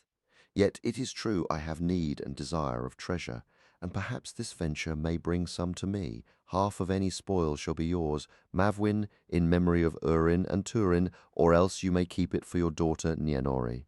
But Mavwin answered, "Give me only a woodsman's hut and my son." The king shook his head. "That I cannot do. for I am but a king of the wild elves, not a Valar of the Western Isles." Tynwellint then gathered a chosen band of his warriors and hunters, revealing his command. The name Foalorca was already known among them. And though many could guide the party to the regions of its lair, that name brought terror to the stoutest hearts, and its abode was a land of accursed dread. The ancient halls of the Rhodothlim were not utterly distant from Tynwellint's realm, though the journey was far. The king urged Mavwin, "Remain here and let Nienori stay with me. My men will go against the dragon and faithfully report all they do and find." His warriors assented. "We will do your bidding, O king," yet fear shone in their eyes. Seeing this, Mavwin declared, "Let Nienori indeed stay at Queen Gwedling's feet, but I, who care not whether I live or die, will go look upon the dragon and seek my son." Tynwellint laughed, but Gwedling and Nienori, fearing she was in earnest, pleaded with her. She remained adamant, terrified that this last hope of rescuing Turin would come to nothing through the men's dread, and none could sway her. "I know your words come from love," she said, "yet give me instead a horse to ride, and, if you will, a sharp knife for my own death if need be, and let me go." These words struck amazement into the elves who heard, for though the wives and daughters of men in those days were hardy and their youth long, this seemed sheer madness to all. It seemed madder still when Nienori, witnessing her mother's resolve, declared before them all, "Then I too will go. Where my mother Mavwin goes, there more easily shall I, Nienori, daughter of Urin, fare." But Gwedling, being a fay who perhaps dimly foresaw what might come, urged the king not to allow it. Mavwin would have ended the dispute and strode from the king's presence into the woods had Nienori not caught her robe and stayed her. So all pleaded with Mavwin until at last an agreement was reached. The king would send a strong party against the Foaloka, and Nienori and Mavwin would ride with them until the beast's domain was near. There they would seek a high place, a vantage point a woodsman told of, from which he had often gazed upon the dragon's dwelling from afar, where they might witness something of the deeds in safety and secrecy, while the warriors crept upon the worm to slay it. At length that band of dragon slayers was made ready, mounted upon goodly horses, swift and sure-footed, though such beasts were scarce among the woodland folk. Horses were provided for Nienori and Mavwin, and they rode at the front of the company, their confident posture drawing admiration from the warriors. Both had grown up among people skilled with horses, where riding was a common skill learned from childhood. After many days of travel, the group finally glimpsed a land that had once been beautiful. A swift river cut through a rocky channel, bordered on one side by a high, tree-covered bank, and on the other by gentler, fertile slopes that swelled into the distance, though the hills pressed close beyond the river's edge. What they saw now, however, was a scene of utter ruin. The area surrounding the ancient caves of the Rhodothlim was scorched and barren for miles, with trees either flattened or snapped in two. A bleak, black heath stretched toward the hills, the earth scarred by the deep creeping tracks of a monstrous worm. Melko has unleashed many dragons upon the world, each varying in power. The lesser ones, though still colossal compared to the men of that age, are cold-blooded like serpents. Some even have wings and move with terrifying speed and noise. But the greater dragons are creatures of fire, heavy and slow, with flames flickering beneath their scales. Their greed, cunning, and malice exceed that of any other being. Such was the Foaloka, whose very presence had reduced his domain to a smouldering wasteland. He had grown far larger since his assault on the Rhodothlim, and his horde had swelled, fed by the spoils of men, elves, and even orcs, some slain, others enslaved, to bring him treasure and sustenance. The company stared in horror at the devastated landscape from a distance, yet they steeled themselves for battle. By drawing lots, they selected one of their own to escort Nienori and Mavwin to a high, wooded vantage point on the edge of the blighted land, reachable by hidden paths. As the three made their way there, and the warriors crept stealthily toward the caves, leaving their already terrified horses behind, the Foaloka emerged from his lair. He slid down the riverbank and lay across the stream, as was his habit. Immediately, a great fog and foul steam erupted, filling the air with a choking stench. The band was enveloped in the vapors, nearly suffocated, and their confused cries in the mist betrayed their presence to the worm, who answered with a booming, mocking laugh at that dreadful sound. The warriors scattered blindly into the fog, unable to find their panicked horses which had broken free and fled. Hearing distant cries and seeing the thick mist roll toward them from the river, Nienori turned back with her mother to where they had parted from the main group. There they dismounted and waited, filled with dread. The blinding fog soon engulfed them, and through it came the shadowy shapes of the hunters' horses, stampeding in terror. Their own mounts, catching the fear, trampled the elf escort to death as he tried to grab their bridles, then bolted into the dark woods, never to be ridden again. Mavwin and Nienori were left utterly alone and helpless on the edge of that fearful place.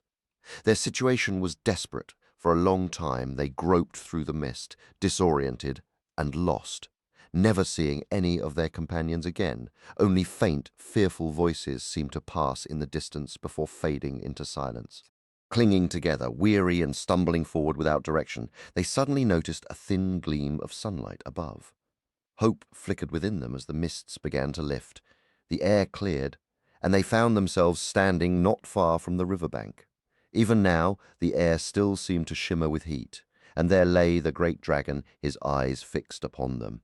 He uttered no word and made no movement. Yet his malevolent gaze held them fast, draining the strength from their legs and clouding their thoughts. With a desperate effort of will, Nienor broke free from his influence for a moment. "Behold, serpent of Morgoth," she cried. "What is your purpose with us? Be swift to speak or act, for we seek not you nor your treasure, but only Turin, who once dwelled in this place." Then the dragon spoke, and the very earth trembled. "You lie! You would have rejoiced at my death, and your band of cowards, now fleeing and wailing through the woods, would have gladly plundered my hoard. Fools and liars, liars and cowards, how dare you think to slay or despoil Glaurung the great worm? Long before my power reached its peak, I destroyed the hosts of the Rhodoth Lim and their lord Orodreth, devouring all his people." "Yet perhaps," ventured Nienor, clinging to a faint hope, "one named Turin escaped that battle and still lives here, bound beneath your power, unless he has fled far from you." The evil one replied, "I know the names of all who dwelled here before the caves fell to my wisdom.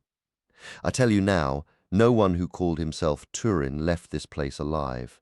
And so, with cruel cunning, the dragon twisted Turin's own proud words against him, for such beasts delight in deceptive speech. "Then Turin was slain in this accursed place," said Morwen, but the dragon answered, "Here the name of Turin vanished from the earth forever, but weep not, woman, for it was the name of a coward who betrayed his friends." "Foul beast, cease your vile words," Morwen retorted. "Slayer of my son, do not revile the dead, lest your own doom find you. You must temper your pride, Morwen, if you wish to escape torment, or your daughter with you," the drake replied. Yet Morwen cried out, "O most accursed creature, I do not fear you. Take me, if you will, to suffering and bondage, for I truly desired your death. Only let my daughter Nienor return to the lands of men.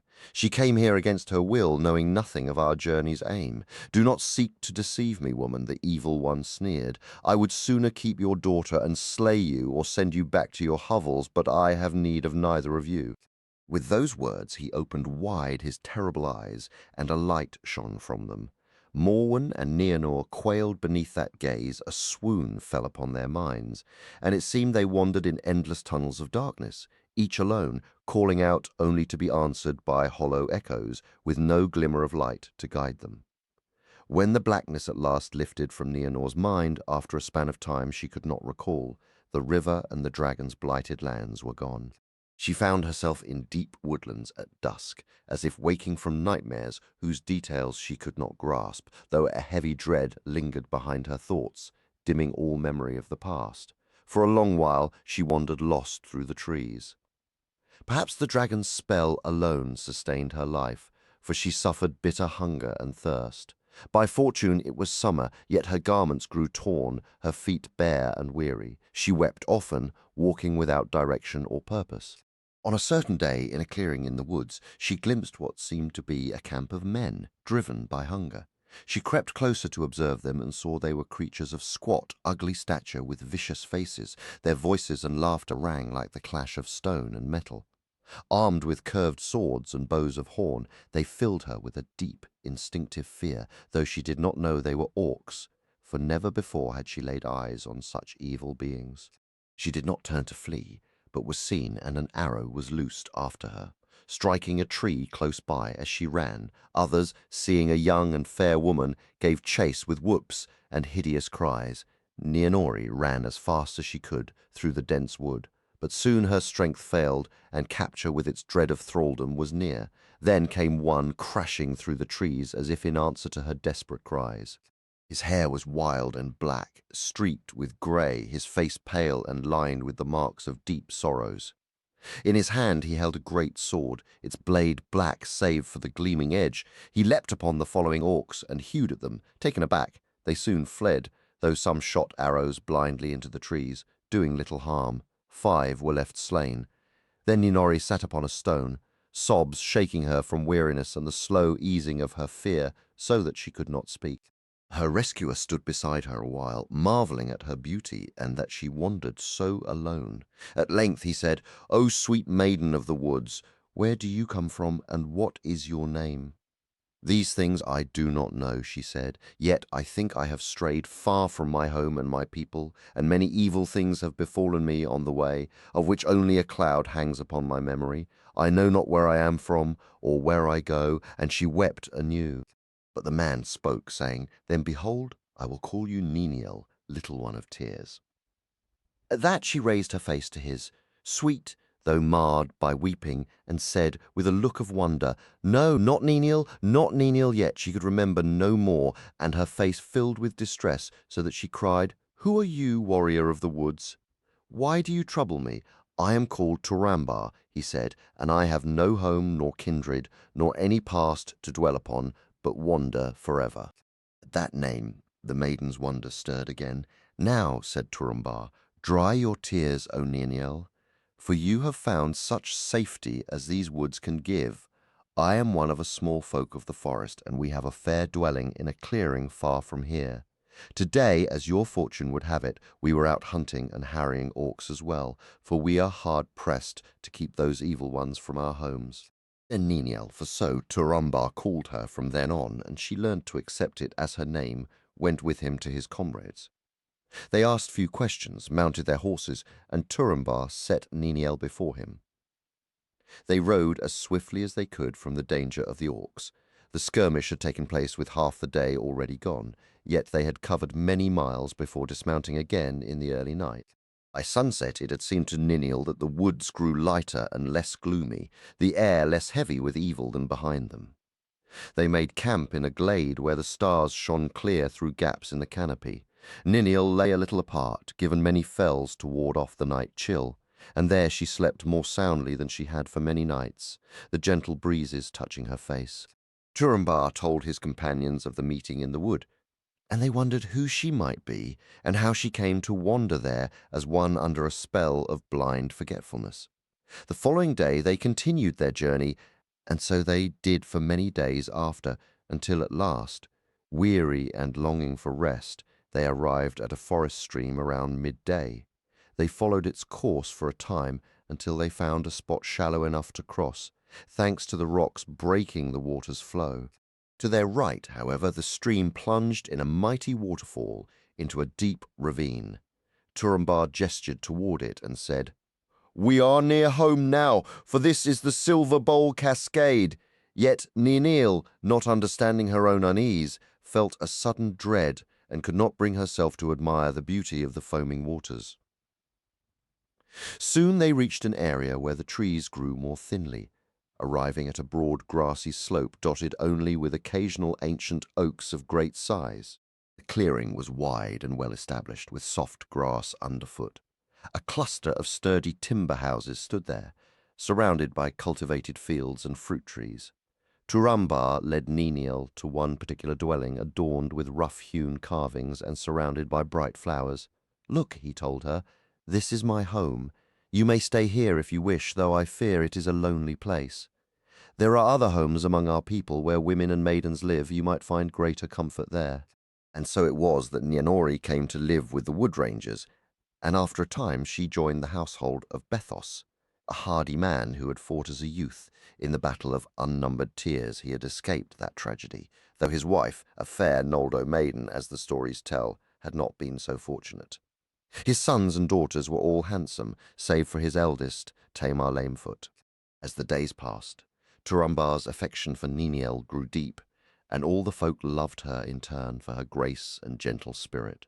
Yet she was often wrapped in a half-sorrowful mood, distracted as if searching for something lost that she felt she must soon find. People would murmur, if only the Valar would lift the spell that lies upon Niniel. Still, she found much happiness living among them in Bethos's house, growing ever more lovely with each passing day.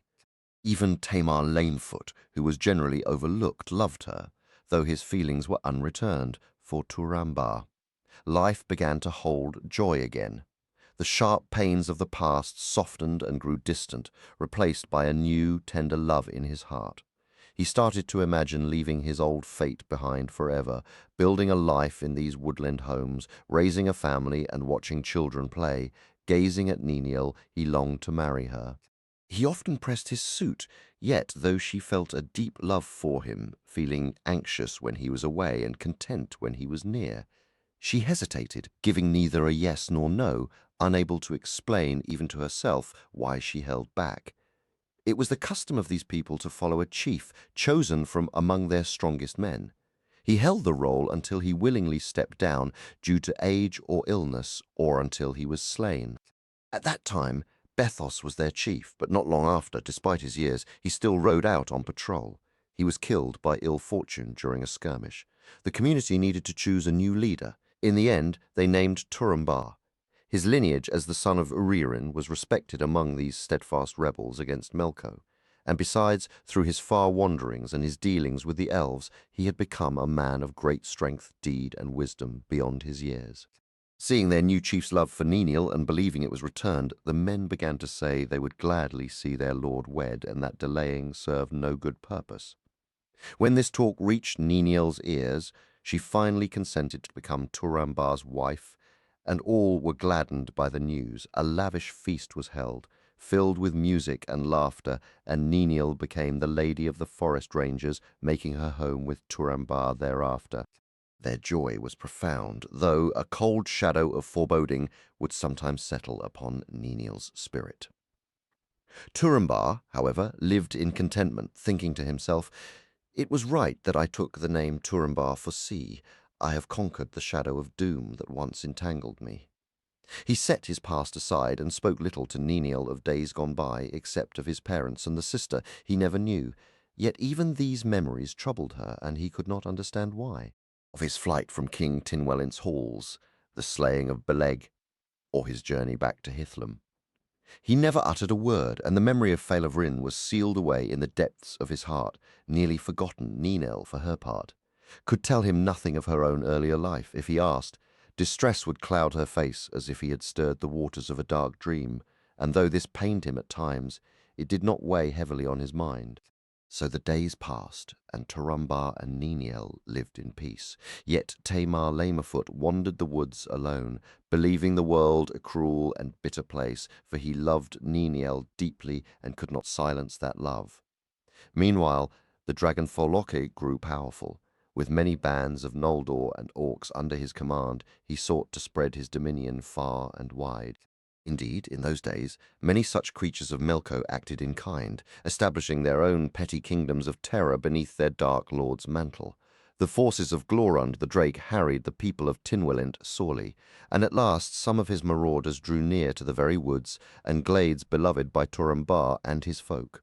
These woodmen did not flee, but met their foes with courage, and word of a bold race of men dwelling beyond the river, one his raiders could not subdue, reached Glorund, stoking his wrath. In truth, despite his cunning, the dragon did not yet know where Turambar or Nienori dwelt. Fortune seemed to smile upon Turambar for a season.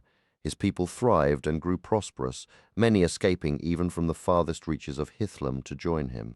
He amassed wealth and goods, for all his battles ended in victory and plunder. Like a king and queen they ruled, and their glades echoed with song and merriment, their halls filled with gladness. And Niniel found she was with child, Much of this news was carried by spies to Fowaloki, and his rage was terrible. His greed, too, was fiercely kindled. After long thought, he set a trusted guard over his lair and his hoard, placing Mime the dwarf as their captain. Then, leaving his caves and resting places, he crossed the rivers and pushed into the forest, which burned before his advance. Word of this came swiftly to Turambar, yet he felt no immediate fear and gave the report little heed, for the worm's caverns lay very far from the woodman's home. But Niniel's heart sank, though she knew not why. A heavy dread and sorrow settled upon her, and after that news arrived, she seldom smiled again, which puzzled and saddened Turambar. All the while, Foloke crept through the deep woods, leaving a trail of desolation behind him. A great length of time passed in his slow advance, until suddenly a party of woodmen came upon him, unawares, asleep among the shattered trees. Several were overcome by the beast's foul breath, and later slain, but two, running with all their might, brought tidings to their lord that the earlier warnings had been true. The drake had now crept within the very borders of his realm. And with those words they collapsed, fainting at his feet. The dragon's lair lay in a low, marshy area, but a small, mostly bare hill rose not far away, offering a distant view of the scarred land the beast had torn through. A narrow stream, its banks steep and tree-lined, cut through the forest between the dragon and the woodman's homes, flowing perilously close to the creature's resting place. Turambar decided to lead his strongest fighters to that knoll. From there they could secretly observe the dragon's movements, hoping to find some weakness and a chance to strike. He kept this band small, ordering the rest of his armed men to patrol the woods, fearing an army of orcs might have accompanied the worm. Unbeknownst to them, the dragon had come alone, arrogant in its sheer power. As Turambar prepared to leave, Ninel pleaded to ride at his side. He agreed, for his love for her was great, and a grim thought had taken hold. If he fell and the dragon lived, none of his people would be saved. He would rather have her near, hoping against hope to snatch her from the worm's clutches, even if it meant her death by his own hand or that of a trusted man. So Turambar and Niniel, as the folk knew them, rode out together with a score of good men behind them.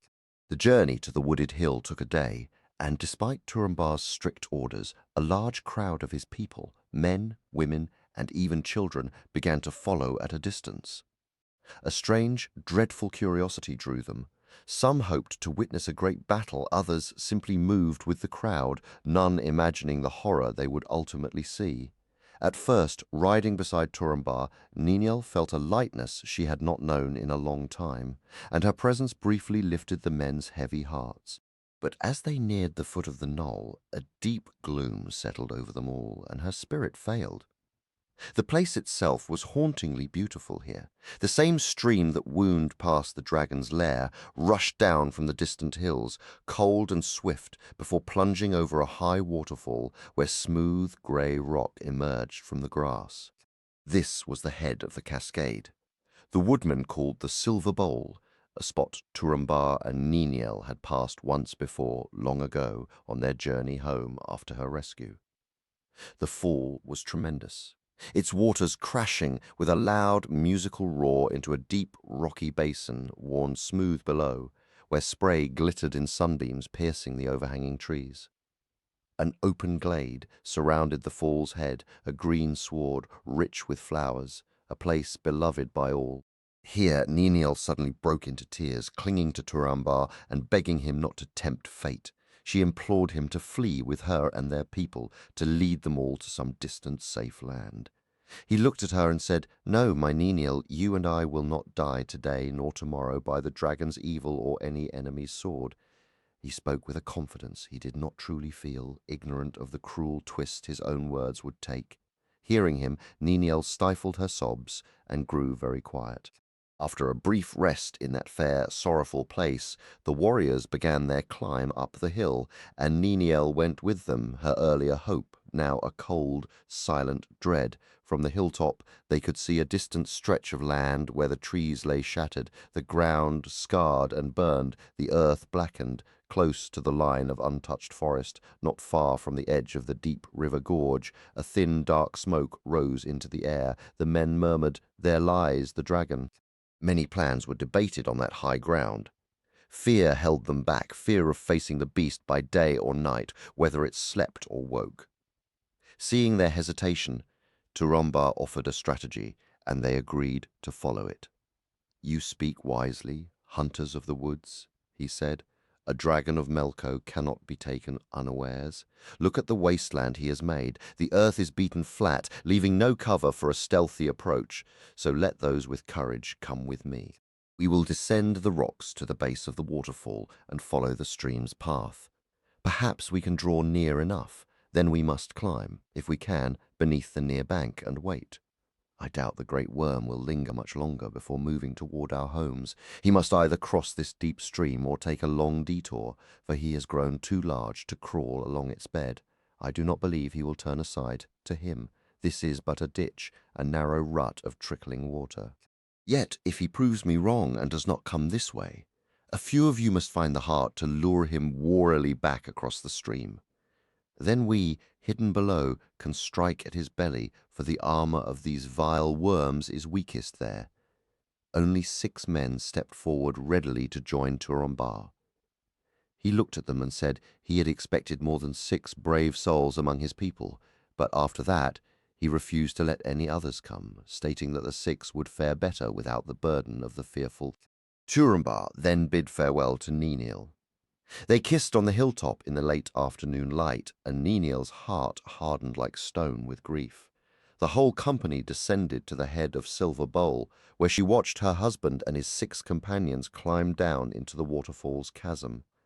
After they vanished from sight, she turned bitterly to those who had not dared to go.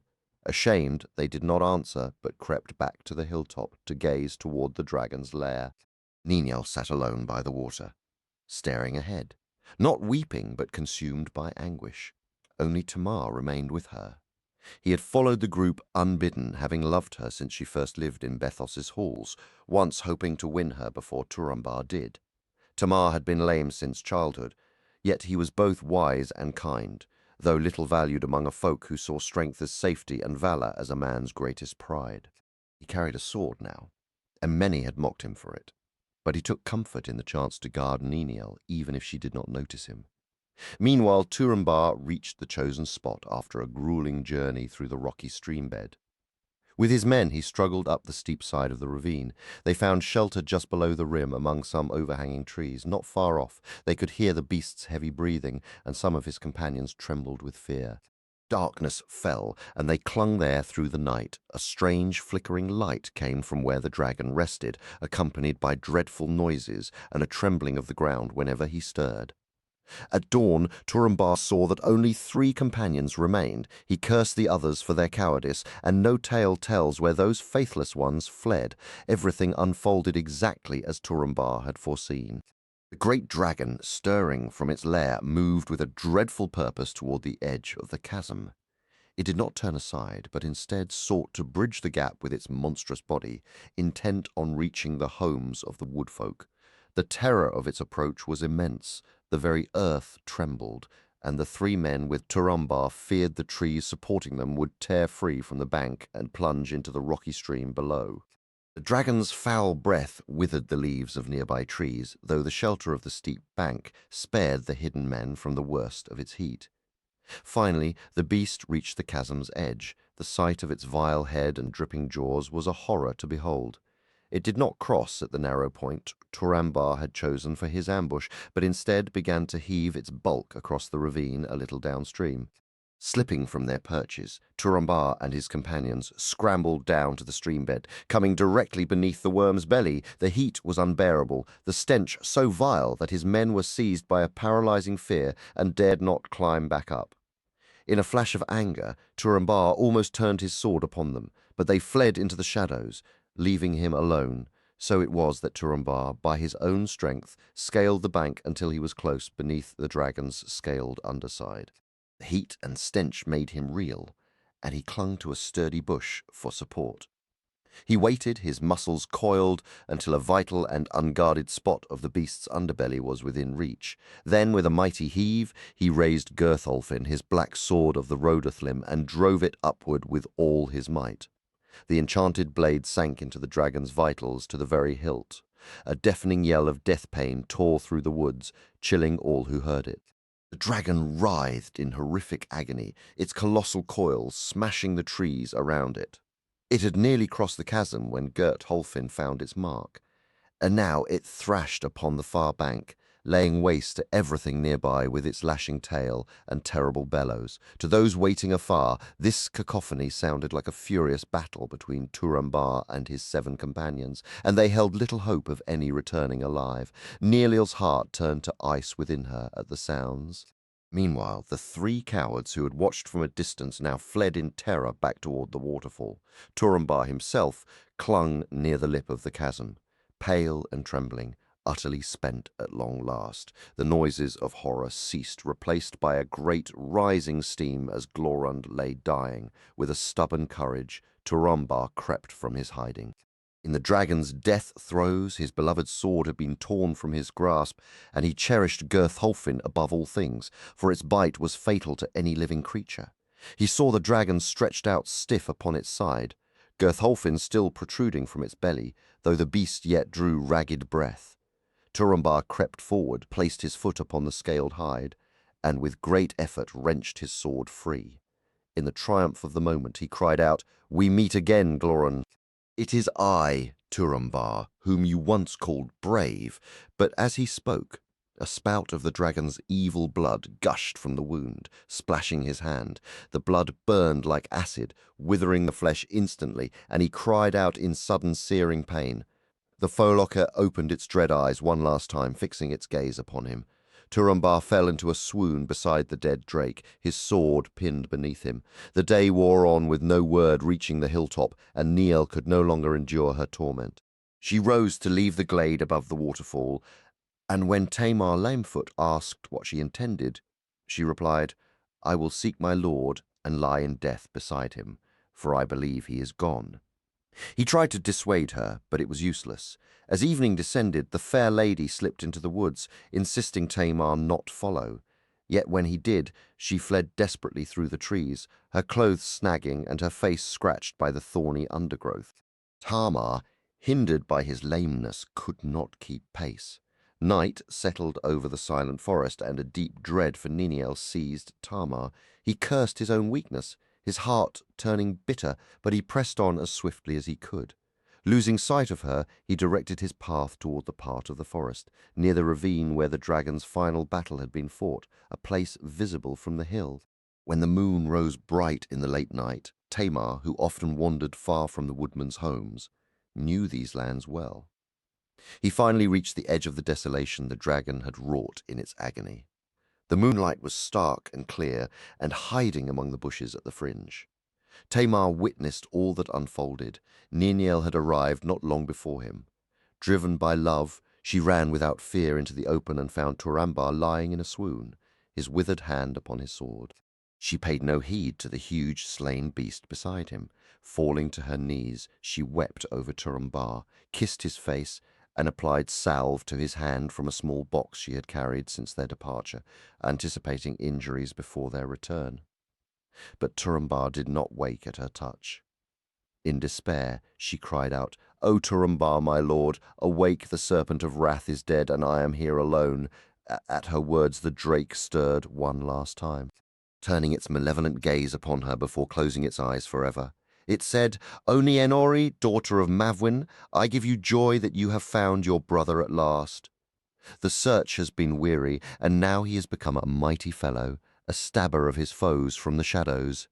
Nienori sat as if stunned. With Glorund's death, the veil of his spells lifted from her, and her memory became perfectly clear. She recalled everything that had happened since first falling under the worm's magic, and her body shook with horror and anguish. She sprang to her feet, pale in the moonlight, and looking upon Tuor with wide eyes, she spoke aloud. "So your doom is spent at last. Well, are you dead, O most unhappy one?"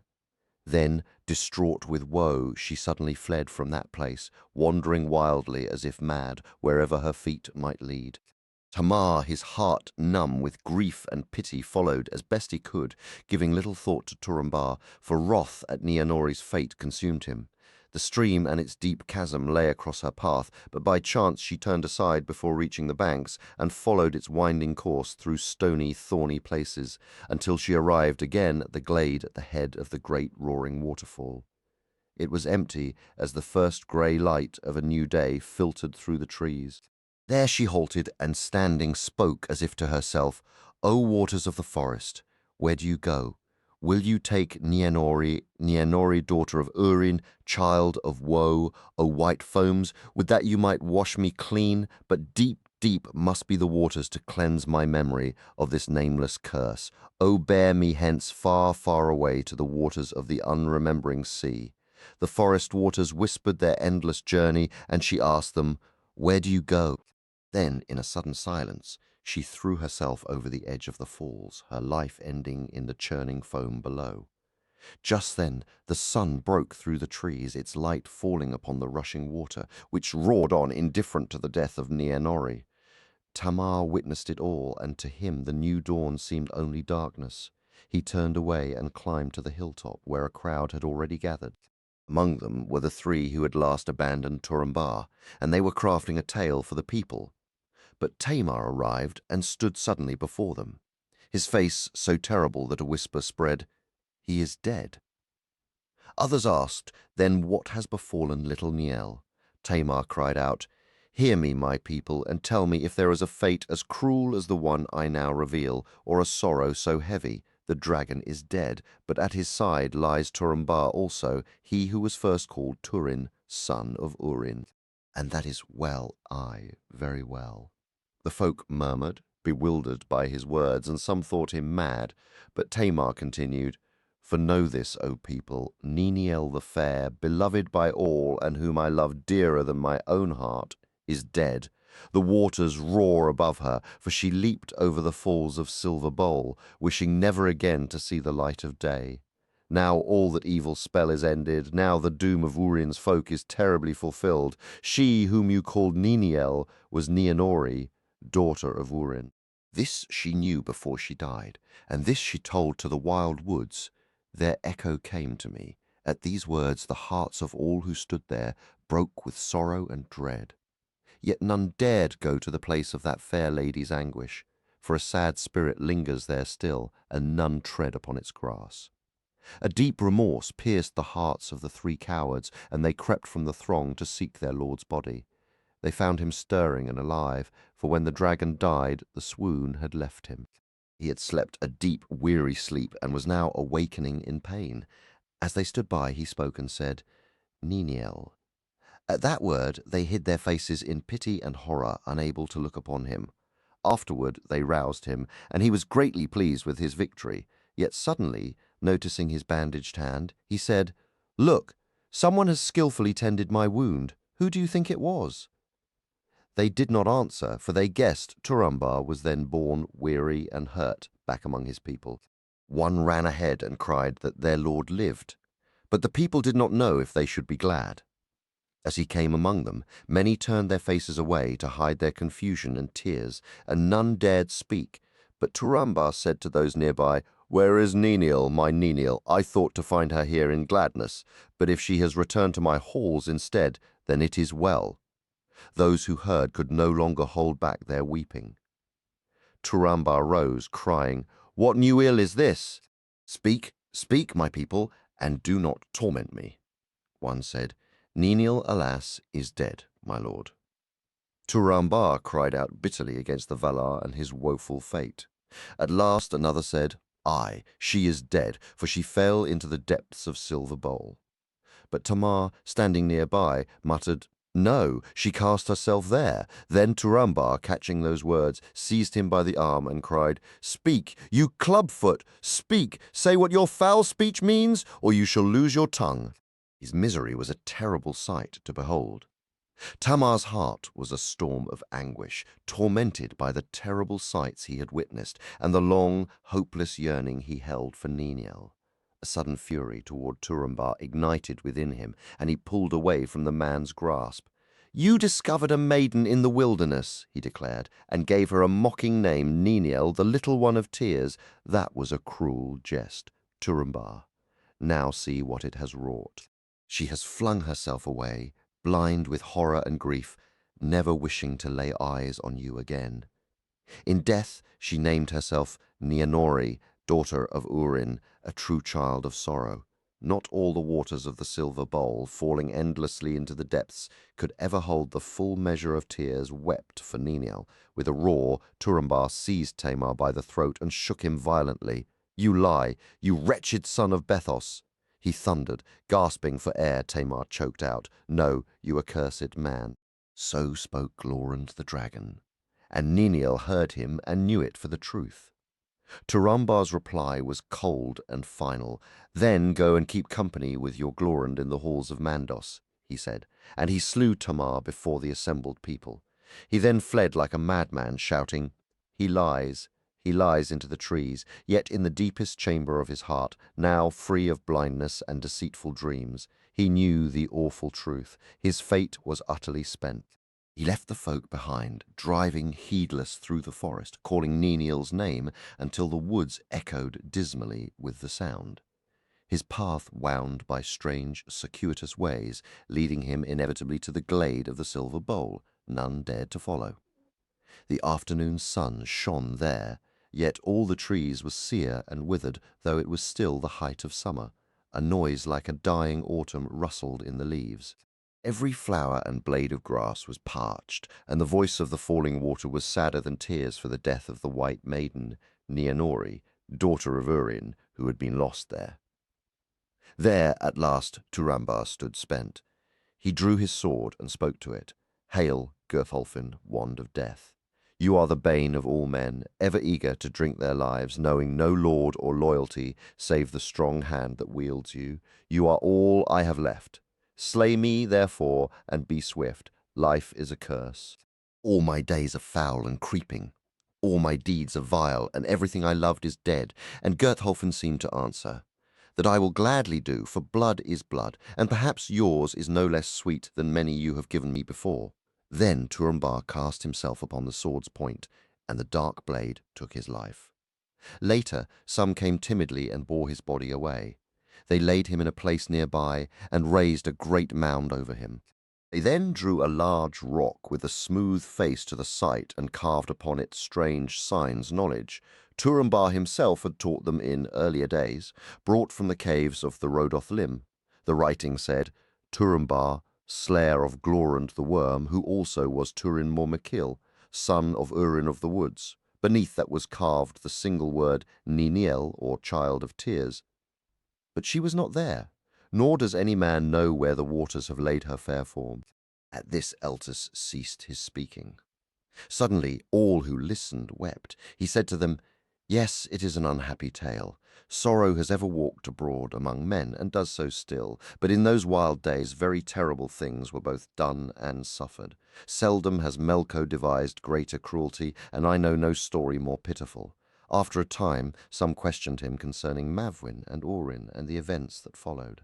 He replied, "No certain record of Mavwin has been preserved like the tale of her son, Turin Turambar. Many things are said, and some accounts differ, but this much I can tell you. After those dread deeds, the woodfolk lost heart for their home and departed to other valleys of the forest, though a few lingered sadly near their old dwellings. Once an aged dame came wandering through those woods and chanced upon that carven rock. One of the woodmen explained the signs to her, recounting the entire story as he knew it. She remained utterly still, offering no word or movement in return. "Your heart is heavy," he observed, "for this is a tale to bring any man to tears." "Yes," she finally replied, her voice hollow, "my heart is broken, for I am Mavwin, the mother of those two."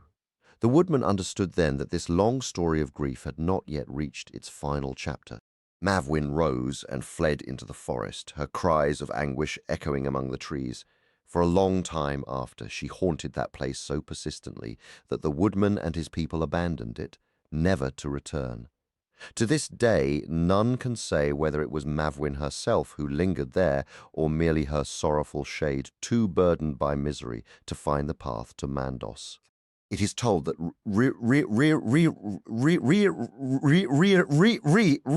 it is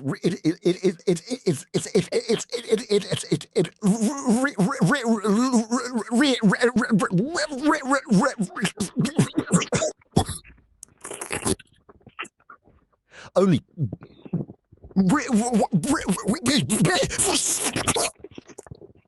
no,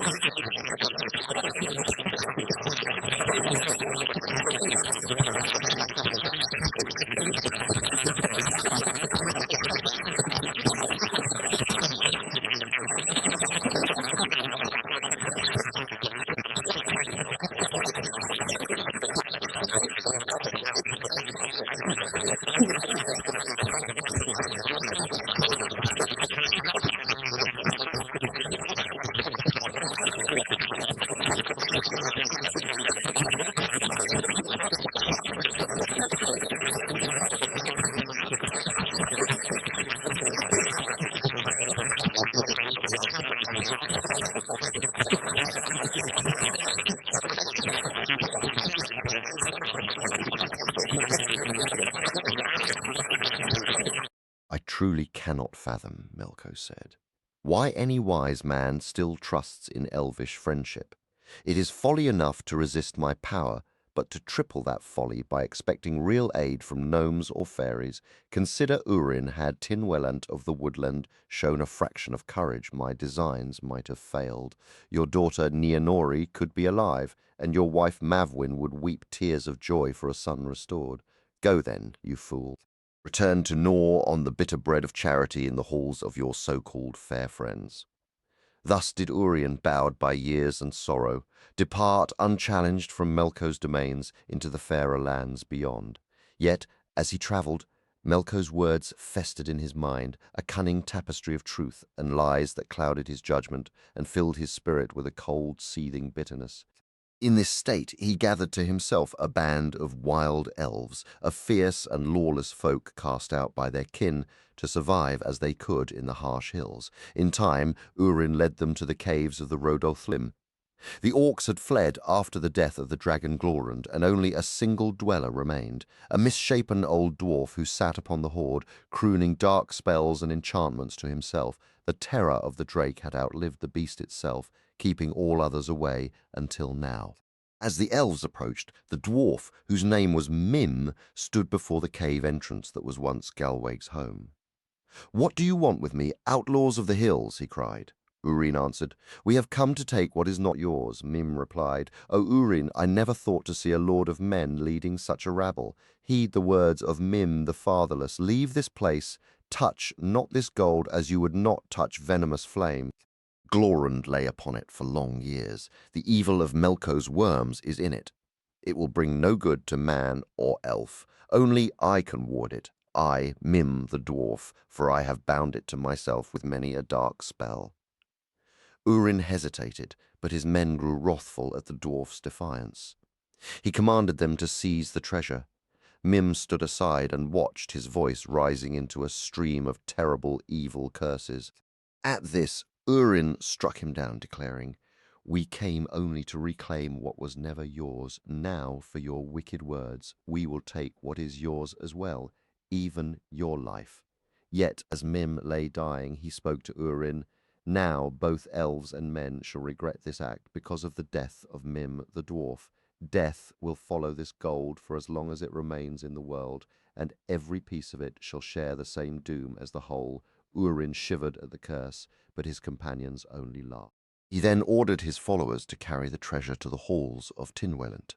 They grumbled at the command, yet Urin replied, "Have you turned into the dragons of Melko, content to wallow in gold and seek no other pleasure? A better life awaits you in the court of that greedy king. If you bring such wealth to him, than all the gold of Valinor could ever grant you in these lonely woods." His heart had grown bitter toward Tinwellant, and he longed for a measure of revenge, as would soon become clear. The hoard was so immense that even Urin's sizable company struggled to transport it all to the king's caves. Some were said to have been left behind, some lost along the journey, and misfortune has forever haunted those who later found it. Eventually, the burdened group arrived at the bridge before the doors. When questioned by the guards, Urin announced, "Tell the king that Urin the Steadfast has come bearing gifts," and the message was delivered. He then had all that splendour brought before Tinwellant, though it was concealed in sacks or crude wooden crates. The king greeted Urin with both joy and astonishment, bidding him welcome 3 times over, and he and his entire court rose to honour the Lord of Men. But Urin's heart was clouded by years of torment and the lies of Melko. He said coldly, "No, O king, I do not wish to hear such pleasantries. Only tell me, where is Mavwin my wife, and do you know what death my daughter Nienori died?" Tinwellant answered that he did not know. Then Urin fiercely recounted his tale. The king and all his people hid their faces in profound pity, yet Urin sneered, "No, if you possessed even a fraction of the heart of the least of men, they would never have been lost. But see, I bring you now a full payment for the troubles of your feeble band that went against Glorund the dragon, only to desert and abandon my dear ones to his power. Gaze fondly upon my gifts, O Tinwellant, for I think the gleam of gold is all your heart holds." At his signal, men cast down the treasury at the king's feet. uncovering it so that the entire court was dazzled and stunned, though Urin's own men now understood his intent and were far from pleased. Behold the horde of Glorund,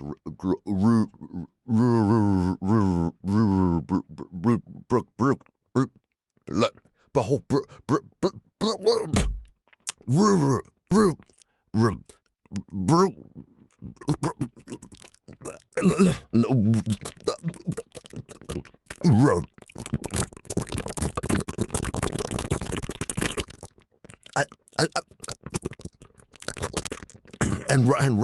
and rab.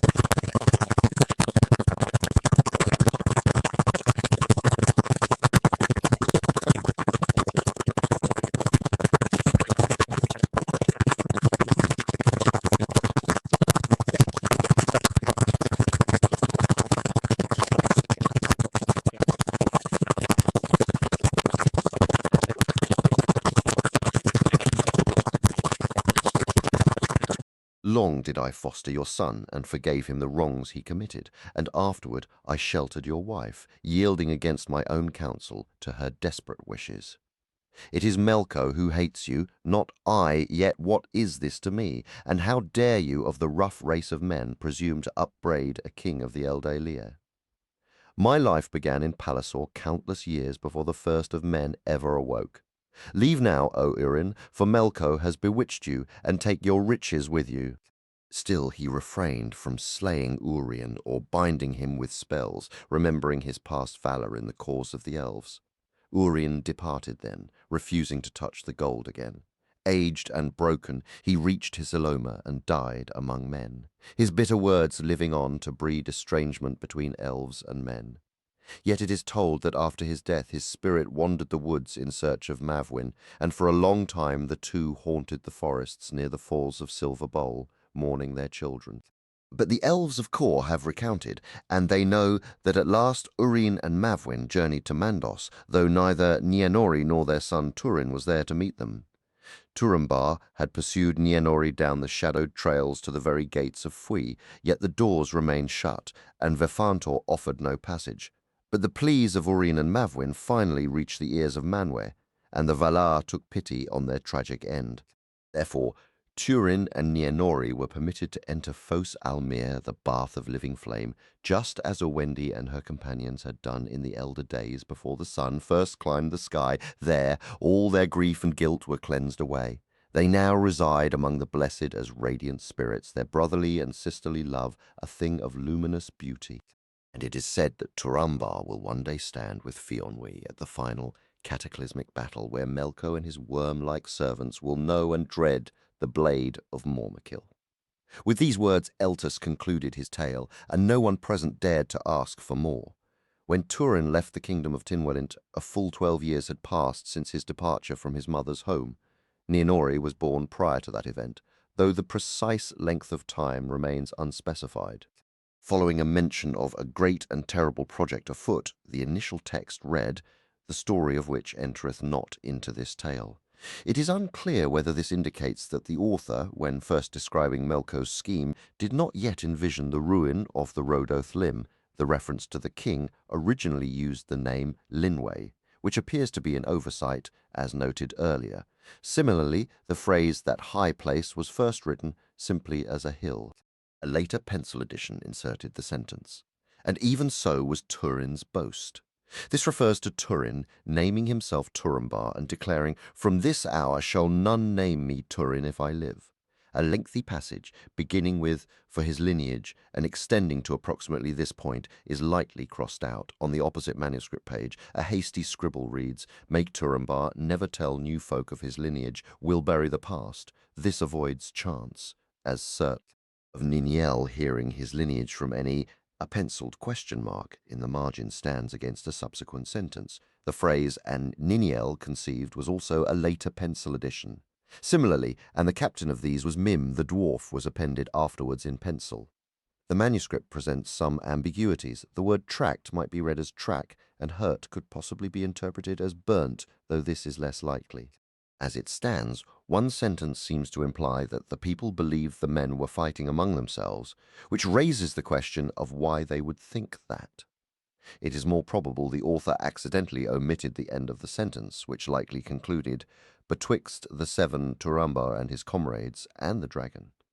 Turambar here recalls Glorion's words to him before the caves of the Rhodoth Lim, "O Turin Mormakil, who wast once named brave," the words "even he who" were added later in pencil.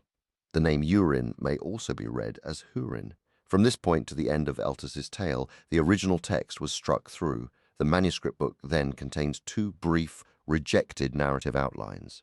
The text provided here, beginning with "Yet it is said," is found on separate slips placed within the book. Throughout this final portion on slips, the king's name was first written as Tinthalon, not Tintuglin. The term elves originally read men. This change was also made below.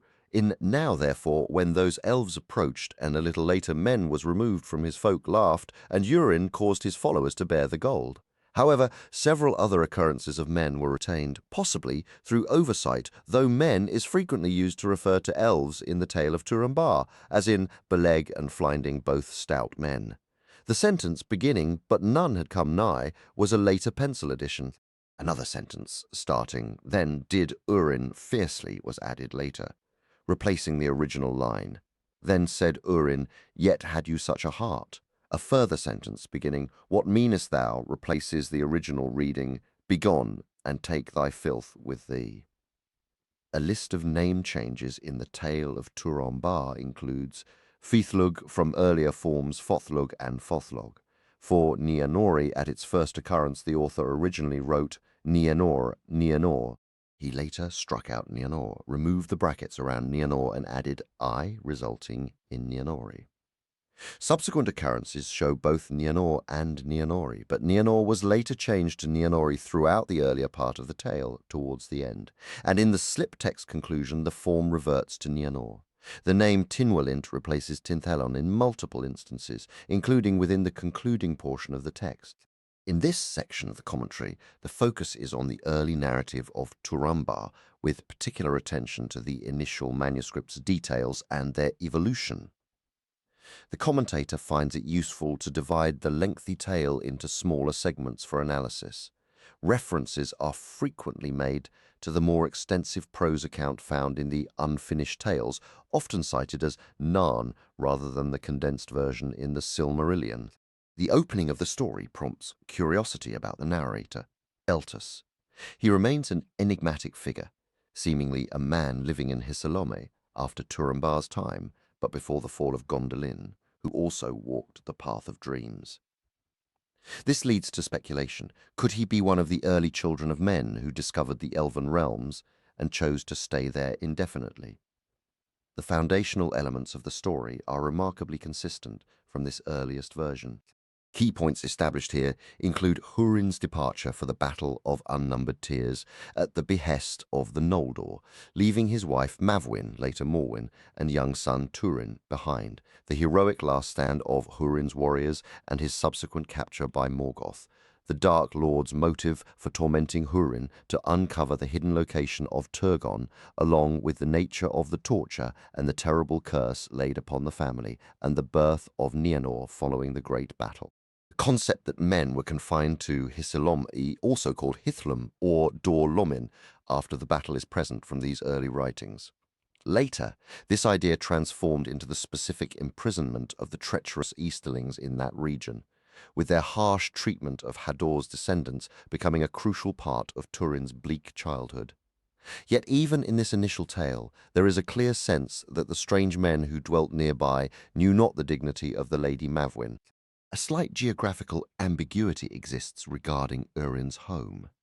The text states Mavwin retreated in sorrow to the land of Hithlum, where men were now forced to dwell, implying a relocation due to Morgoth's decree.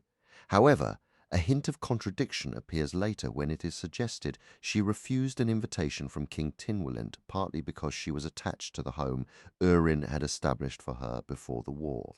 In the developed narrative, Morwin's primary motive for sending Turin away is fear of his enslavement by the Easterlings. Here, the reasoning is simpler and more personal, rooted in a mother's distress over how to provide for both her son and infant daughter amidst their poverty. This reveals another key distinction. In this version, Nianor was born before Turin left Dor Lomin. Later accounts place his departure in the autumn of the Year of Lamentation, with Nianor arriving early the next spring, meaning he never laid eyes on her, not even as a newborn. A more fundamental change is the missing detail that Hurin had once seen Gondolin himself, a secret Morgoth exploited to capture him alive.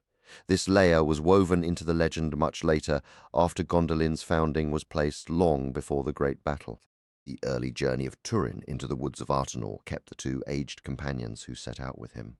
One turned back to Morwin, while the elder stayed by Turin's side. His parting cry, "Morwin! Morwin, when shall I see you again?" echoes faithfully into later tellings. Beleg was there from the start, his name meaning great in stature, and his role remained constant, finding the starving travellers in the forest and leading them to the king. Later versions omit Tynwellint's surprising message to Morwen, along with his blunt confession that he avoided the great battle because he foresaw Artenor becoming a refuge, a reasoning that clashes with his later, more guarded character. Morwen's own reasons for staying in Hithlum stayed much the same, though a puzzling line suggests she might have swallowed her pride and crossed the mountains once Nienor was grown, had the passes not been blocked. Perhaps it implies she could have made the journey earlier while Turin was still in Artenor, rather than later when the paths briefly cleared, but he was already gone. Turin's youthful nature is captured in every detail. Fortune seemed to work against him. His plans often went awry, and he rarely found friendship easily. He was seldom merry, laughed little, and a shadow clung to his youth. Notably, the tale adds that he paid little heed to words spoken to him. The silence that fell between Turin and his mother came about the same way, increased guard on the mountain passes. While the core of Turin's clash with Searos goes back to the earliest tale, key differences stand out. Originally, Turin's tormentor was killed outright by a thrown drinking cup. The later twists, Seiros's ambush the next day, the deadly chase, Turin's trial in absentia, and Nellis's testimony are completely absent, as is Mablung, who seems to have first appeared elsewhere. Some details survived, like the comb Seiros tauntingly offered, while others shifted or faded, such as the scene taking place on the anniversary of Turin's departure, though the 12-year span still fits.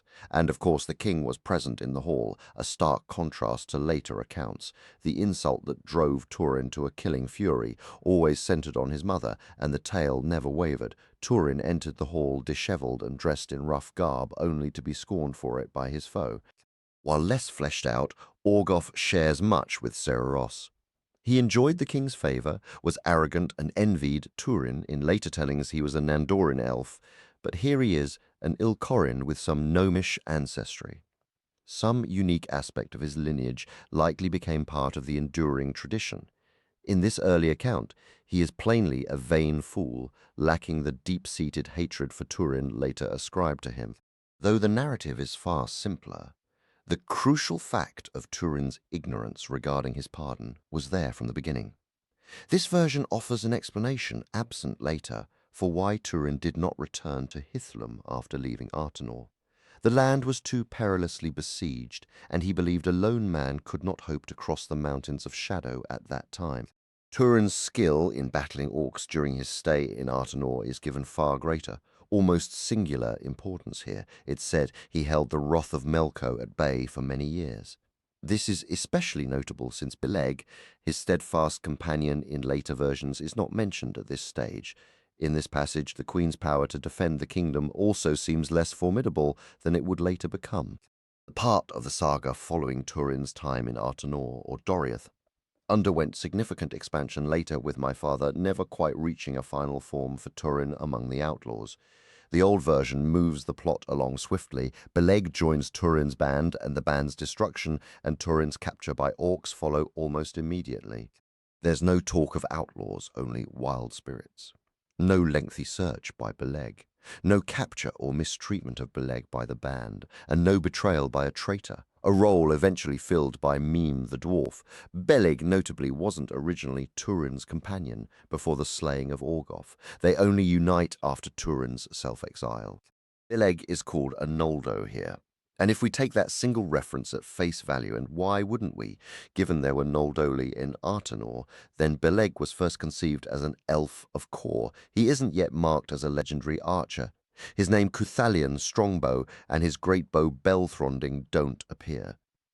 He's described at his first appearance as a wood ranger, a huntsman of the secret elves, but not as the chief march warden. Yet, from Turin's capture to Beleg's death, the old tale was scarcely changed in any truly important way, though details were refined, like Beleg silently shooting wolf sentinels in the dark in the later story, and the flash of lightning that revealed his face. However, the blue shining lamps of the Noldor reappear in much later writings. In my father's painting of the meeting between Beleg and Flinding in Tower Nufuin, likely from the late 1920s, Flinding's lamp is depicted beside him. The original narrative is meticulously constructed in its finer points, such as the rationale for transporting Turin, still asleep from the orc encampment, and Beleg's choice to use his sword instead of a dagger to sever Turin's bonds. The moment where Turin accidentally crushes Beleg, leaving him breathless and unable to speak his name before the fatal strike, is another carefully plotted detail. We see the seeds of Turin's subsequent madness after killing Beleg, his guidance under Gwyndor, and the eventual release of his tears at Aethel Ivrin. Interestingly, there is no hint yet of the unique properties of Beleg's blade. The account of Turin among the Rhodothlim and his encounter with Glorund follows. This section marks, as far as the written record shows, the first appearance of what would become Nargothrond, though it remains unnamed here. A striking feature is that Orodrith is present before Felagund, the Lord of Caves, who in later tales is solely credited as the founder of that stronghold. In this early version, the cave dwelling of the exiled Noldoli is a cruder, more transient refuge against the might of Melko, yet several core elements were established from the start and never changed. Its location above a stream feeding the Sirion River and the secretive defensive policy of its elven inhabitants, who refused open warfare. This policy would later be dramatically overturned by Turin's arrival and his forceful, confident nature, which ultimately exposed the refuge to Morgoth's devastating power. While the great bridge Turin built is not mentioned here, his role in the fall of the redoubt is presented more starkly as a cursed influence, a disaster flowing directly from his flawed judgment. The character dynamics, however, underwent significant evolution. In this old tale, Flinding, later Gwyndor, was originally one of the Rhodothlim before his captivity, and upon his return he was so altered he was nearly unrecognizable. The lovely Faelivrin, later Finduilas, is already present, pining for Turin, but the intricate love triangle involving Gwyndor is absent. Here she is, the daughter of a figure named Galwaig, not of King Orodreth. Flinding does not oppose Turin's strategies and even helps him rescue Orodreth during the final battle. Orodreth dies later, back in the caves, casting blame on Turin for the ruin he brought. A reproach that would later be transferred to a dying Gwyndor in the refined legend, layered with the added bitterness of his lost love for Finduilas. It's almost amusing, in a grim way, how the narrative furniture got rearranged so completely, the same tragic collapse, but with the blame shuffled between characters like a macabre game of musical chairs. In the evolution of the legend, the role of Galwaig, father of Faelivrin, who fell in battle, was later assumed by Orodreth, while Gwyndor took on aspects of Orodreth's original part. Earlier I noted that Beleg's sword held no special mention, and though the black sword existed, it was forged for Turin under Orodreth's command, its dark blade and pale gleaming edges inherent from its creation. Its eerie ability to speak, which later manifested in dreadful whispers before Turin's end, was already present in the tale, as was Turin's name derived from the weapon, first called Mormagli or Mormakil, later Mormegil. However, there is no hint of Turin concealing his true name in Nargothrond. Indeed, the text clearly states he revealed his identity. The seeds of Gelmir and Arminas delivering Ulmo's warning to Nargothrond might be seen in the earlier whispers from the stream at evening, implying messages from the Valar. The dragon Glorund is named in the tale of Tinuviel, though the name itself was introduced during the writing of the tale of Turambar. There is no indication he had a prior history or was the father of dragons with a long record of evil before the sack of Nargothrond. A passage of great interest defines the nature of Melko's dragons, their malevolent wisdom, their fondness for lies and hoarded gold, which they cannot truly use or enjoy, and the legend that eating a dragon's heart grants knowledge of tongues, a clear nod to the Norse tale of Sigurd Fafnisbane, who understood birdsong after consuming the heart of the dragon Fafnir. The sack of Nargothrond is treated somewhat differently in the old story, though key elements endure. The driving away of Faelivrin among the captives and Turin's helplessness to save her, ensnared by the dragon's spell. Minor differences like Glorund's later arrival on the scene and minor agreements such as the orcs being denied the plunder can be set aside. Most compelling is the account of Turin's exchange with the dragon.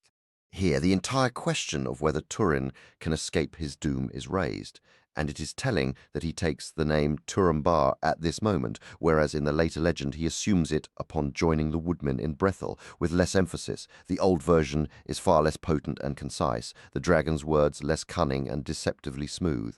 The moral is also bluntly stated. Turin should not have abandoned Faelavrin in a peril he himself could perceive. Does this not suggest that even under the dragon's enchantment, there was a weakness in Turin, a kind of blindness the dragon exploited in the Silmarillion? Such a moral seems unnecessary, as Turin faced an adversary too mighty for his mind and will. A remarkable passage here declares suicide a sin, stripping such a one of all hope that his spirit might ever be freed from Mandos or find its way to the fair paths of Valinor. This aligns with the puzzling passage in the tale of the coming of the Valar concerning the fates of men. It is curious to note a peculiar detail in the older version of the story. The dragon's hoard was left out in the open, guarded by the creature sleeping right on top of it near the cave entrance. This stands in stark contrast to the later account in the Silmarillion, where Glaurung is depicted gathering all the treasure of Felagund into a massive pile within the deepest chamber of the hall, upon which he then rested. The narrative then shifts to Turin's return to Hithlum. While the overall framework of this section remained largely consistent through later revisions, numerous significant alterations were introduced. In the original Tale of Turambar, the home of Mavwin was not described as being nestled near the mountainous border of Hithlum. It was stated that orcs never ventured so deeply into Hissalon, a detail that differs from the later Narn, which specifies Húrin's house stood in the southeastern part of Dor Lomin, with the peaks of Amandartha looming close by. The early idea of Mavwin moving between different dwellings within Hithlum, which Turin then visited in succession during his search, was wisely discarded, tightening the plot considerably. Chronology also shifted. Turin's homecoming here occurs in late summer, whereas the later texts place the fall of Nargothrond in late autumn and his arrival in Dor Lomin during the harsh, fell winter. The characters of Brodda and Erin, later Erin, are present, but their roles are configured differently.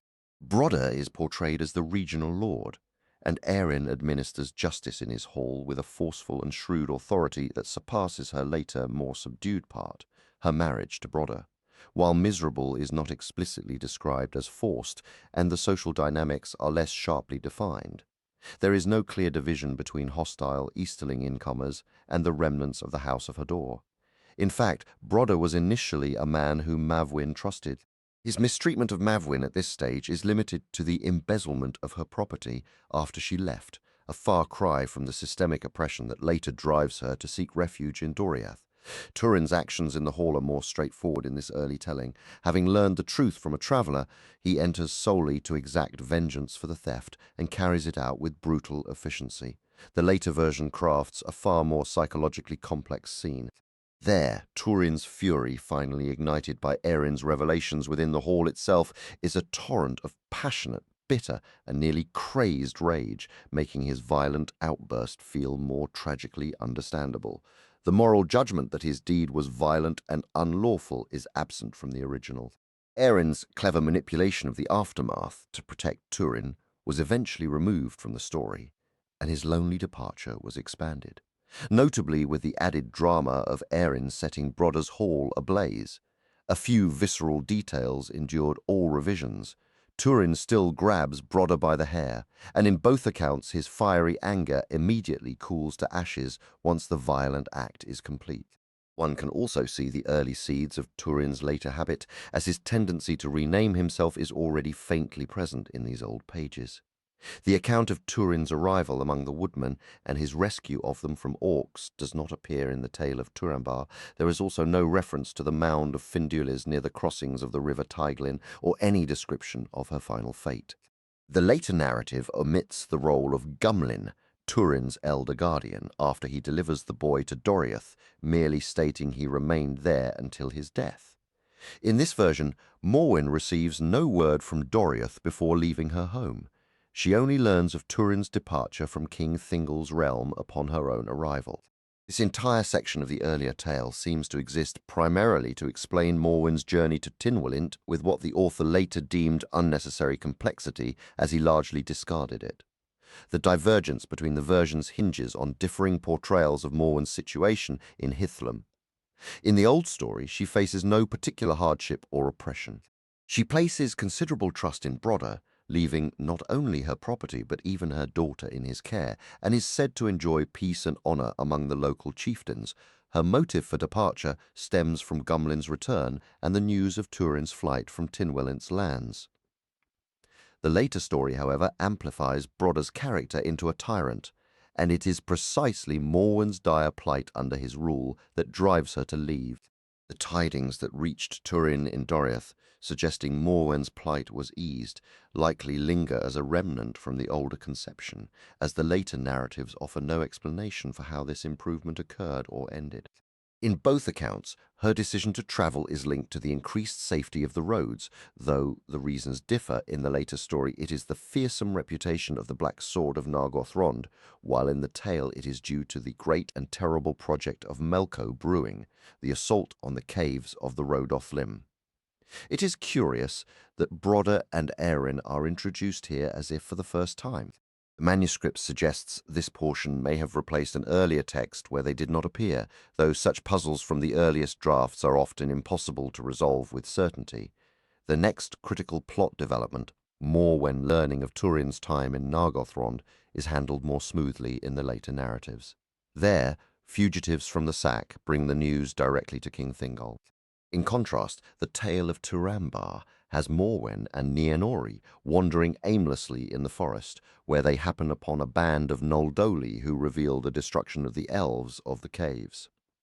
Ironically, these Noldoli do not name Turin directly, referring to him only as the Mormakil, yet they know enough of his history for his identity to be unmistakable to his mother.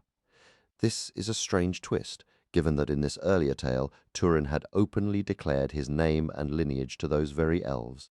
The later narrative presents a different secrecy. In Nargothrond, Turin concealed his true name, calling himself Agarwain. Yet by the end the fugitives reported to Doriath that it had become known to many in the fallen city that the Mormagil was indeed Turin, son of Hurin of Dorlumin. In the early version of the story, unnecessary complications were eventually streamlined. The lengthy reasoning required to unite Tynwellint's warriors with Mavwin and Nienori for their journey was completely removed in the Silmarillion and the Narn. In the original tale, the women and the elvish fighters depart together, fully intending for the ladies to observe events from a vantage point, later known as Amon Ether, the Hill of Spies. The later narrative simplifies this. Morwen simply rides away, followed by a group of elves led by Mablung, with Nienor secretly among them. A particularly telling moment in the early story occurs when Mavwin dangles the vast gold hoard of the Rhodoth Lim as an incentive for Tynwellint, who openly admits that as a wild elf of the woods, it is this treasure, not any hope of aiding Turin, that motivates him to send out a party. The grandeur, authority, and pride of Thingol grew alongside the evolving concept of the Grey Elves of Beleriand. As noted earlier, Tynwellint's home was initially a rough cave, not an underground city of wonders. Here he is seen planning a raid to increase his modest wealth in precious items, a stark contrast to the description of his immense treasury in the Narn, which details deep armories filled with masterfully crafted weapons, some even originating from Valinor and made by Feanor himself. While the encounter with the dragon differs greatly in the later legend, key elements like the stinking vapors from the river, the panicked flight of the horses, and the enchantment of Nienor, which erases her memory, are already present. Perhaps the most striking difference is that Mavwin is present during the conversation with Glorund. These dialogues have no echo in the Narn, save for Nienor's revelation of Turin as their quest's object, which unveils her identity to the dragon. The peculiar tone of Glaurung in the later narrative, sneering, curt, knowing, and unfathomably wicked, can be detected in Glorund's words. But the dragon gained immeasurable dread by becoming more laconic as he evolved. The chief structural difference lies in the total absence of the Mablung element from the tale, with no foreshadowing of it. There is no suggestion of exploring the sacked dwellings in the dragon's absence. Indeed, he does not appear to go far from them. The expedition from Artenor was expressly warlike, as Tynwellint hoped to seize the treasure, whereas later it became purely a scouting foray, as Thingol greatly desired to know more of the fate of Nargothrond. A curious point is that although Mavwin and Nienori were to be stationed on the tree-covered high place that later became the Hill of Spies, and where they are stationed in the Silmarillion and the Narn, it seems in the old story they never actually reached it, instead being ensnared by Glorund near the river. Thus, the high place held almost no significance in the original tale. In the later legend, Nina was found by Mablung after her enchantment by Glaurung, and with 3 companions, he led her back toward the borders of Doriath. The pursuit of Nina by the band of orcs, as detailed in the Narn, marks a further departure, introducing a frantic chase through darkened woods that underscores the peril of their world, a tension absent from the earlier, more straightforward narrative. The presence of the dragon's curse in the tale serves a different purpose than in later versions. Here it does not set in motion Nino's flight and subsequent separation by Mablung and the Elves, who are absent from this account. Instead, it leads directly to her discovery by Tuor, who was then living with the woodman. In the later Narn, the woodman of Brethil came upon her during their return from a skirmish with orcs. But the details of that encounter are entirely distinct, most notably because the tale makes no reference to the Hord en Eleth, the mound of Findulas. A curious shift occurs in Nianor's reaction when Turambar names her Niniel, while the later texts state, "She shook her head, but said Niniel." This earlier version has her protest, "Not Niniel, not Niniel." It seems in the old story, her clouded mind was struck only by the faint echo of her true name, Nianori, within the name Nianiel, and by the similarity of Turambar to Turin. The later conception allows for a more complex moment of both denial and subconscious acceptance. An original feature is the woodman bringing Nianiel to a site known as Silver Bowl, marked by a great waterfall. This location would later become Dimrost, the rainy stair. Interestingly, while these falls were close to the woodmen's homes, the place where they initially found Niniel was a journey of several days deeper in the forest, far from the crossings of Teiglin. Upon seeing the waterfall, she was seized with a profound and unexplained dread, a foreboding of future tragedy that would later be refined into the shuddering fit from which the place earned its name, Nen Girith, the shuddering water.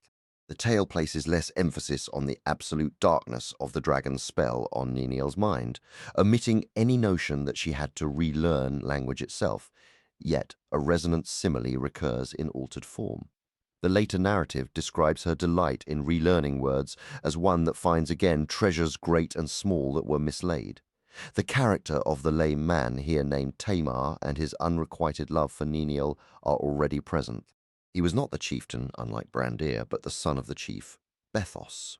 In a startling detail, Tamar's mother is noted in passing as an elf of the Noldoli, a union presented without the profound significance it would later carry, as if the rarity of elf and mortal joining had not yet been fully grasped. Niniel's initial hesitation to accept Turambar's courtship is given no explicit reason in the tale, implying only a deep, instinctual resistance. The later Silmarillion provides clearer motivation, where Brandir, foreboding disaster, seeks to delay her and reveals Turambar's true identity as Turin, son of Hurin, a name that casts a shadow on her mind even in its forgotten state. In both the earliest and final versions, the woodmen are aware of Turambar's lineage. Some of the author's own notes for revision remain puzzling, particularly the direction for Turambar to conceal his lineage, as Niniel's lost memory would have rendered the names meaningless to her anyway. It is possible my father envisioned Niniel's forgotten memories of her family as lying closer to her conscious mind when he wrote this, able to be stirred by hearing their names. This stands in contrast to the later narrative where she did not consciously recognize the name Turin even when Brandir spoke it to her. The uncertainty marked in the text regarding Turambar speaking to Niniel of his father and mother and the sister he had not seen, and her resulting distress clearly stems from this same line of thinking. The assertion here that Turambar had never seen his sister conflicts with an earlier statement in the tale that he did not depart from Hithlum until after Nienori's birth. My father was evidently unsure on this point, as shown by the series of revisions repeatedly altered between the two possibilities noted earlier. Ix, the slaying of Glorund. In this section I trace the narrative up to the moment of Turin's collapse, when the mortally wounded dragon opened its eyes and fixed its gaze upon him. Here the later and older stories run remarkably parallel, yet many fascinating distinctions emerge. In the original tale, Glorund is said to have commanded bands of both orcs and Noldoli, though only the orcs remained in his service afterwards. Compare this to the later account, which states the dragon's power and malice grew. He gathered orcs to him and ruled as a dragon king over all the former realm of Nargothrond. The mention in the early story that Tynwillin's people were grievously harried by Glorund's bands hints once more that the queen's magic was not a reliable shield. Meanwhile, the statement that at length there came some nigh even to those woods and glades that were beloved of Turambar and his folk seems somewhat at odds with Turambar's earlier reassurance to Niniel that they were successfully defending their homes from those evil ones. There is no reference here to Turambar's promise to Niniel that he would only go to war if the woodmen's homesteads were directly attacked, and no character analogous to the later Dorlus appears. Tamar's briefly sketched character aligns with what is later told of Brandir, though the developed familial bond where Niniel called Brandir her brother had not yet been conceived. The tale places a much stronger emphasis on the happiness and prosperity of the woodman under Turambar's leadership, a leadership role he did not formally hold in the later versions. This very prosperity, in fact, sparks Glorund's greed and becomes a motive for his assault. The topographical details in this passage, crucial to the plot, can be largely reconciled with later accounts, with one significant exception. In the old story, it is clear the stream feeding the waterfall that plunged into the silver bowl was the same watercourse that ran through the gorge where Turambar slew Glorund. Thus, as Turambar declared, he and his companions could descend the rocks to the waterfall's base and follow the stream's path to draw near the dragon. In the final story, however, the falling stream was a tributary of the larger river Teiglin, which flowed through deep ravines, one of which lay directly in Glaurung's path just north of where the tributary joined it. The serene meadow, a lush expanse dotted with wildflowers, endured in the later telling. This is echoed in the Narn, which describes a broad greensward at the waterfall's crest, ringed by birch trees. The feature known as the Silver Bowl also persisted, though its name faded from memory. The stream tumbled over a smooth, worn ledge, cascading in foaming steps into a stone basin far below, a scene mirroring the earlier tale's description of water falling over a great, grey, water-smoothed rock amidst the grass, the small, tree-encircled hillock from which Turambar and his men kept watch isn't detailed in the Narn, but the concept of a high lookout near the falls remained. The Narn notes that from Nen Girith one could see far across the land toward the Teiglin ravines, and later states Turambar's plan to ride to that high fall for its commanding view. It is clear the core vision persisted, altered only slightly by time. A significant crowd defies Turambar's orders and follows him to the waterfall in both accounts, but his reason for forbidding them shifts.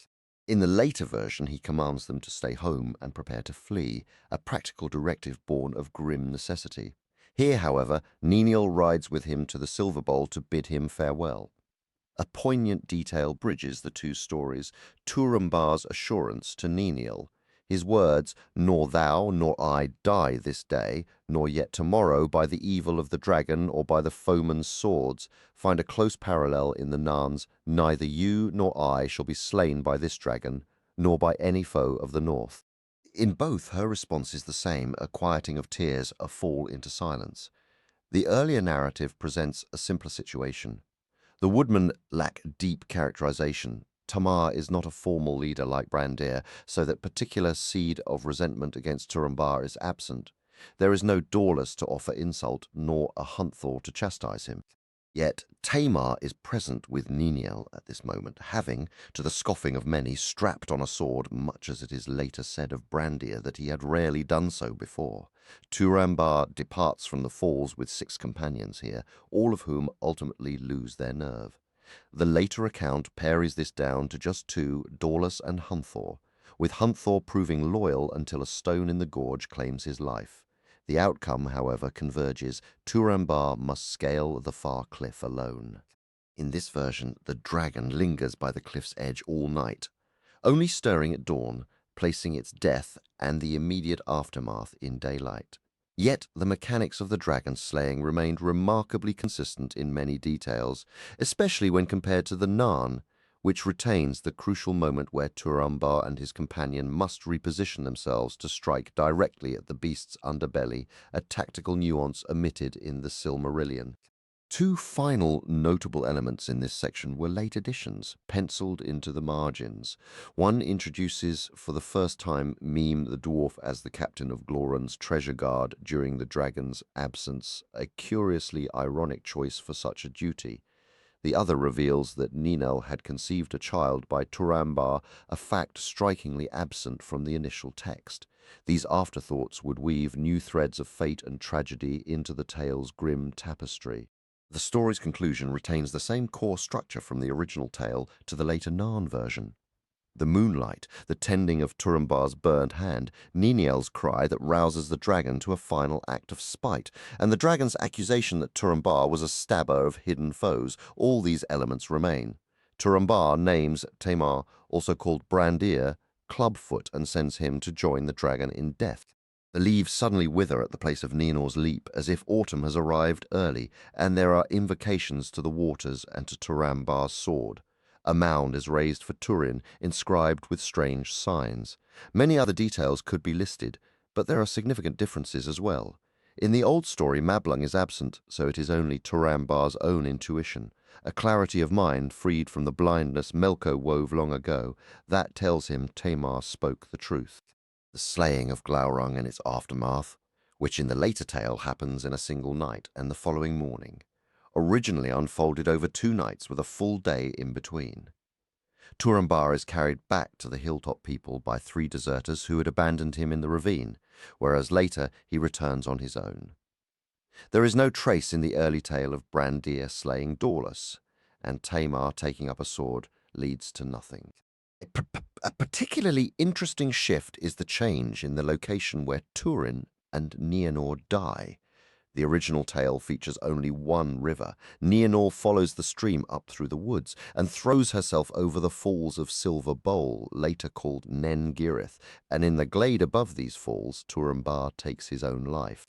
In the developed story, her fatal leap is into the ravine of the Teiglin River at Cabed Anoraz, the Deer's Leap, near where Turambar lay beside Glaurung, and here too Turambar dies. This change alters the foreshadowing. Niniel's sense of dread when she first came to Silver Bowl with the woodman who rescued her foretold her own death there, but in the revised setting that foreknowledge feels less connected. Yet while the place changed, the haunting details remained. The withering of the leaves and the awe surrounding the site of their deaths, so that afterward none would go to Cabed Anoraz, just as they would not tread on the grass above Silver Bowl. Perhaps the most striking feature of the earliest version is that, as first written, it did not state she had conceived a child by him. Thus there is nothing corresponding to Glaurung's cruel words to her in the Narn, but the worst of all his deeds thou shalt feel in thyself. The fact that ultimately explains Niana's total horror and despair was a later addition to the tale. In concluding this analysis, one might note the absence of specific place names in the later part of the original. The dwelling of the Rhoda Flim is not named, nor the river beside it. No names are given to the forest of the woodmen, their village, or even the stream so central to the story's end, a stark contrast to the richly named landscapes of later narratives like Nargothrond, the river Narog, Tumhalad, Ammon Ether, Brethil, Ammon Obel, Ifil Brandir, the Teiglin, and Celebros. Regarding the further narrative of Eltus after the death of Turin, my father struck out most of this continuation, allowing only a brief passage to stand.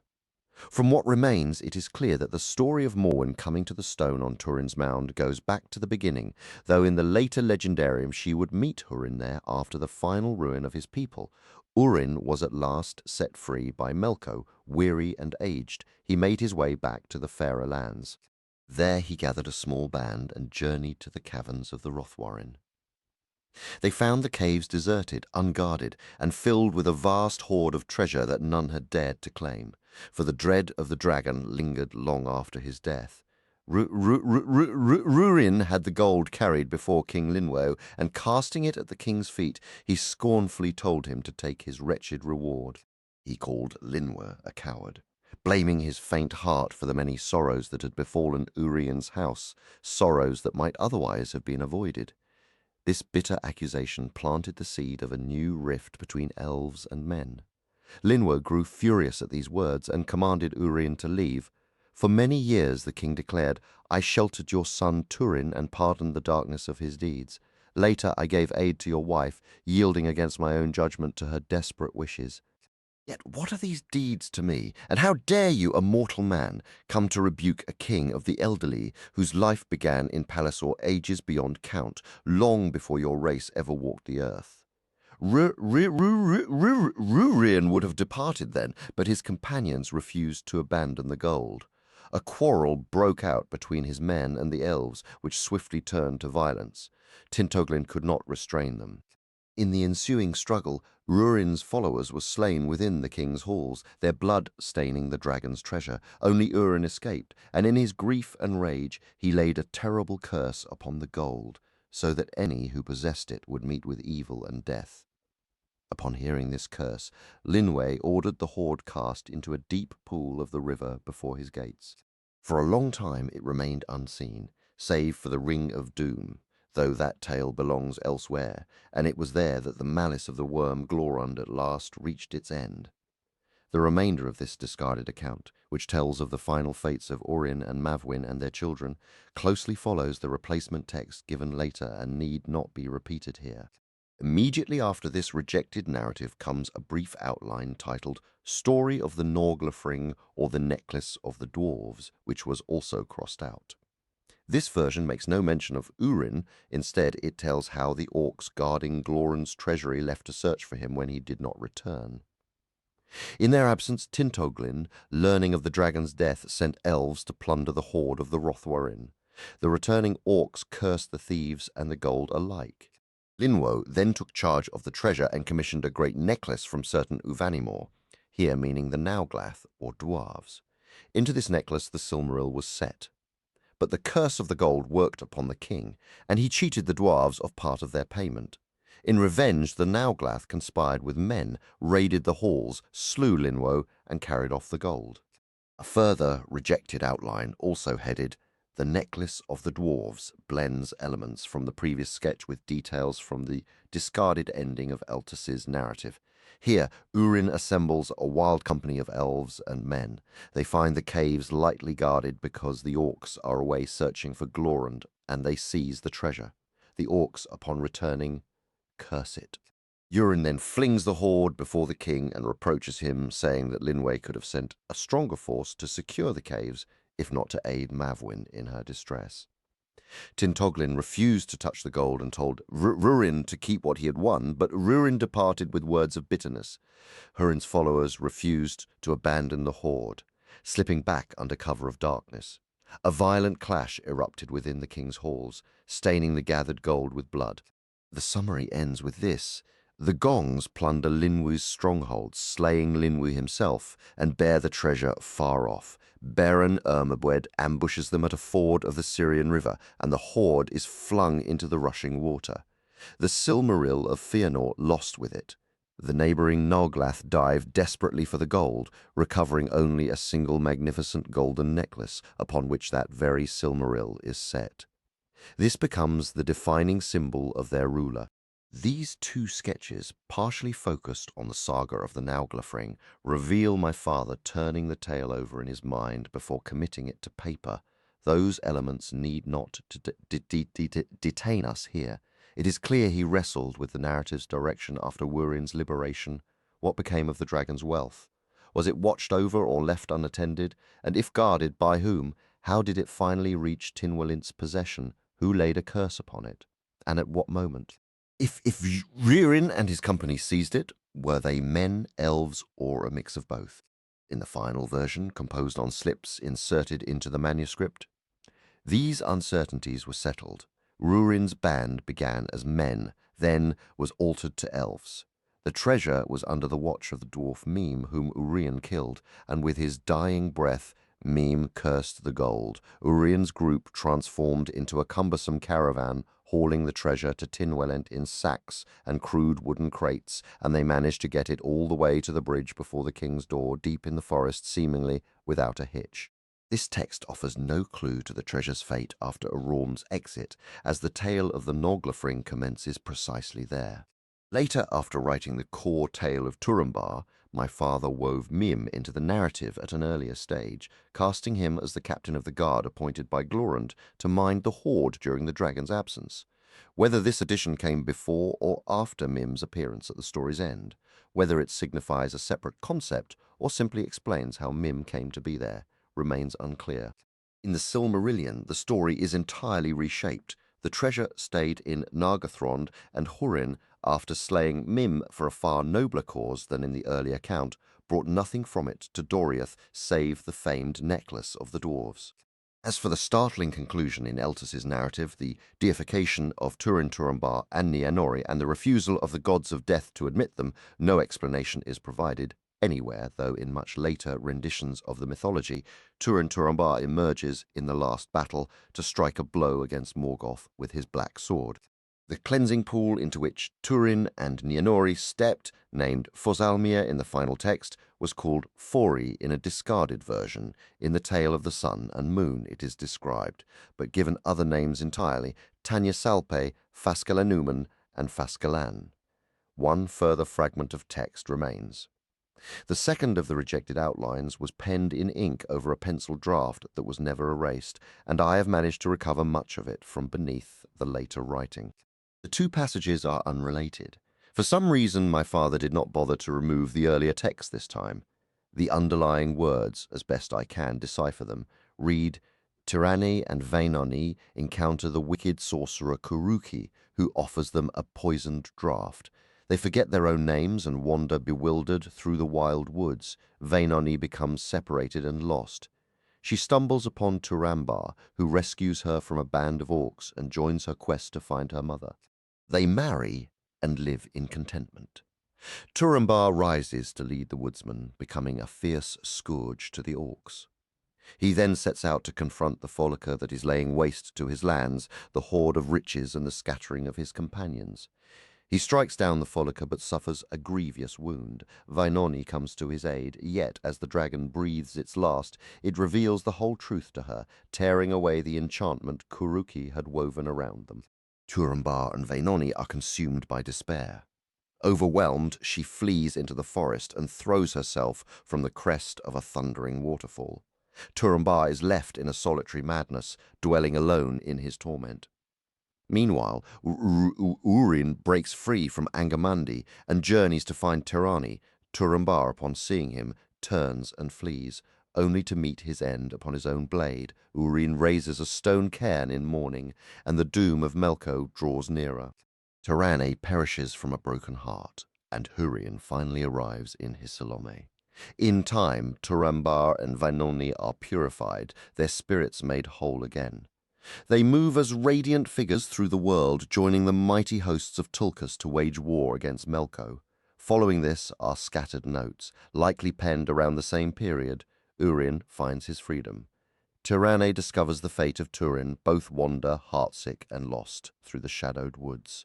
Turin departs from Linwë after a tragic quarrel where he accidentally slew one of Linwë's kin. Should the element of Falivrin be woven into the narrative? Turambar finds himself paralyzed in battle, haunted by the piercing gaze of the Follica. He watches Falivrin depart, a moment of profound sorrow. These fragments represent some of the very first conceptions of the Turin-Turambar saga. While its placement at the end of a completed tale may seem unusual, the notebooks were used in an unconventional manner. Here, Nianori is named Vainoni, and Mavwin is called Tirani. The spell of forgetting is cast by a sorcerer named Kuruki, though it is the dragon who ultimately shatters the illusion. Turin's two clashes with the dragon appear to have evolved from a single original encounter. As noted previously, the Tale of Turambar, like other lost tales, is an inked manuscript written over a fully erased pencil draft. The existing version could only have been developed from a rougher predecessor, though the erased layer offers no hint of how far the legend had progressed. It is quite possible, indeed highly probable, that this outline featuring Vainoni, J.R.R, and Kuruki offers a rare glimpse into a stratum of the Turin saga, even older than the erased text beneath the current tale. Regarding other matters, the discarded passage mentioned earlier, along with a marginal note concerning Beren potentially being a nome, supports the claim that in the earliest, now lost, version of the Tale of Tinuviel, Beren was a man. The extant Tale of Turambar predates the extant Tale of Tinuviel. In that earlier writing, Beren was a man and kin to Mavwin. He was later changed to a gnome in the Tinuviel narrative, and this alteration was then reflected back into the Turambar text. The revised passage shifts the relationship from one of kinship between Egnor and Beren with Urin's wife to one of friendship between Urin and Beren. A later correction to the Tinuviel typescript further specifies the comradeship as being between Urin and Beren, not Egnor. Additional textual changes in Turambar, resulting from Beren's shift from man to elf, are also noted.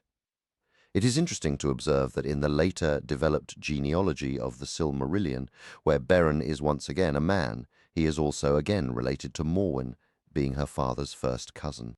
In the rejected passage, the name Egnor is annotated with Damrod the gnome, and the amended text states Urin had known Beren and once rendered him a service concerning his son Damrod.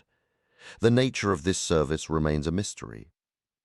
However, in an early outline for the Book of Lost Tales, the son of Beren and Tinuviel, father of Elwing, is referred to as Damod, a name presumably equivalent to Damrod, though in the tale as finally written he is named Dior. The appearance of Damrod the gnome in place of Egnor in the earlier discarded text is puzzling. Perhaps it was merely a fleeting thought to assign the name Damrod to Beren's father. It is worth noting here that both the rejected and the final passages explicitly place the events of Beren and Tinuviel's story prior to the Battle of Unnumbered Tears. Next, we consider the Battle of Tazarinan. The opening of the current narrative states it recounts very ancient days of that folk before the Battle of Tazarinan, when first men entered the dark vales of Hisalome. This seems to present a stark contradiction, as it is repeatedly stated that men were confined to Hisalome at the time of the Battle of Unnumbered Tears, and the tale of Turambar clearly occurs, indeed, must occur after that great conflict. The resolution lies in a subtle ambiguity within that sentence. The author's intent was not to say this was a tale of men before they entered Hisalome, but rather this is a tale of the ancient days when men first entered Hisalome long before the Battle of Tazarinan. Tazarinan, known as the Land of Willows and later called Nan Tathran, finds its roots in early linguistic notes listing Tasarin for willow. The battle itself occurred much later during the Great Host's expedition from Valinor to liberate the enslaved Noldoli in the Great Lands. Moving to the geography within the tale of Turambar, the description of the Orcs route with Turin seems to reinforce the notion that the mountains enclosing Hisalome were linked to those above Angband. The text mentions the Orcs following the line of dark hills toward those regions where they rise high and gloomy, peaks known as the Iron Mountains, beneath whose northern roots lies Angband. The site of the Rhodothlim's caves aligns well with the later conception of Nargothrond, and the topography of the Silver Bowl and Glorun's ravine corresponds to the later landscapes of Teiglin. There are further hints about spatial relationships. The dwellings of the Rhodothlim were not utterly distant from Tinwillint's realm, while the woodmen lived in lands not far from the hills of Sirion's middle course, a description fitting well with the forest of Bretil. This region is described as being very far away, many a journey beyond the river of the Rhodothlim, and Glorun's fury upon hearing of a brave folk of men that dwelt far beyond the river also fits the developed geography where Brethil lies a considerable distance beyond the river Narog from Nargothrond. The overall impression is that, while perhaps still somewhat vague, the western regions of the Great Lands already possess the essential structural relationships seen in later maps. Finally, regarding the influence of the Valar, this tale, like that of Tinuviel, contains several references to their power intervening in the affairs of elves and men, and to prayers of thanks and supplication directed to them. For instance, Turin's guardians thank the Valar for their safe journey to Artenor, a moment of relief swiftly overshadowed by the grim trials that awaited them in that shadowed forest. Urin, having learnt much from the Eldar of Kor, the gnomes he had met, called upon the Valar of the west. His words somehow reached Manwi Sulimo upon the heights of Tanicatil. Was this prayer answered? Perhaps that is hinted at by the curious phrase, as the luck of the Valar had it, when Flinding and Beleg discovered Turin lying near the entrance to the Orc camp. Dreams later altered in the text to remove the Valar once came to the chieftains of the Rhodothlim. The woodman wished aloud that the Valar would lift the spell from Niniel, while Turin himself cried out bitterly against them and his woeful fate. An intriguing mention occurs when Tynwilin replied to Mavwin's request for a simple woodman's cot, saying, "That I cannot, for I am but a king of the wild elves and no Valar of the western isles." In the fragment of Gilfanon's tale, the Dark Elves who remained in Pallisaur spoke of their brethren going west to the Shining Isles, where they believed the gods, whom they called the Great Folk of the West, dwelled on firelit islands in the sea. In the tale of Turambar, Turin was 7 when he left Mavwin. After dwelling 7 years with the woodland elves, all news from home ceased. Later accounts would adjust these years, making him older when his grief renewed. It was exactly 12 years to the day from his departure when he slew Orgoth and fled Artenor, making him 19. In a later version, it was likewise 12 years since leaving Hithlum when he hunted Seiros to his death, but he was 20 then. The tale does not number the days Turambar spent with the Rhodothlim, but it was a long while, during which Nienori grew to the threshold of womanhood. She was 7 years younger than Turin, 12 when he fled Artenor. He likely lived among the Rhodothlim for only about 5 or 6 years. When chosen chieftain of the woodmen, he possessed wisdom great beyond his years. Bethos, chieftain before Turin, had fought as a boy in the Battle of Unnumbered Tears, but was killed in a foray despite his advanced age, a detail that makes relating his lifespan to Turin's timeline difficult. The events after the Rhodothlim's destruction, leading to Turin rescuing Niniel from her first encounter with Glorund, cannot have spanned a great length of time. What remains clear is that in the old story, Turin died as a very young man, whereas much later writings would place his age at 35 at his death. The elves are portrayed as of slighter build and stature than men. Beleg was considered of great stature among his folk, and Turin, being a man, was taller than both Beleg and Flanding, a sentence amended from an earlier description calling him a man of great size, as for winged dragons, at the end of the Silmarillion, Morgoth unleashed his last desperate assault, sending forth from the pits of Angband the winged dragons which had not been seen before. The idea is that winged dragons were a later improvement on Morgoth's initial design, which was first seen in Glorung, the father of dragons who moved without wings.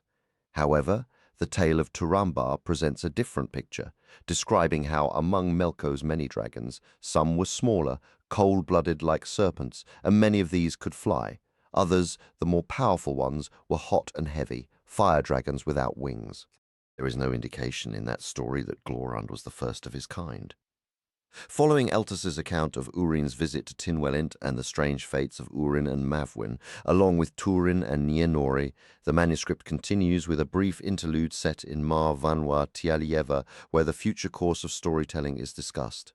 Eltus concluded his tale, and no one pressed for more, but Lindo urged everyone to thank him, adding, "Not at all. If you wish, there is much more to tell about the gold of Glorund and how that worm's evil finally played out, but that is the story of the Norglafring, the necklace of the dwarves, and it must wait. I have other stories of lighter, happier things, if you would rather hear those." Many voices rose then, begging Eltus to tell the tale of the Norglafring the next day, but he declined, saying, "No.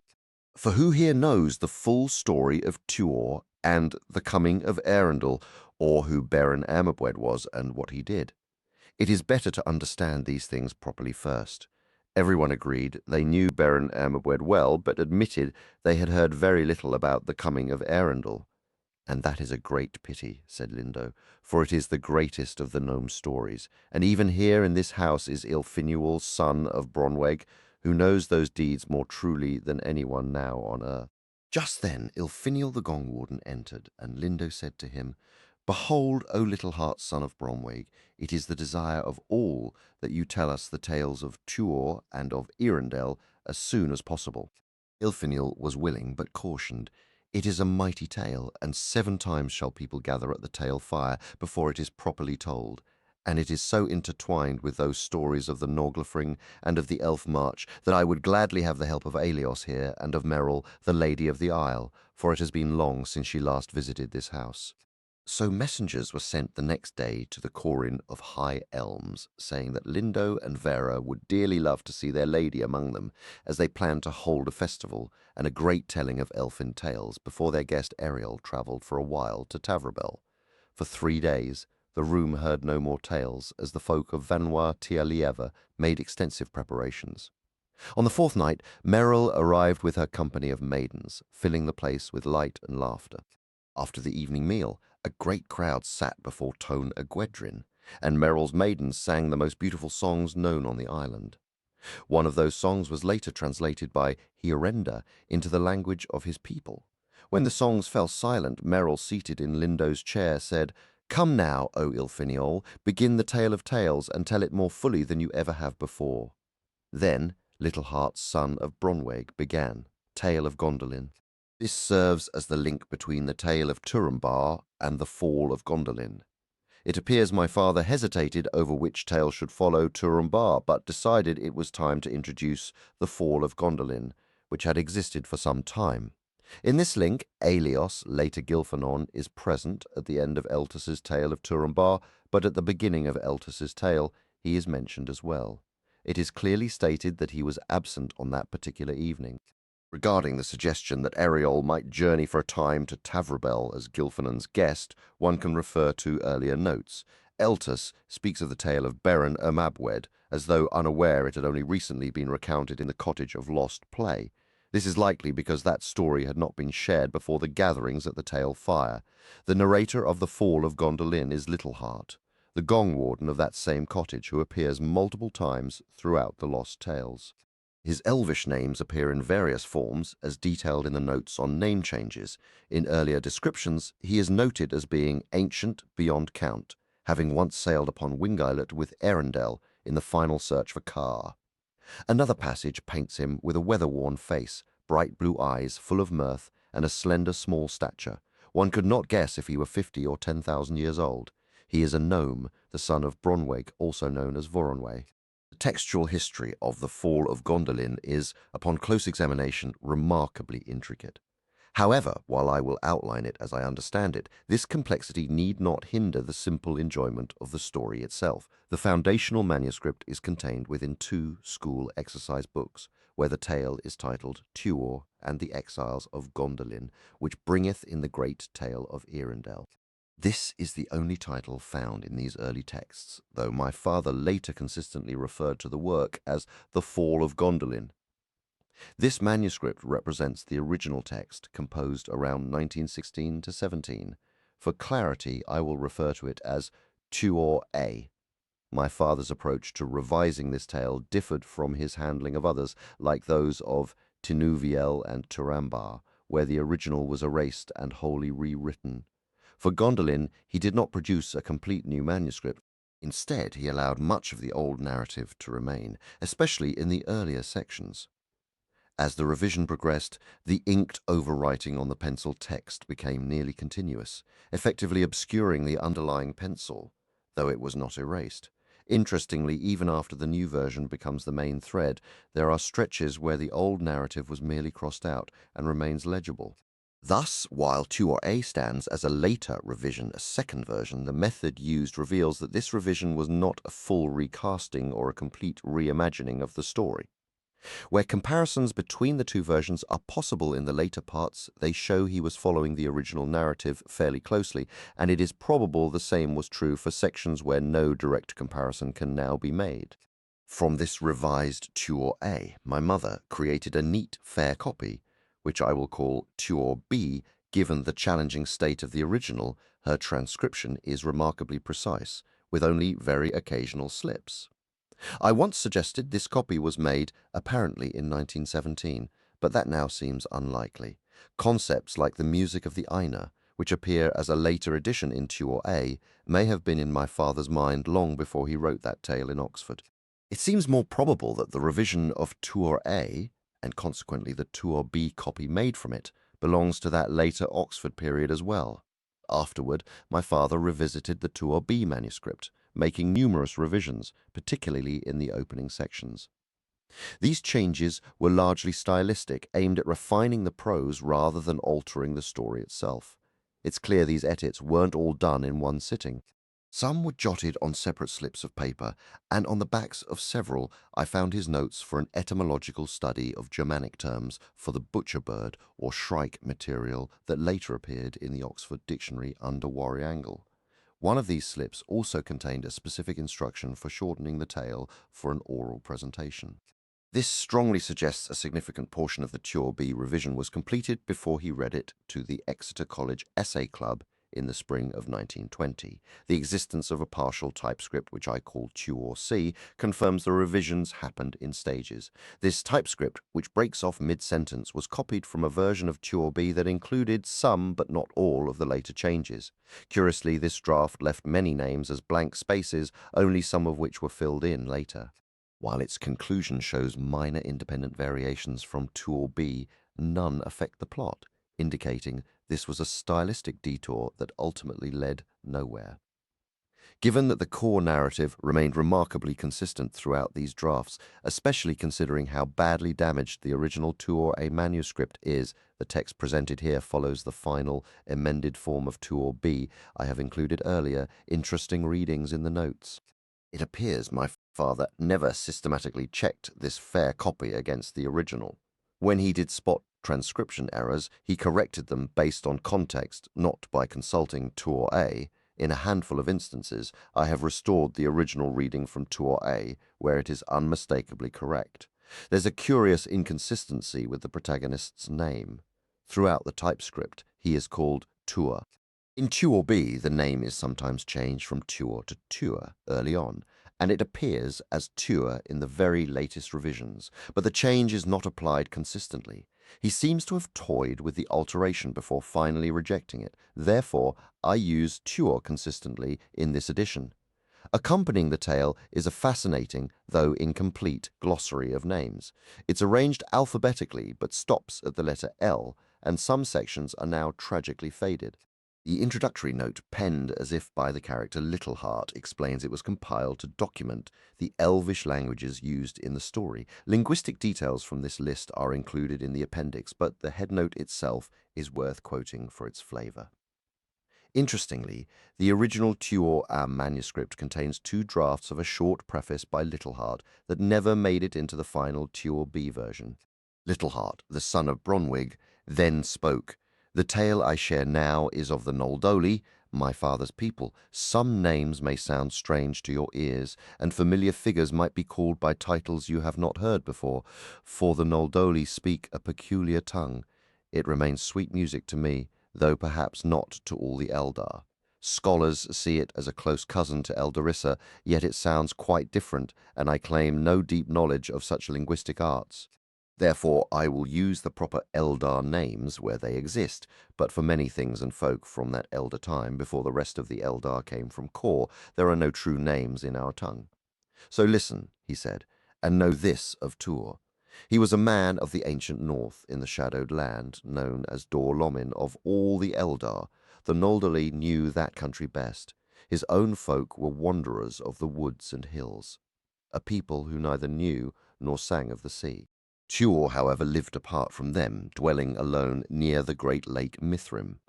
There he would hunt in its deep forests or play melodies upon his rugged harp, strung with the sinews of bears along its lonely shores. The power of his wild songs drew listeners from afar, but Tuor, growing restless under their gaze, would often leave his music behind and seek out solitary places.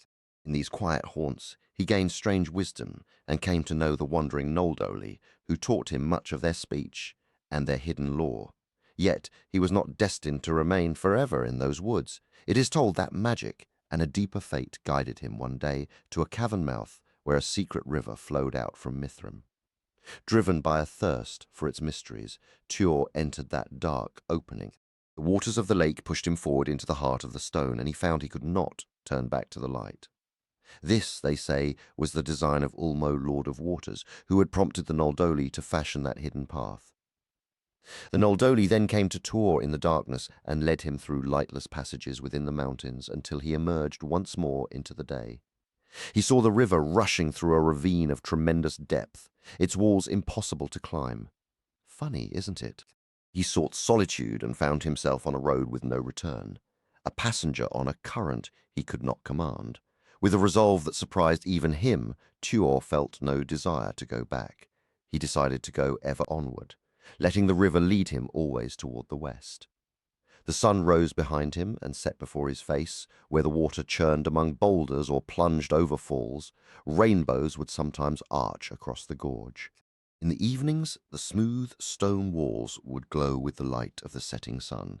For these wonders, Tuor named it the Golden Cleft, or the Gully of the Rainbow Roof, which in the tongue of the gnomes is Glorfalk, or Chris Ilbrantaloth. Tuor travelled along the secret river for 3 days, sustained by its clear waters and the strange, beautiful fish that shimmered in gold, blue, and silver beneath the surface. Gradually, the steep ravine began to widen, its walls growing lower and more rugged, while the riverbed grew cluttered with massive boulders. The water churned and sprayed against these obstacles in a constant roaring dance. Tuor would often pause for hours, mesmerized by the rushing spectacle and the river's endless song, before springing forward from rock to rock with a melody on his lips. When night fell and stars pierced the narrow strip of sky above, he would pluck his harp, its fierce, twanging notes echoing off the ancient stone. After a particularly grueling stretch of travel, as deep evening settled, a lonely cry pierced the air. Tuor tried to place it. Was it some elusive forest spirit, perhaps just a small, distressed animal lost among the crags? Then it seemed to change, becoming the piping call of a bird, a sound both unfamiliar and profoundly sad. Having heard no bird call in all his journey down the Golden Cleft, the sound, however mournful, lifted his spirit. The next morning the cry came again from above. Looking up, he saw 3 powerful white birds beating their way back up the gorge on strong wings. These were the gulls, the messengers of Orsa. The river here was a maze of rocky islets and currents, with fallen stones and stretches of white sand making the passage treacherous. After a difficult search, Tuor found a place where he could, with great effort, finally scale the cliffside. As he reached the top, a fresh, salty wind struck his face. "This is like drinking fine wine," he exclaimed, though he had no idea he was nearing the bounds of the great sea. He journeyed along the high cliff top as the ravine narrowed once more, the walls soaring beside him, until he reached a constricted passage, thundering with noise. Peering down, Tuor witnessed an astounding marvel. It appeared as if a furious wall of water was charging up the narrows, fighting against the river's own flow from distant Mithrim. The two forces collided, heaving a column of water crowned with wild foam nearly to the cliff top, twisted and torn by the winds. The river from the mountains was overwhelmed. The incoming flood roared up the channel, swallowing the rocky islets and churning the sand to froth. A sudden fear seized Tuor, who knew nothing of the sea's ways. Yet a guiding instinct, some whisper of the Aina, had prompted his climb just in time, for the incoming tide, driven by a fierce western wind, would have swept him away. He found himself in a stark, treeless land scoured by a relentless wind from the west. Every bush and shrub leaned persistently toward the dawn, shaped by that constant gale. Wandering this rugged place, he came at last to the edge of black cliffs and beheld the ocean for the first time. The sun was setting far out on the horizon, sinking beyond the rim of the world into the sea. Tuor stood on the cliff top with arms outstretched, and an immense, unnameable longing filled his heart. Some claim he was the very first of mortal men to see the sea and feel the deep desire it stirs, though whether that tale holds truth I cannot say for certain. In that coastal realm, he made his home in a cove sheltered by great dark rocks, its floor of white sand washed by blue water at high tide. Only the most violent storms ever brought the ocean's foam to that sheltered shore. For a long time, Tuor lived alone, wandering the shoreline and exploring the rocky tide pools.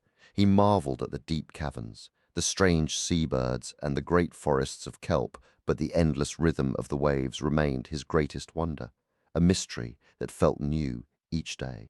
Back on the calm waters of Lake Mithrim, he had often sailed in a small boat carved with a swan's neck at the prow, a vessel lost when he first discovered the hidden river. The open sea called to him with a powerful longing, especially on quiet evenings as the sun sank below the horizon, yet he did not dare to venture upon it. He had timber sent down the secret river by the Noldoli who cut it in the forests of Dor Lomin for his use. His first project was not a ship, but a dwelling in a sheltered part of his cove, a place later known among the Elves as Falasquil. He adorned it slowly with carvings of all the life he knew from Mithrim's waters, fish, reeds, and waterfowl, but the swan was always foremost. It became his personal emblem, a sign for him and his people in years to come. He spent many seasons there until the vast emptiness of the ocean began to weigh on his spirit. Even Tuor, who cherished solitude, started to yearn for the sound of another voice. This restlessness was not by chance, for Ulmo of the Aina watched over him with care. One late summer morning, as Tuor scanned the coast, he saw 3 swans flying powerfully from the north. He had never seen their kind in that region, and he took it as a sign. "My heart has long been set on a journey," he declared. "Now I will follow these birds." The swans descended, landing on the water of his cove. They swam 3 circles before rising again to wing slowly southward along the coast. Taking up his harp and spear, Tuor followed them. That day's journey was long, and by evening the landscape began to change. Gone were the stark cliffs and deep coves near Falasquil, where a bleak plateau stretched back to distant blue hills. Here the shore sloped gently with stretches of sand. The hills drew nearer to the sea, their dark slopes robed in pine and fir, with ancient oaks and birches at their feet. Fresh torrents rushed down narrow clefts to meet the salt waves. The going was tough, some chasms were too wide to leap, and the terrain was treacherous. Yet he pressed on, spurred by the swans flying ahead. They would circle suddenly or speed forward, never landing, and the strong beat of their wings gave him courage. For many days he travelled, and winter, marching from the north, began to overtake his tireless pace, but he journeyed on, unharmed by beast or storm, and in the earliest days of spring he came to the mouth of a great river. The land here was milder and more welcoming than the harsh country around the Golden Cleft. By the curve of the coast, the sea now lay more to his south than his west, though he had kept it always on his right. The river flowed broad and deep between rich banks, grassy meadows on one side and wooded slopes on the other. Its waters met the ocean in a slow, peaceful struggle, nothing like the fierce rush of the northern streams of Mithrim. Here, for the first time, he felt the loneliness lift slightly, replaced by a cautious hope for what lay ahead, long tongues of land, thick with reeds and tangled brush, stretched into the river's flow, giving way to sandy spits further out to sea. These were the favoured haunts of a multitude of birds, more than Tuor had ever seen, their collective piping, wailing and whistling filling the air. Amid the flurry of white wings, he lost sight of the 3 swans, and did not see them again. For a time, Tuor grew weary of the sea, his journey having been a sore trial of buffeting waves. This weariness was not by chance, but of Ulmo's design, and that very night the Noldoli came to him as he slept. Guided by their faint blue lanterns, he found a path along the riverbank and strode so mightily inland that when dawn broke to his right, the sea and its voice were far behind. The wind now came from before him, carrying not a trace of salt in the air. Thus he came to the region known as Arlistion, the place of reeds, which lies south of Dor Lomin, separated from it by the Iron Mountains, whose southern spurs reach the coast. From those very mountains flowed this river, its waters of a marvellous chill and great clarity even here. This was the most famous river in the histories of Eldar and Noldoli, named in all tongues as Syrian. Here Tuor rested, But soon, driven by a restless desire, he journeyed on for many days along the river's borders. It was still early spring, not yet summer, when he entered a region of surpassing loveliness. The air was filled with the shrill, exquisite music of small birds, for none sing like the songbirds of the land of willows. The river here wound in wide, lazy curves through a great plain of the sweetest, greenest grass. Ancient willows lined its low banks, and its broad surface was strewn with water-lily leaves, their flowers not yet bloomed in the earliness of the year. Beneath the willows stood the green swords of flag-lilies, with sedges and reeds arrayed like an embattled host. A spirit of whispers dwelt in these shadowed places, and it whispered to Tuor at dusk, making him loath to depart. In the morning, the glory of unnumbered buttercups made him more reluctant still, and he tarried. Here he saw his first butterflies and took great joy in the sight. It is said all butterflies and their kindred were born in this very valley. Then summer arrived, bringing moths and warm evenings. Tuor marvelled at the buzzing multitude of flies, the droning of beetles, and the hum of bees. To all these things he gave names of his own invention, weaving them into new, softer songs on his old harp, a far cry from the harder melodies of his past. Yet Ulmo grew anxious, fearing Tuor might dwell here forever, and the great designs laid for him would come to nothing. The place's enchantment was very great, and even the Noldoli, who served Ulmo in secret, but wavered much in their fear of Melko, were not strong against the magic of the willows. Had not Noldorin and his Eldar in later days come here seeking Dorlomin and the hidden river, only to nearly abandon their quest at its very end? They were whelmed by goblins sent by Melko from the hills of iron, while sleeping and dancing, making fair music and weaving fabrics from gossamer and insect wings. But these events were yet to come. Seeing the danger of delay, Ulmo could trust Tuor's guidance to the wavering Noldoli no longer. He acted decisively, leaping upon his car before the doorway of his palace beneath the still waters of the outer sea. Drawn by narwhal and sea lion, fashioned like a great whale, he sped from Ulmonan amidst the profound sounding of great conches. So swift was his passage that he reached the river's mouth in mere days, not the uncounted years one might imagine. His chariot could not travel the waterway without harming the river and its banks. Thus Ulmo, who loved all rivers and this one most dearly, proceeded on foot. He was clad to the waist in armor resembling the scales of blue and silver fish, his hair and long beard a shimmering bluish silver, and he wore neither helmet nor crown. Below his mail fell the shimmering green skirts of his kirtle, woven from some unknown substance. Gazing into its subtle depths was like peering into moving deep waters, lit by the faint, stealthy glow of phosphorescent fish from the abyss. He was girded with a rope of mighty pearls and shod with great stone shoes. With him he carried his great instrument of music, a strange device fashioned from many long twisted shells pierced with holes. Blowing into it and playing with his long fingers, he produced deep melodies of a magic no other musician has ever matched on harp, lute, lyre, pipe, or bowed instrument. At twilight he settled among the reeds near where Tuor lingered and played upon his shell thing. Tuor listened and was struck dumb. Standing knee-deep in the grass, he no longer heard the hum of insects or the murmur of the riverbank, and the scent of flowers left him. Instead, he heard the crash of waves and the wail of seabirds. His soul yearned for rocky shores and fish-scented ledges, for the splash of a diving cormorant and the places where the sea bores into black cliffs and roars aloud. Then Ulmo rose and spoke to him, and Tuor nearly died from dread, for the depth of Ulmo's voice was of the uttermost deep, as profound as his eyes, which are the deepest of all things. Ulmo said, "O Tuor of the lonely heart, I do not wish you to dwell forever in fair places of birds and flowers, nor would I lead you through this pleasant land, but so it must be. Now fare on your destined journey, and do not tarry, for your fate is set far from here. You must seek through the lands for the city of the folk called the Gondolin. The dwellers in stone and the Noldoli shall escort you there in secret, for fear of Melko's spies. I will set words to your mouth there, and there you shall abide a while. Yet perhaps your life shall turn again to the mighty waters, and surely a child shall come of you who will know more of the uttermost deeps than any other man, be it of the sea or of the firmament of heaven. Ulmo also spoke to Tuor of some of his designs and desires, but Tuor understood little of it then and feared greatly.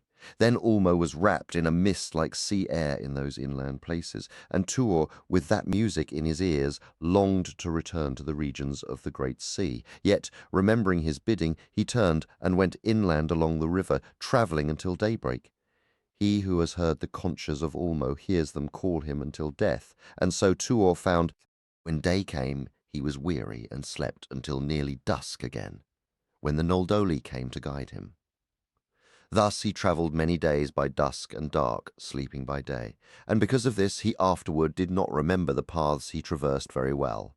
Now Tuor and his guides pressed on untiring, and the land became one of rolling hills, where the river wound about their feet, with many dales of exceeding pleasantness. But here the Noldoli grew ill at ease. These, they said, are the borders of the regions that Melko infests with his goblins, the people of hate far to the north.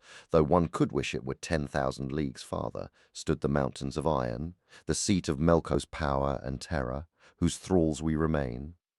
In guiding you, we act in secret defiance of him. Were our full purposes known, the torment of the Balrogs would be our fate overcome by fear. The Noldoli soon abandoned Tuor, leaving him to wander the hills alone.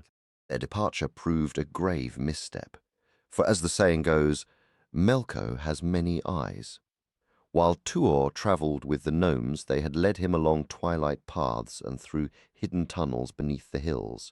Now, lost and disoriented, he often climbed to the tops of knolls, scanning the landscape for any sign of habitation. The city of the Gondolin was not easily discovered. Even Melko and his spies had not yet uncovered it. Yet it was during this time that whispers reached the Dark Lord's ears. The strange foot of man had touched these lands. In response, Melko redoubled his craft and watchfulness. When fear drove the gnomes to desert Tuor, one among them, Voronwë, also called Bronweg, followed at a distance, his loyalty outweighing his dread, even as his chiding failed to rally the others. Tuor, weary and disheartened, sat beside the rushing stream, the longing for the sea heavy in his heart.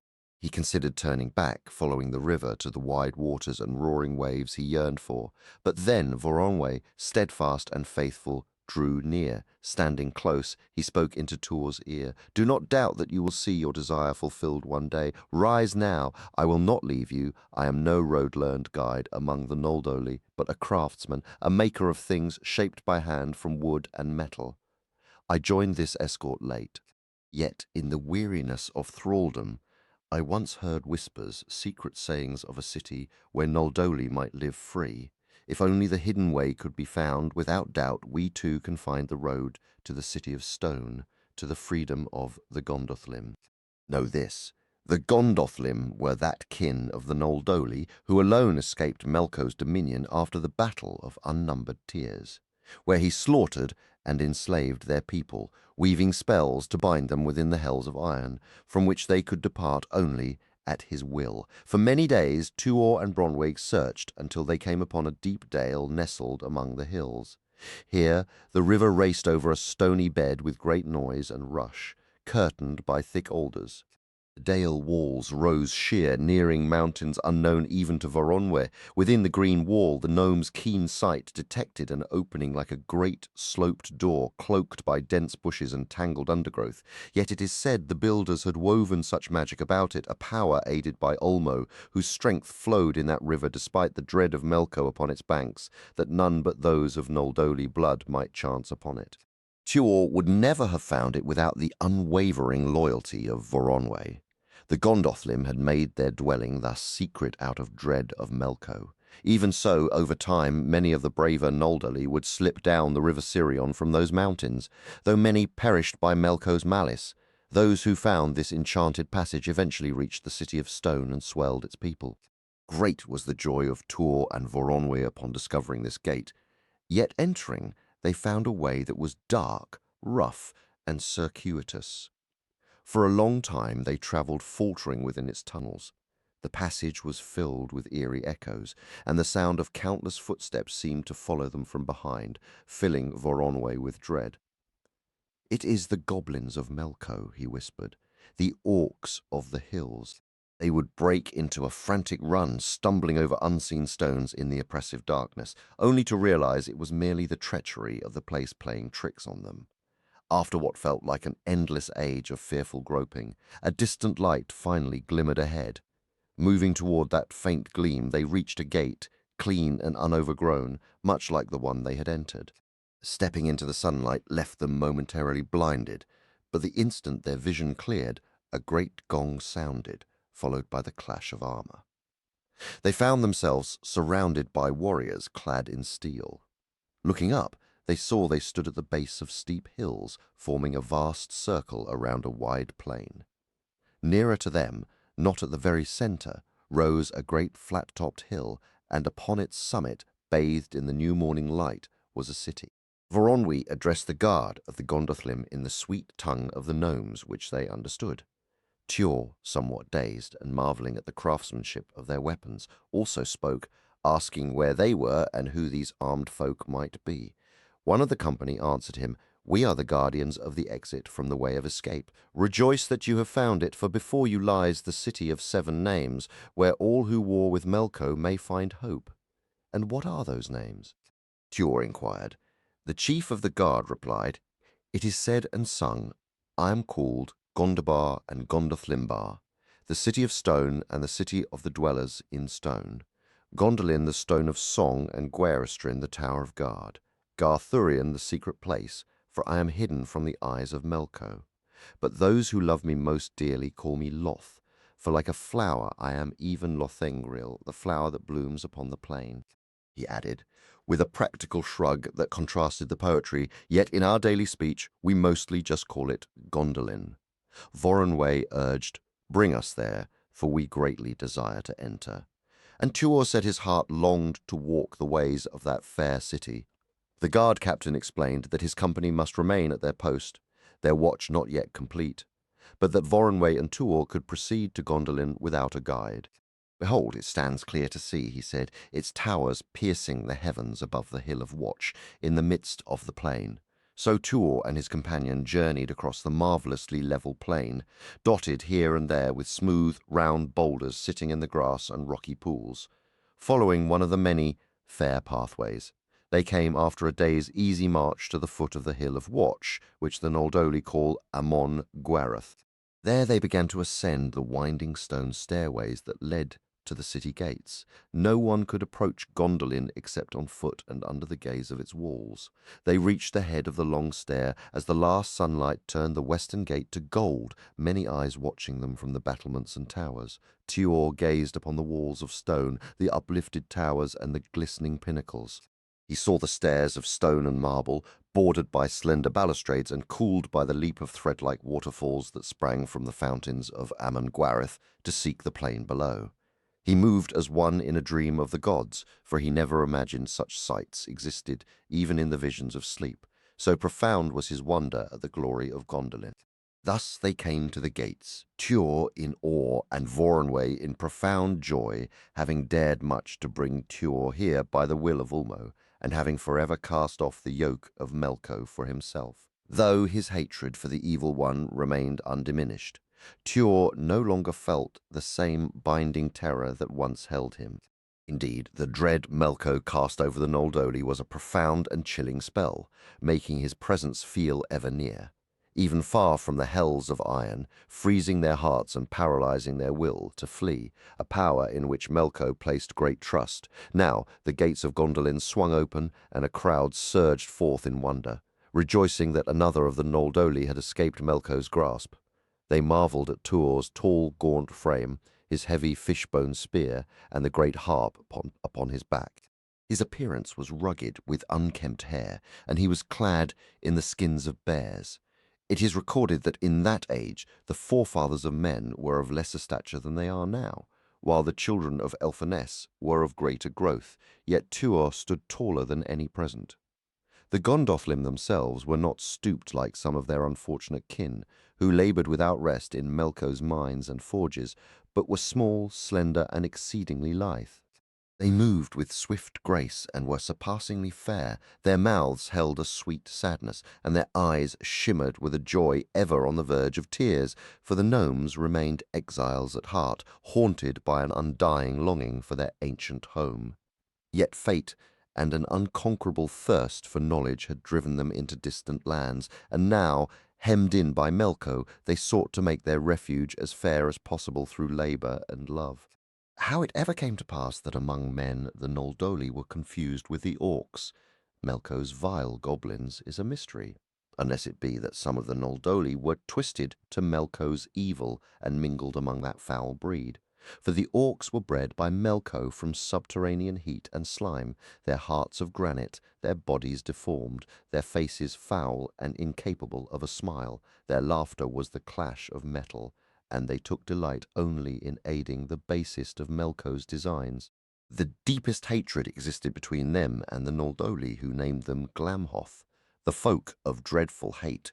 Behold, the armed guardians of the gate pressed back the gathering crowd, and one among them spoke, saying, "This is a city of watch and ward, Gondolin upon Aemon Gwerith, where all of true heart may be free, but none may freely enter unknown. Declare your names."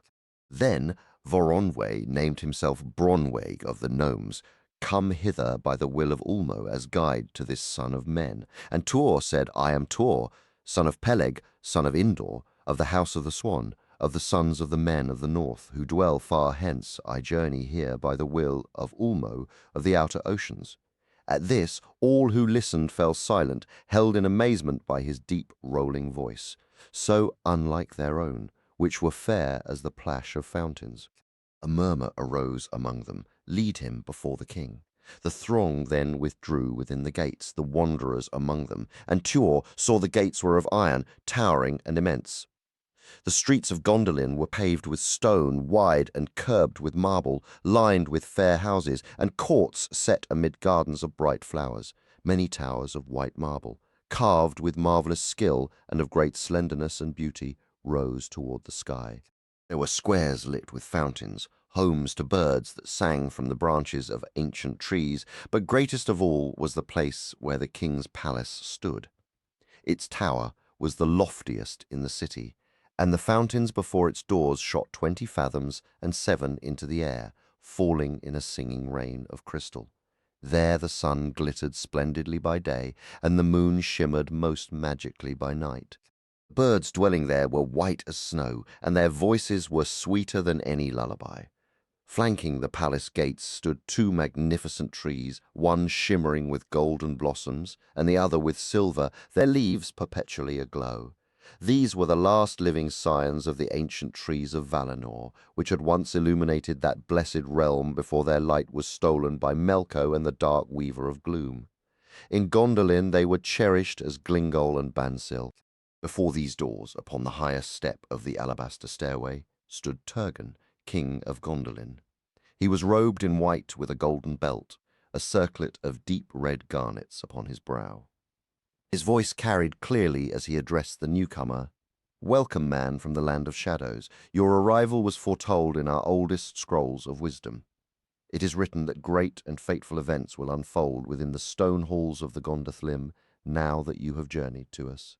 Tuor answered, and the spirit of Ulmo filled his heart with courage and his voice with a commanding tone. "Hear me, O father of this hidden city of stone. I am sent by the one whose music echoes in the deepest abyss, who understands the hearts of both elves and men.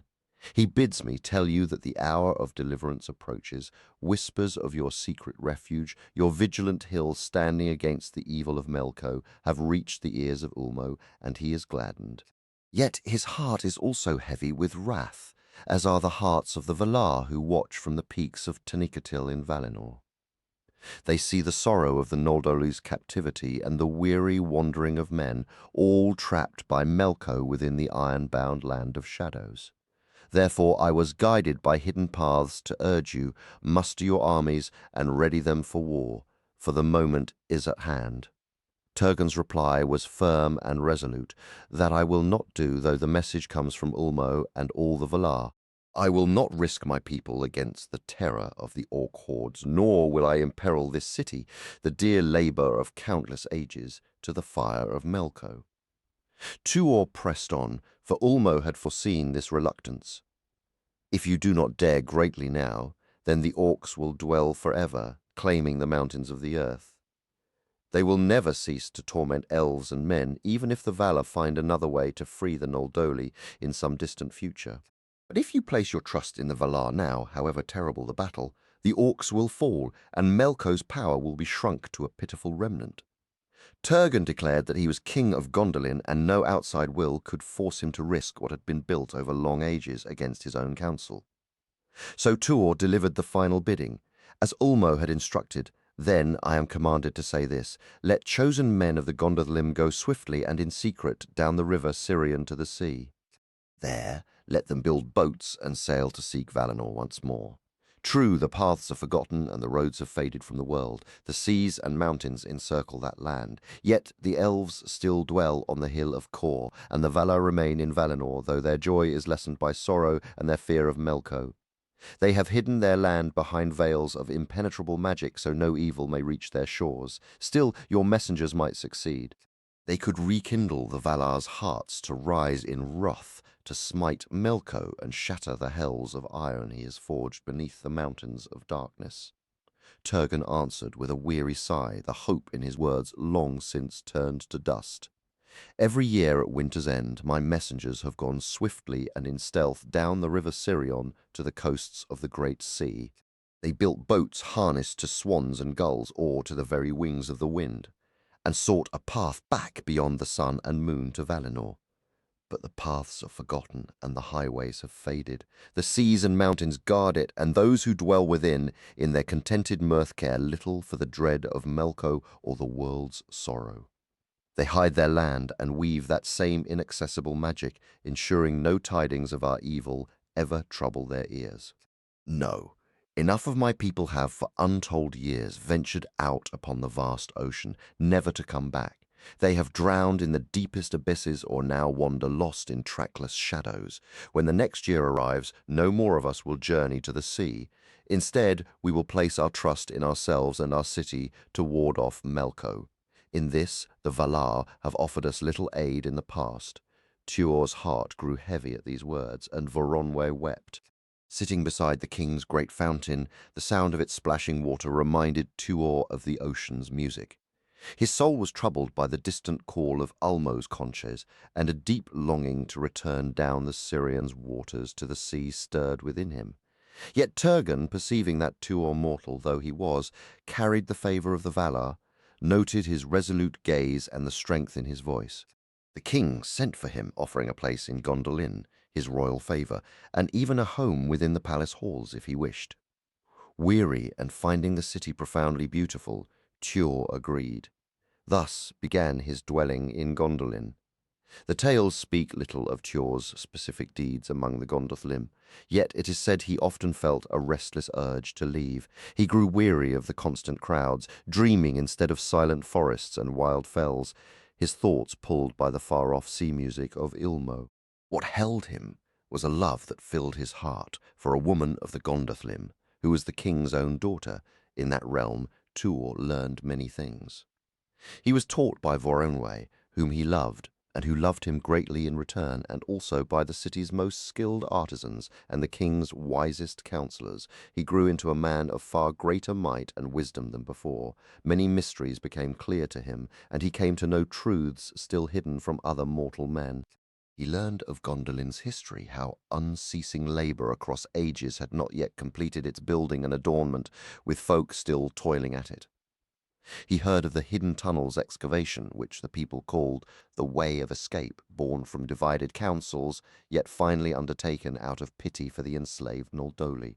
He was told of the unending guard kept in arms at that passage and at certain low places in the encircling mountains, where vigilant watchers dwelled on the highest peaks beside readied beacons. For this folk never ceased to expect an onslaught, should their stronghold ever be discovered.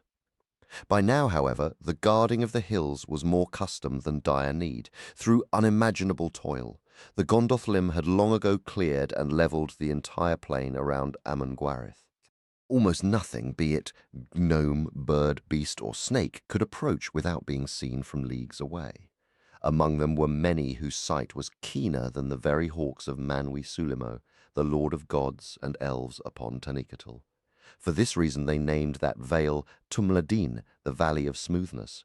With this great work complete to their satisfaction, the people turned their busy hands to quarrying metals and forging every manner of weapon, swords, axes, spears, and bills. They fashioned coats of mail, burnies and hauberks, greaves and vambraces, helms and shields. It was said to Tuor that the entire folk of Gondolin, shooting arrows without cease day and night, could not expend their hoarded supply in many years.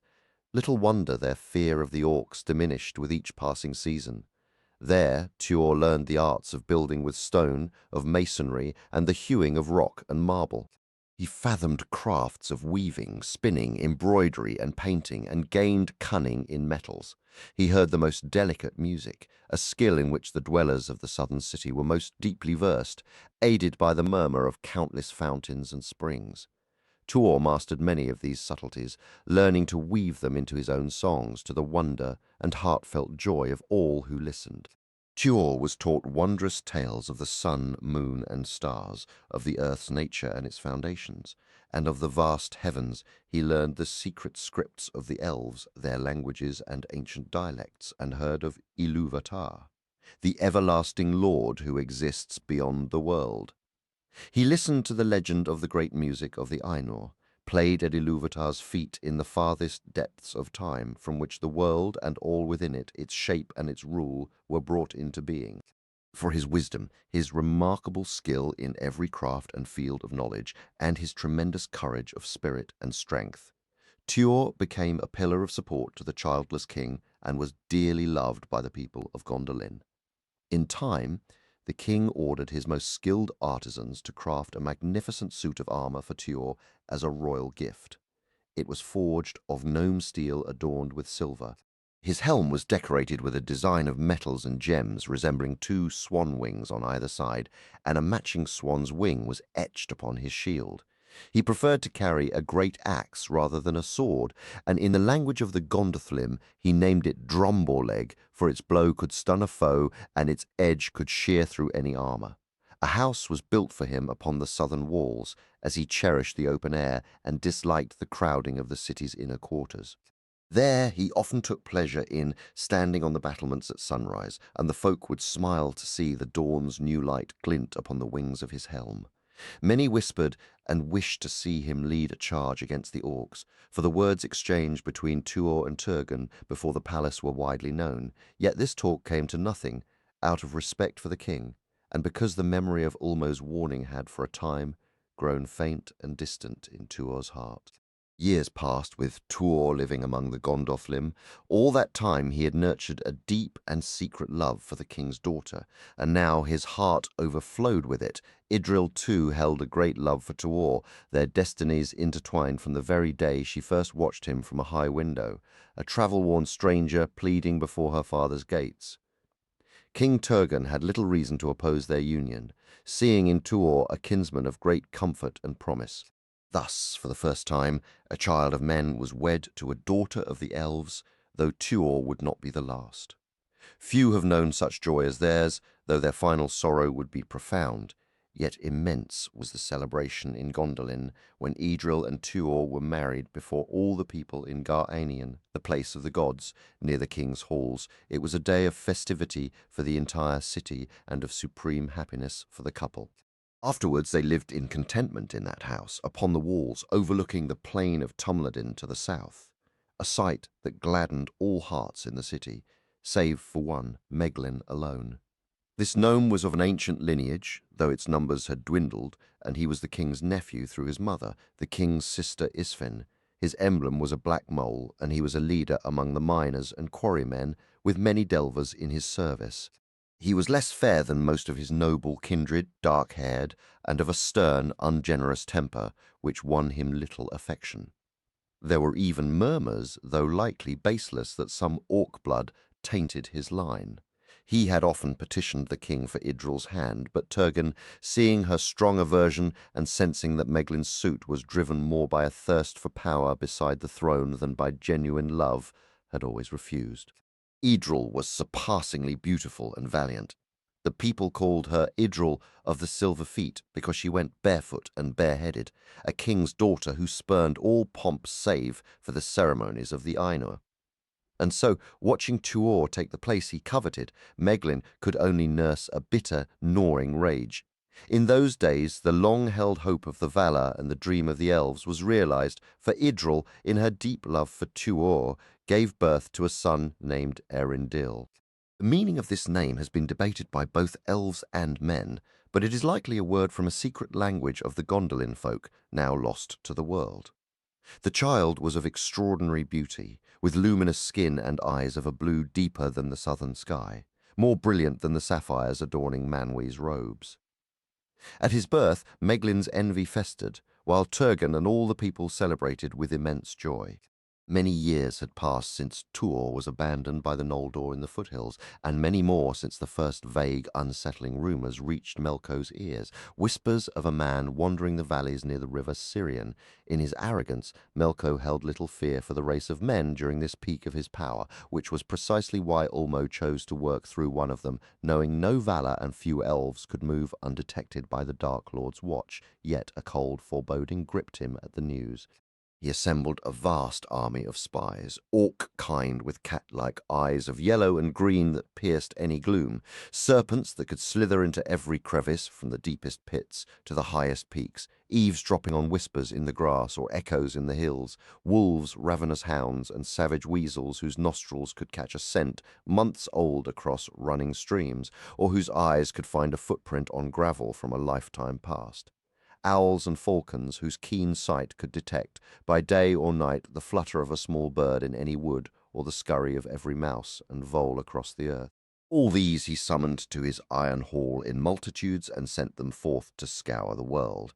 Their mission was twofold: to find this escaped man, but more urgently to uncover any hidden refuge of the Noldor who had slipped his yoke for his heart burned to destroy or re-enslave them. And so, while Tuor lived in growing happiness, knowledge, and strength within Gondolin, these tireless creatures spent years combing every stone and forest, scouring heaths and skies, tracking all paths across dales and plains without rest. Their hunt yielded a trove of secrets for Melko. Among their discoveries was the very hidden way through which Tuor and Voronwë had once entered the city. They achieved this only by forcing some of the weaker-willed Noldor under terrible threats to aid in the search, for the magic guarding that passage was impervious to Melko's own forces alone. Lately they had probed deep into its tunnels, capturing Noldor who crept there seeking freedom. They had even scaled the encircling hills in places to gaze from afar upon the beauty of Gondolin and the strength of Amon Gwereth. Yet they could not descend into the plain, thwarted by the vigilance of the guardians and the sheer difficulty of the mountains. The Gondolin folk were, after all, mighty archers, crafting bows of marvelous power. With these they could loose an arrow into the sky 7 times farther than the best human archer could shoot at a ground target. They tolerated no falcon hovering long above their plain or any snake slithering within its bounds, for they despised the creatures of blood, the brood of Melko. At that time, Erindil was just a year old when troubling news reached the city. Spies of Melko had been discovered encircling the valley of Tumladin. This report weighed heavily on Turgon's heart, bringing back the warnings Tuor had spoken years before at the palace gates. In response, the king tripled the watch at every post and commanded his artisans to construct engines of war upon the hill. They prepared to rain down poisonous fires, scalding liquids, arrows, and massive stones upon any who dared attack the gleaming walls. While Turgon settled into a guarded contentment, Tuor's spirit grew even heavier. The words of Ulmo now echoed constantly in his mind, their meaning and urgency clearer to him than ever before. Nor did he find much solace in Idril, for her own heart foresaw a darkness deeper than his. Idril possessed a rare gift, the ability to peer into the shadowed hearts of elves and men, and to glimpse the veiled future more clearly than most of her kin. One day she spoke earnestly to Tuor. My husband, my heart is troubled by doubt of Meglin. I fear he will bring ruin upon this fair realm, though I cannot see how or when. I dread that all he knows of our plans and defences may somehow reach the foe, enabling him to devise a new method of assault for which we are unprepared. Listen, I had a dream one night. In it, Meglin built a great furnace. He took our child, Arundel, and cast him into the flames by surprise. He then sought to thrust you and me in after, but in my grief over our son, I found I could not even raise a hand to stop him. Tuor replied, "Your fear is not without cause, for my own heart holds no goodwill toward Meglin. Yet he is the king's nephew and your own cousin. There is no charge we can bring against him, and I see nothing to do but wait and watch." "Then here is my counsel," said Idril. "In the deepest secrecy gather those miners and stonecutters, who through careful observation are found to hold the least love for Meglin due to his pride and arrogance among them. From these, choose trustworthy men to keep watch when he travels to the outer hills, but my greater advice is to set the majority of those you can confide in to a hidden task.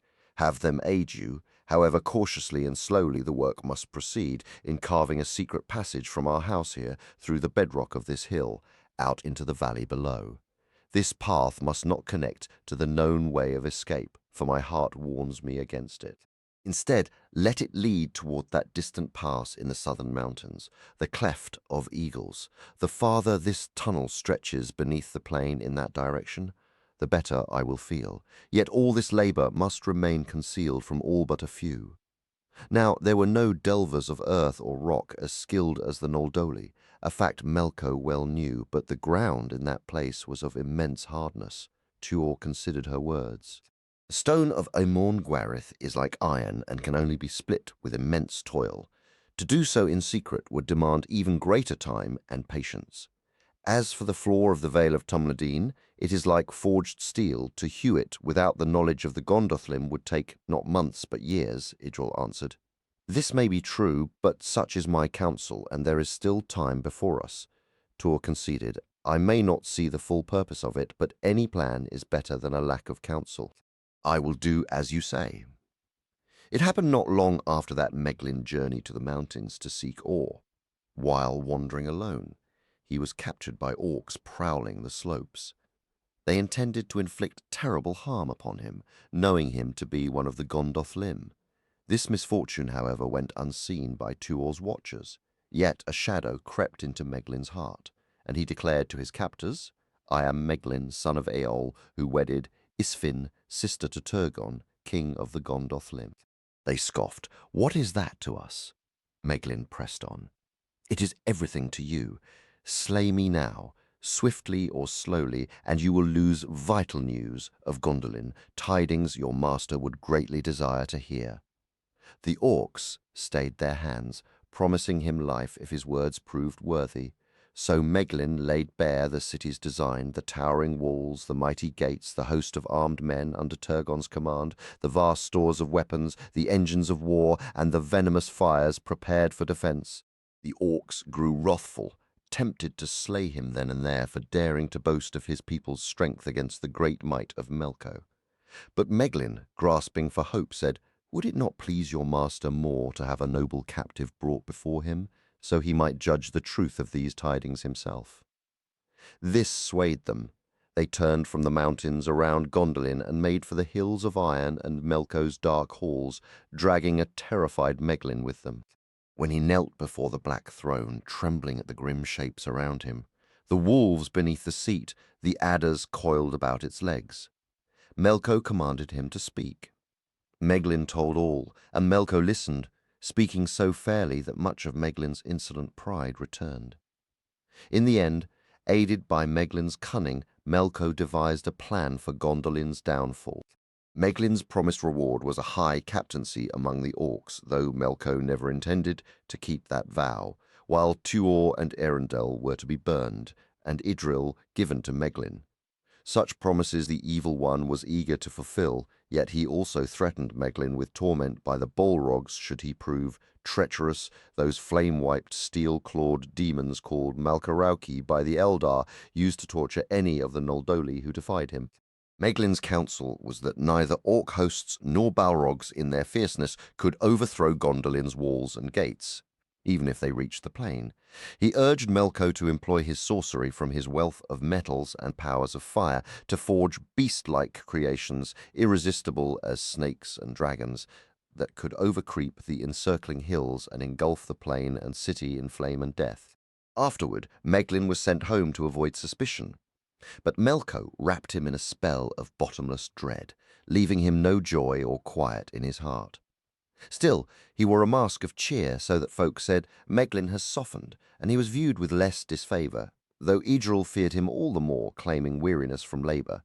He now sought rest, joining in dances and merrymaking, no longer quarrying stone or ore in the hills. In truth, he sought to drown his fear and disquiet, for the spell left him haunted by the sense that Melko was ever near. He dared not wander the mines again, lest he meet the orcs once more and be dragged back to the terrors of those dark halls. As the years passed, spurred on by Idril, Tuor continued his hidden work beneath the city. With the network of spies seeming to thin, Turgon allowed himself a measure of ease, his vigilance waning. Yet these same years saw Melkor in a frenzy of industry. Across the lands, his enslaved Noldor toiled without rest, mining metals, while he himself conjured fires from the deep earth, weaving smoke and flame. Not a single thrall was permitted to stray from their grim labours. In time, Melkor gathered his most cunning smiths and sorcerers from iron and living fire. They forged a host of terrible beings, monsters unseen before and destined not to be seen again until the world's ending. Some were vast serpents of cunningly linked plates, flowing like slow metallic rivers over any obstacle, their hollow bellies filled with grim orcs armed with scimitars. Others, shaped of bronze and copper, were given hearts of raging fire, blasting foes with scorching breath or crushing underfoot what escaped their heat. Most dreadful of all were creatures of pure, writhing flame, ropes of molten destruction before which stone and iron ran like water. Upon these rode the Balrogs in their hundreds, and these were the direst of the horrors Melkor devised for Gondolin's fall, when the 7th summer had passed since Maeglin's betrayal, and Eärendil was still a young though courageous child. Melkor withdrew his last spies. Every path and defile of the mountains was now known to him. The people of Gondolin, in their false security, believed their might, and the city's strength had finally deterred his designs. But Idril was wrapped in a shadow of foreboding. Her usual brightness dimmed, which many marked with curiosity. Turgon, meanwhile, reduced the watch upon the walls to its old numbers, and then to fewer still as autumn deepened and the harvest was gathered. The folk turned their hearts toward the coming winter feasts with gladness, yet Tuor stood upon the high battlements, his eyes upon the encircling hills. Idril came to stand beside him, the wind tangling in her hair, and he thought her more beautiful than ever. But when he moved to kiss her, he saw the sorrow in her eyes. "The days are coming," she said, her voice low, "when you must make a choice." Her words were a mystery to him. Drawing him into the privacy of their halls, she spoke of the dread that gripped her heart, a fear for their son Eärendil, and a cold certainty that a great evil was drawing near with Melkor at its core. Tuor sought to comfort her, but his words felt hollow. She questioned him urgently about the secret tunnel, and he told her it now stretched a full league out into the plain. This news lightened her spirit a little, but only a little. She pressed him to redouble their efforts, valuing speed over secrecy now, for the time, she felt, was desperately near. She offered another counsel, which he accepted. He was to choose with great care the bravest and most loyal among the lords and warriors of the Gondolindrim. These chosen few would be told of the hidden way and its exit. Idril advised him to form them into a steadfast guard, giving them his emblem to wear as his own sworn folk, under the pretext of the honour due a great lord and the king's kinsman. Moreover, she added, I will secure my father's favour for this. In secret whispers to others, she urged that if the city should ever fall to its last defence, or if Turgon were slain, they should rally to Tuor and her son. To this they laughed and agreed, yet added with a confidence that now seems tragically naive that Gondolin would endure as long as the mountains of Valinor themselves. Yet to Turgon she did not speak plainly, nor did she allow Tuor to do so, though both held him in deep love and esteem, for he was a king of great nobility and splendour, seeing that he placed his trust in Meglin and clung with stubborn blindness to his belief in the city's unassailable strength, convinced that Melko no longer sought its ruin and saw no hope in further assault. In this conviction he was continually reinforced by the cunning counsel of Meglin.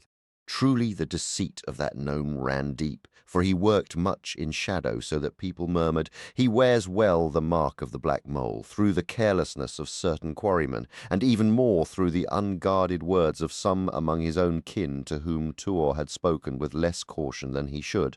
Meglin pieced together knowledge of the secret labours and laid his own designs against them. So winter tightened its grip, colder than those lands had known, frosting the plain of Tumladin and glazing its pools with ice, yet the fountains of Amon Gwereth danced on, and the two trees bloomed, and the people made merry, unaware of the terror coiled in the heart of Melko. That bitter season dragged on, the snows lying heavier than ever upon the encircling hills. Yet in time a spring of miraculous beauty arrived, melting the edges of those white cloaks until the valley drank the thaw and erupted in flowers. Thus came and passed the festival of Nost-na Lothian, the birth of flowers, celebrated with the laughter of children, and the hearts of the Gondolin lifted with the year's bright promise. Now the great feast of Tarn Oster, the gates of summer, drew near. It was their ancient custom to begin a solemn vigil at midnight, holding silence until the dawn of Tarn Oster broke. No voice was raised in the city from the middle of the night until daybreak, when they would greet the sunrise with age-old songs. For years beyond counting, summer's arrival had been met with choir music from the gleaming eastern wall, and now the night of watch was upon them. The city glimmered with silver lamps in the groves, lights of jeweled colors swung from newly leafed branches, and soft melodies drifted along the paths, though no voice sang until the dawn. The sun had sunk behind the hills, and the people arrayed themselves for the festival with glad and eager hearts, their eyes turned expectantly toward the east. But behold, even after darkness fell, a new light suddenly began to glow, though it came not from the east, but from beyond the northern heights.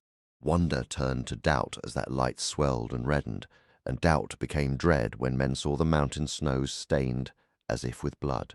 And so it was that the fire serpents of Melko descended upon Gondolin. Then across the plain came riders bearing breathless tidings from the watchers on the peaks. They told of fiery hosts and shapes like dragons, crying, "Melko is upon us."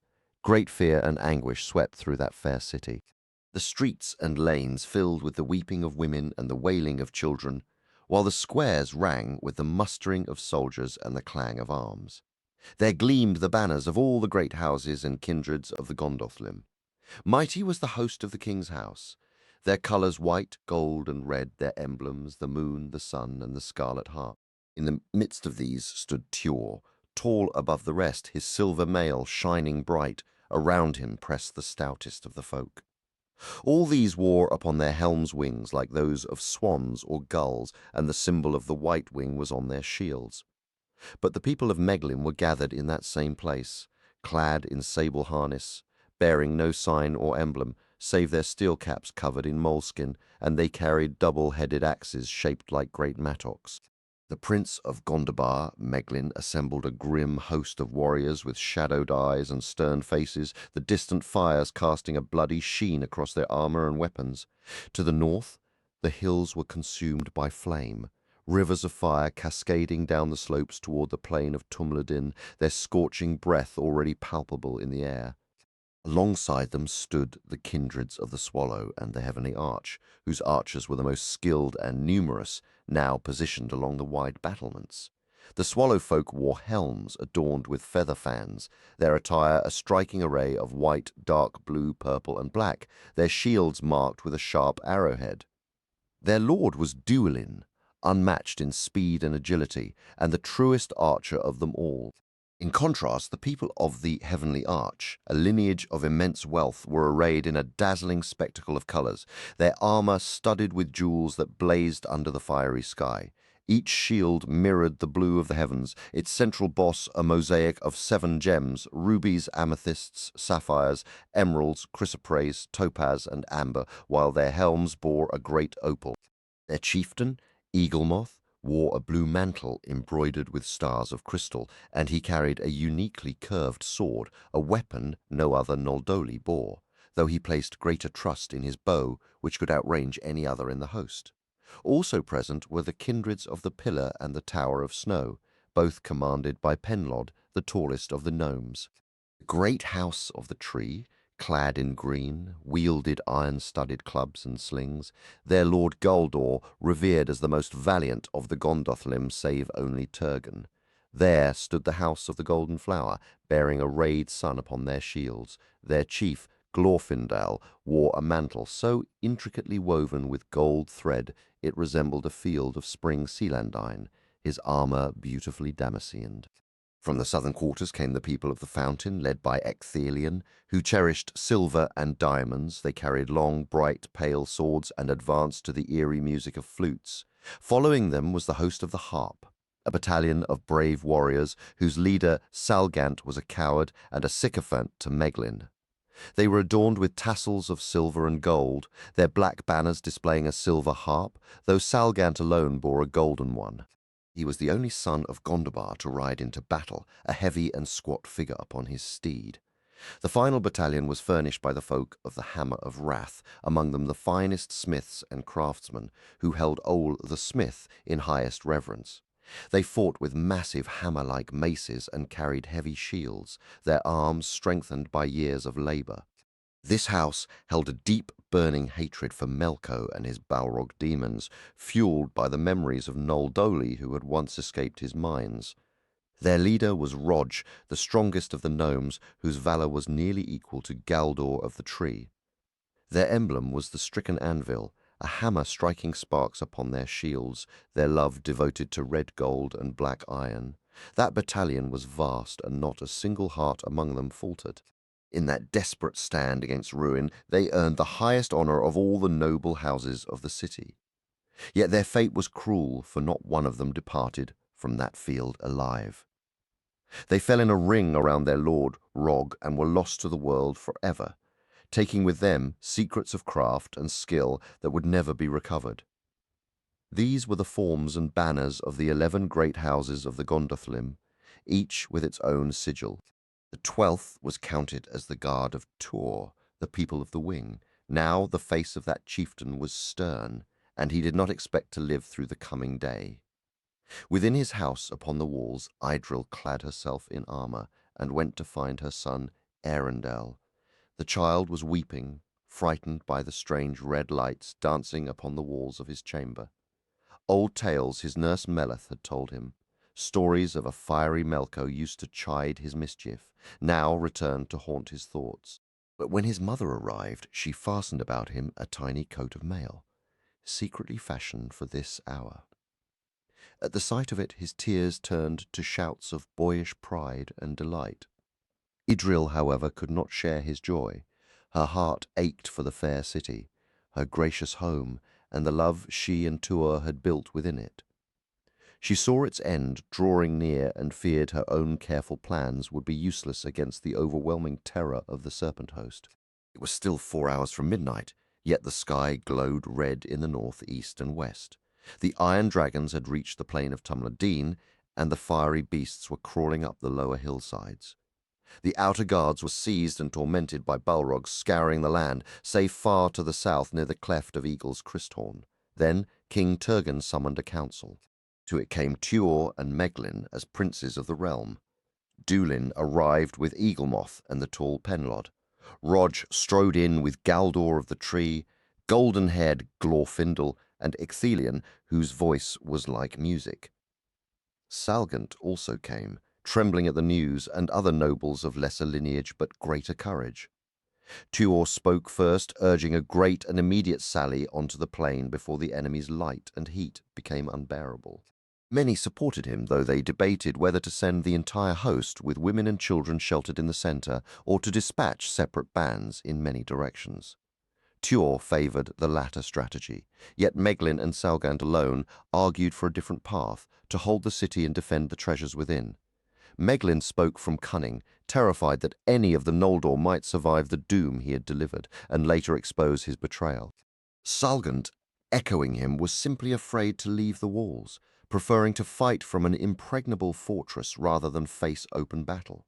Then the Lord of the Mole played upon the king's one weakness.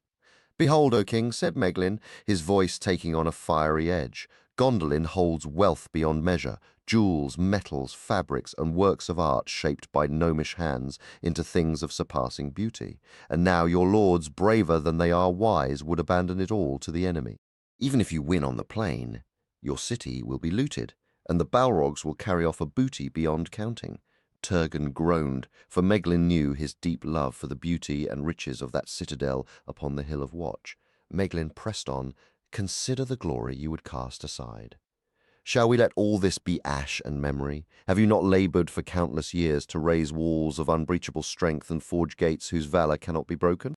Has the might of the hill Amon-Gwereth dwindled to the level of the deepest valley, or are the weapons piled upon it and its countless arrows so worthless that in this moment of danger you would cast them aside and face your enemies unprotected?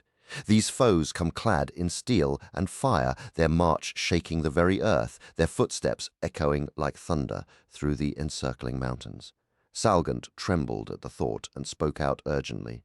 "Meglin's words are wise, O king. You must heed him."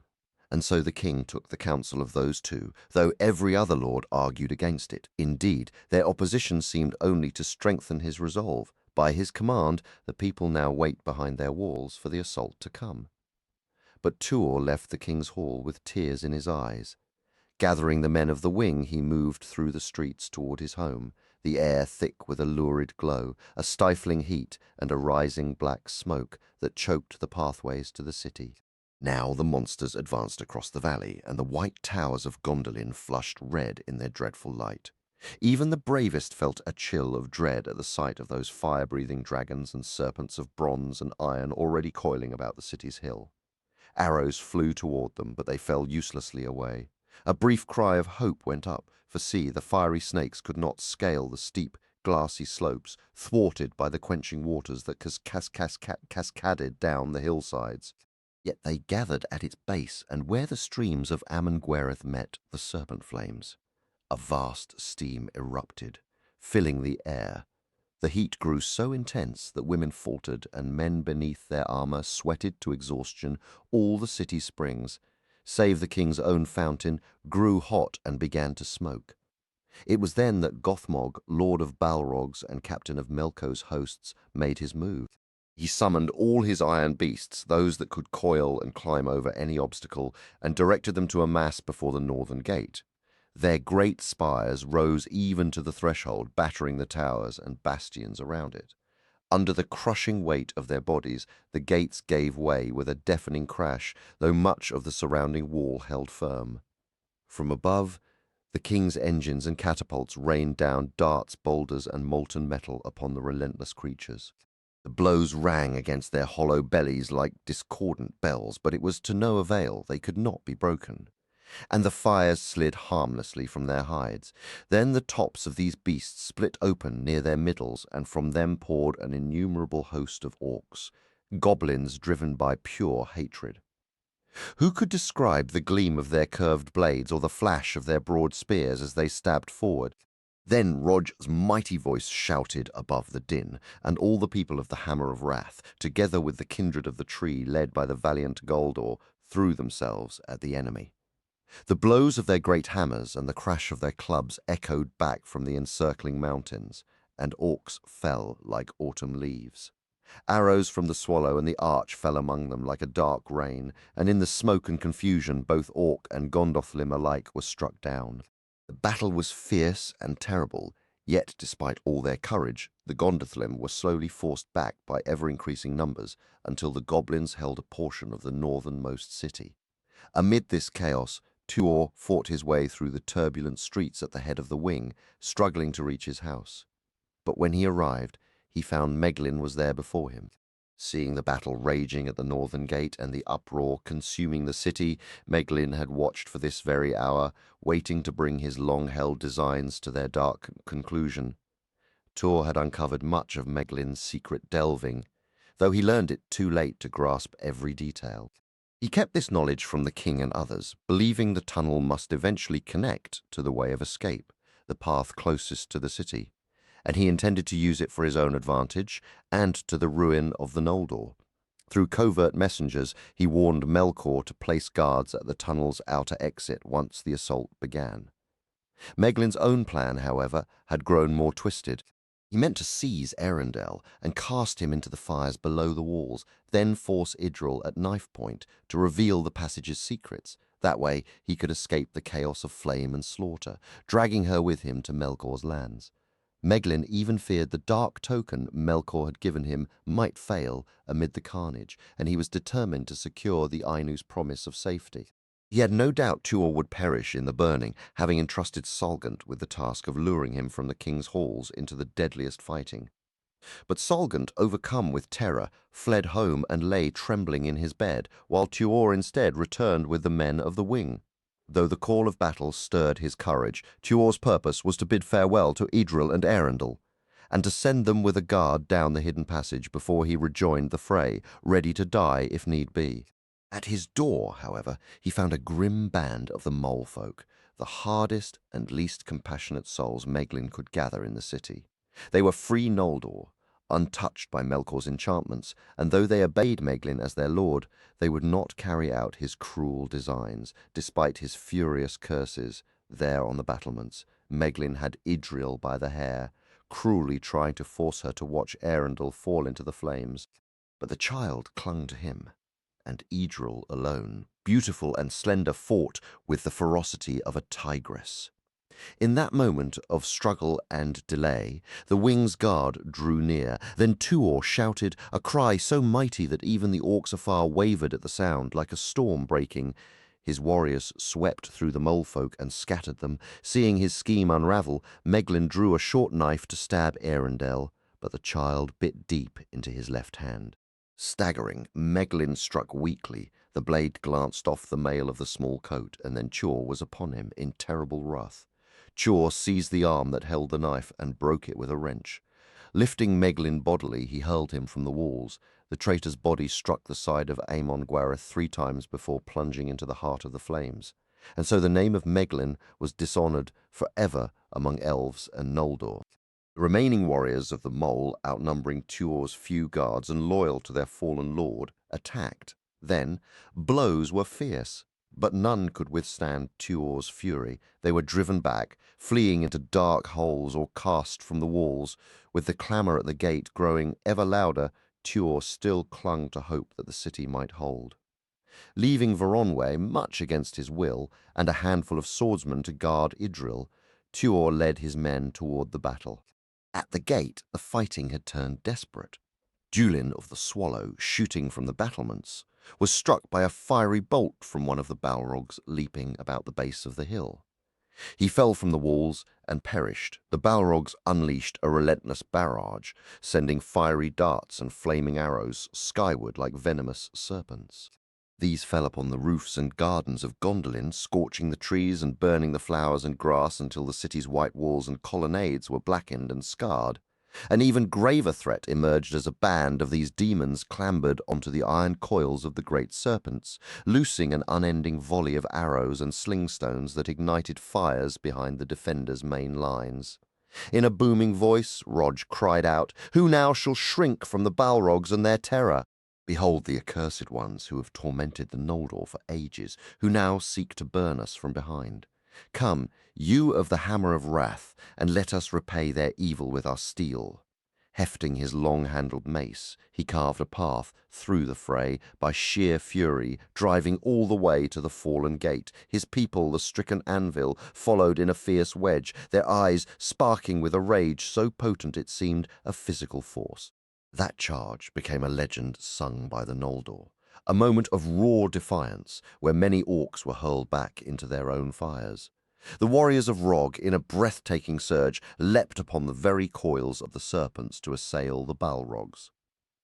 They fought with a terrible grace, battering the demons into nothingness, even seizing their flaming whips to turn the weapons against them, tearing the Balrogs as the Balrogs had once torn the gnomes.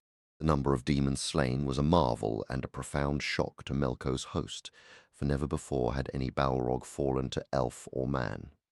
This wasn't just a battle, it was a cosmic insult, a punchline written in blood and fire against the supposed invincibility of their foes. Enraged, Gothmog, Lord of Balrogs, rallied his forces. He sent a contingent to feign retreat before the hammer of wrath, while the greater company rushed to flank them, scaling higher on the drakes to cut off their retreat to the gates. Rog, perceiving the trap, refused the bait of a costly withdrawal. Instead, with all his might, he fell upon the demons meant to lure him, driving them in genuine panicked flight down into the plain of Tumlidin, their shrieks tearing the air. His company wheeled and smote the astonished enemy bands until they were finally surrounded by an overwhelming tide of orcs and balrogs, and a fire drake was unleashed upon them. There they perished, with Rog hewing to the very last, each man of the hammer said to have claimed 7 foes for his own life. The loss of Rog and his battalion cast a heavier dread upon the defenders of Gondolin. They were forced to give further ground into the city, where Penlod made his last stand in a narrow lane, his back to a wall, surrounded by the fallen of the Pillar and the Tower of Snow. Now Melko's goblins held the gate and much of the walls, casting many of the Swallow and the Rainbow to their doom.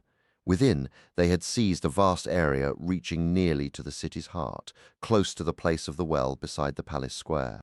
Yet their advance was costly. The ways around the gate were choked with uncounted heaps of their own dead. They halted to take counsel, sobered by the valour of the Gondolin, which had exacted a far heavier price than they had ever anticipated. A new cold fear also gripped them. The dread of the slaughter Rog had wrought among the Balrogs, demons upon whom their very courage and confidence had long relied. Their strategy was now to hold the ground they had gained, waiting for the great bronze serpents with their trampling feet to slowly advance over the iron ones. The goal was to breach the walls, creating an opening for the Balrogs to ride forth on their dragons of flame. They knew this had to be done quickly, for the intense heat of those drakes was not endless. It could only be replenished from the wells of fire Melko had forged deep within his own realm. Yet, just as their messengers were dispatched, a hauntingly sweet music rose from the ranks of the Gondolin, filling the enemy with a sudden chilling dread. And there, emerging into the chaos, was Ecthelion with the warriors of the Fountain, a force Turgon had kept in reserve, watching the grim struggle unfold from the heights of his tower.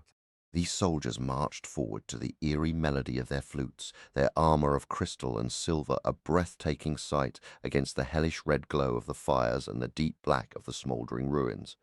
Then, in an instant, the music stopped. Ecthelion, his voice clear and commanding, shouted the order to draw swords. Before the orcs could even comprehend the assault, a storm of flashing pale blades was upon them.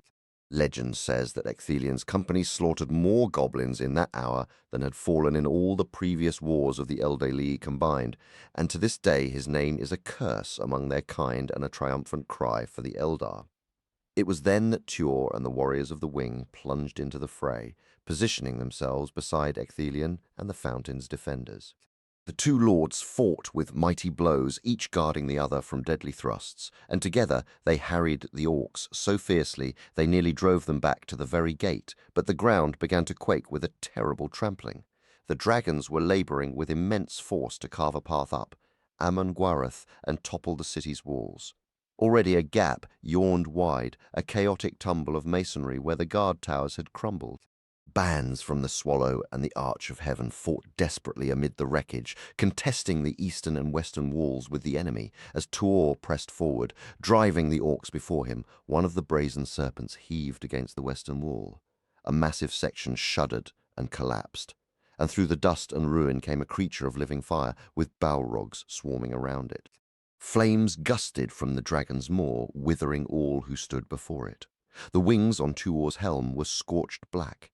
Yet he stood firm, rallying his guard, and all the warriors of the Arch and Swallow he could find, while on his right Ecthelion regrouped the men of the Southern Fountain. The arrival of the drakes emboldened the orcs once more. They mingled with the Balrogs now pouring through the breach, assailing the Gondolin with renewed ferocity. In the thick of the fight, Tuor slew the orc lord Othrod, cleaving his helm in two. He hewed Balkmeg asunder and struck down Lug with his axe, severing the foe's limbs at the knee. Ecthelion, with a single sweep of his blade, cut through 2 goblin captains and split the head of their champion, Orcobal, down to his teeth. Such was their valor that they fought their way even to the feet of the Balrogs. Against these demons of power, Ecthelion slew 3. The blinding brightness of his sword sheared through their iron hides, wounding their inner fire and making them writhe in agony. Yet they feared even more the sweeping arc of Tuor's axe, Dramborleg, which sang through the air like the rush of an eagle's wings, and brought death with every fall. 5 of the Balrogs fell before it, but in the end even the bravest few cannot forever hold against the countless many. A Balrog's whip lashed out, tearing a grievous wound in Ecthelion's left arm. His shield clattered to the ground just as the fire dragon, amid the shattered walls, drew terrifyingly near. Ecthelion stumbled, his strength failing, and Tuor had no choice but to support him. Even as the monstrous beast's crushing feet loomed over them, threatening to overwhelm them completely, Tuor could not abandon his friend. With a desperate swing, he struck at one of the creature's scaled feet. A gout of searing flame erupted from the wound, and the serpent shrieked in agony, its thrashing tail striking down many from both the orc ranks and the Noldor defenders. Summoning his last reserves, Tuor heaved Ecthelion onto his shoulders, and with the few warriors still standing, managed to scramble from beneath the drake's path. The beast's rampage had been catastrophic, leaving a trail of death that shook the resolve of the Gondolindrim. So it was that Tuor, son of Peleg, was forced to give ground, fighting a relentless retreat as he carried the unconscious Ecthelion of the Fountain from the fray. The dragons and their foul masters now held half the city, all the northern districts falling under their shadow. From there, roving bands of enemies spread through the streets, looting and burning. In the darkness, they slaughtered men, women, and children indiscriminately. Where they found opportunity, they bound captives and dragged them back, casting them into the iron pens near the mechanical dragons, reserving them for a life of thraldom under Melko. Staggering under his burden, Tuor finally reached the square of the Folkwell by a northern approach. There he found Goldor and a dwindling band of the Trees folk desperately holding the western entry at the Arch of Inware against a goblin horde. In a moment of peril, Tuor tripped over a body in the dark, nearly losing his grip on Ecthelion. The orcs would have seized them both had Goldor not charged forward, his great club striking with furious resolve to cover their retreat. What remained of the guards from the houses of the Wing, the Tree, the Fountain, the Swallow, and the Arch now coalesced into a single weary battalion. Following Tuor's counsel, they withdrew from the well's square, its once pure waters now fouled with the carcasses of the enemy, and fell back to the more defensible square of the king.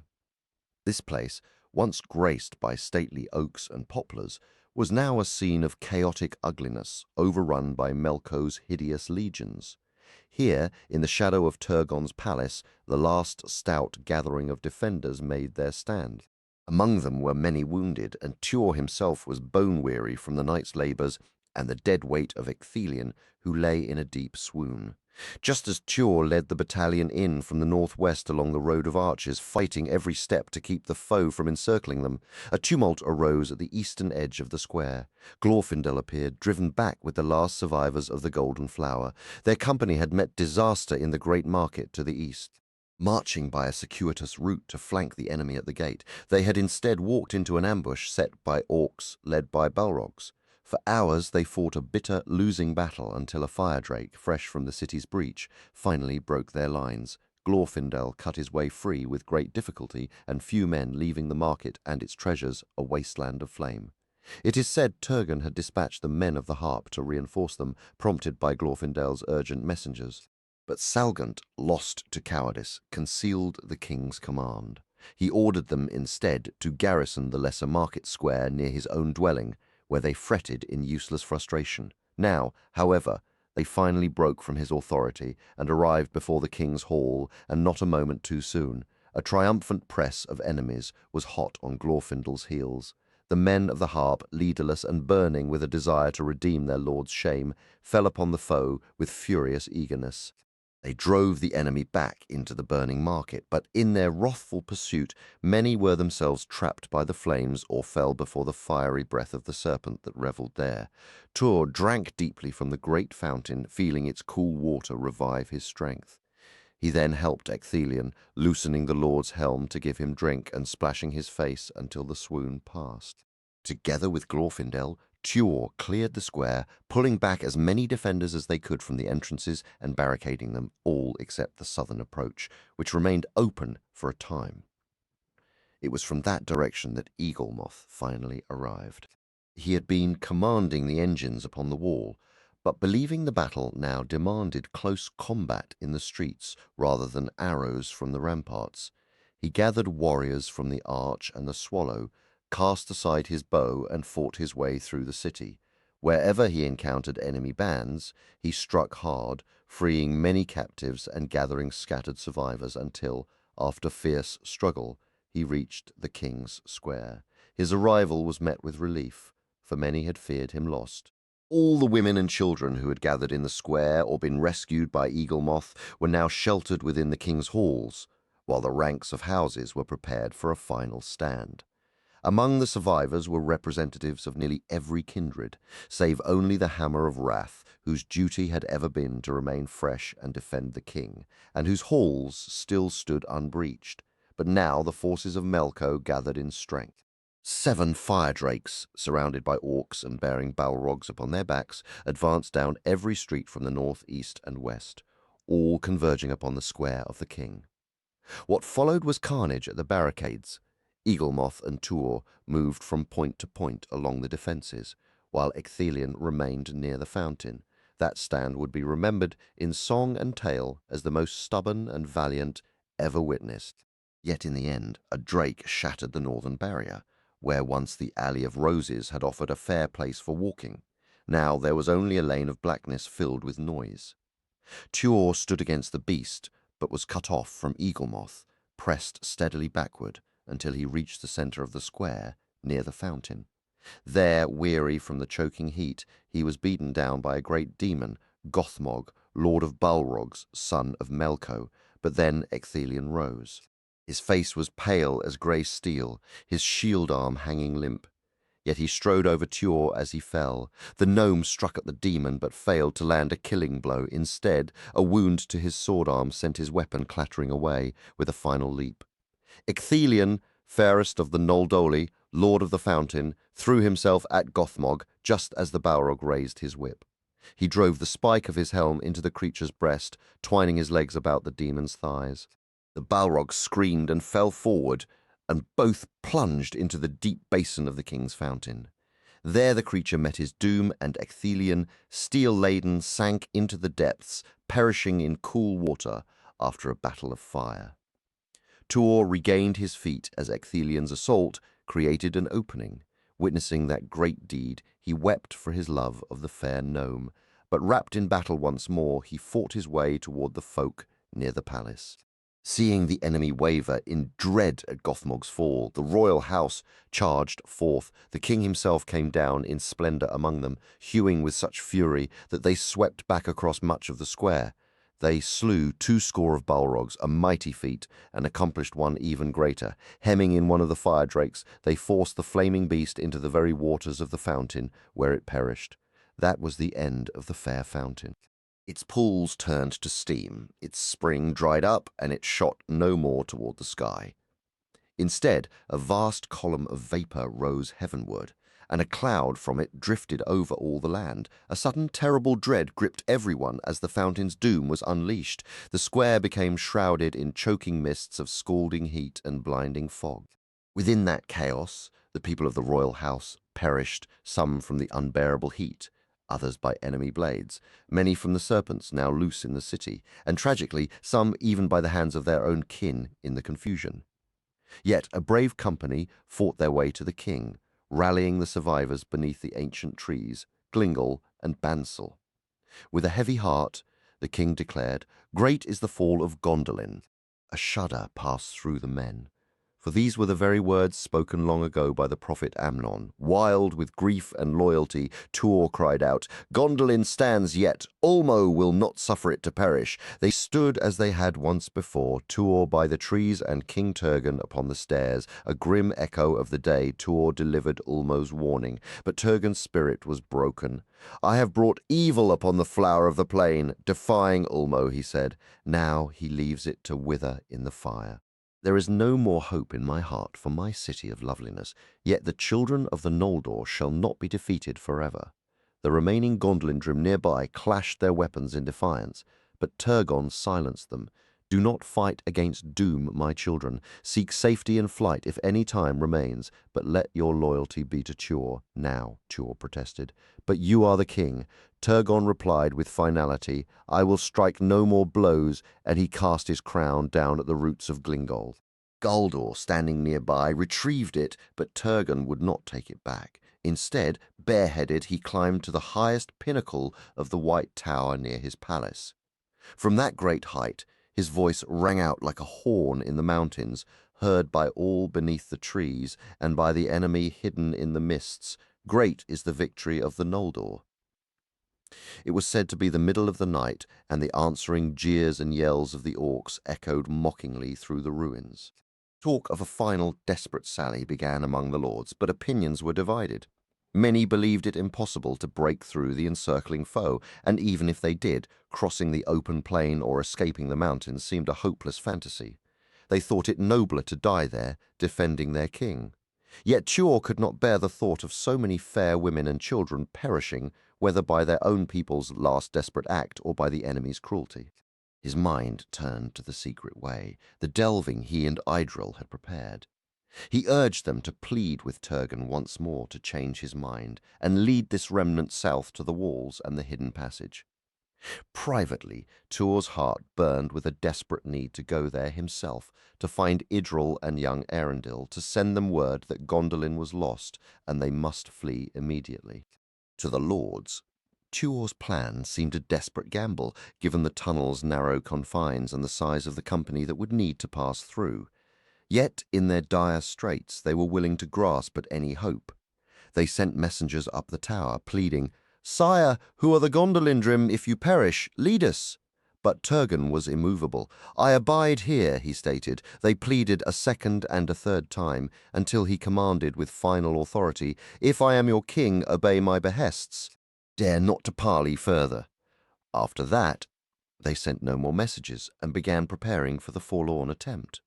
But the surviving folk of the royal house refused to move a single step, gathering thickly around the base of the king's tower. "We stay if Turgon does not go forth," they declared, and no argument could sway them. Now Tuor was torn asunder, caught between his reverence for the stubborn king and the sickening love and fear for Idril and his child that clawed at his heart. The choice could be delayed no longer. Serpents already prowled the square, crushing the dead and dying, and through the mists the enemy was gathering for its final, crushing onslaught. The sound of women weeping in the palace halls filled Tuor with a deep sorrow for the shattered remnants of Gondolin's people. He gathered the grieving survivors, mothers, children, and maids, and placed them at the center of his formation, shielding them with his warriors on all sides. His plan was a desperate fighting retreat southward, aiming to reach the Avenue of Triumphs and the sacred place of the gods before the enemy could cut off his path. From there he hoped to flee by the hidden way of running waters toward the southern walls and the safety of his home, though the secret tunnel's security now seemed a fragile hope. No sooner had he begun to withdraw than the enemy launched a furious assault on his left flank and rear. Massive drakes emerged through the fog, their eyes glowing like coals, forcing Tuor to order a frantic run. The column's right was shielded by the King's Hall as they pushed into the avenue, while Glorfindel and his warriors of the Golden Flower fought a valiant, costly rearguard action. Against all odds, the battered company reached Gar Anion, the open, high ground at the city's heart. Tuor braced for a final, doomed stand, yet the enemy's pursuit had mysteriously slackened, a fleeting mercy he could scarcely believe. Then, at the head of the weary host, he arrived at the place of wedding.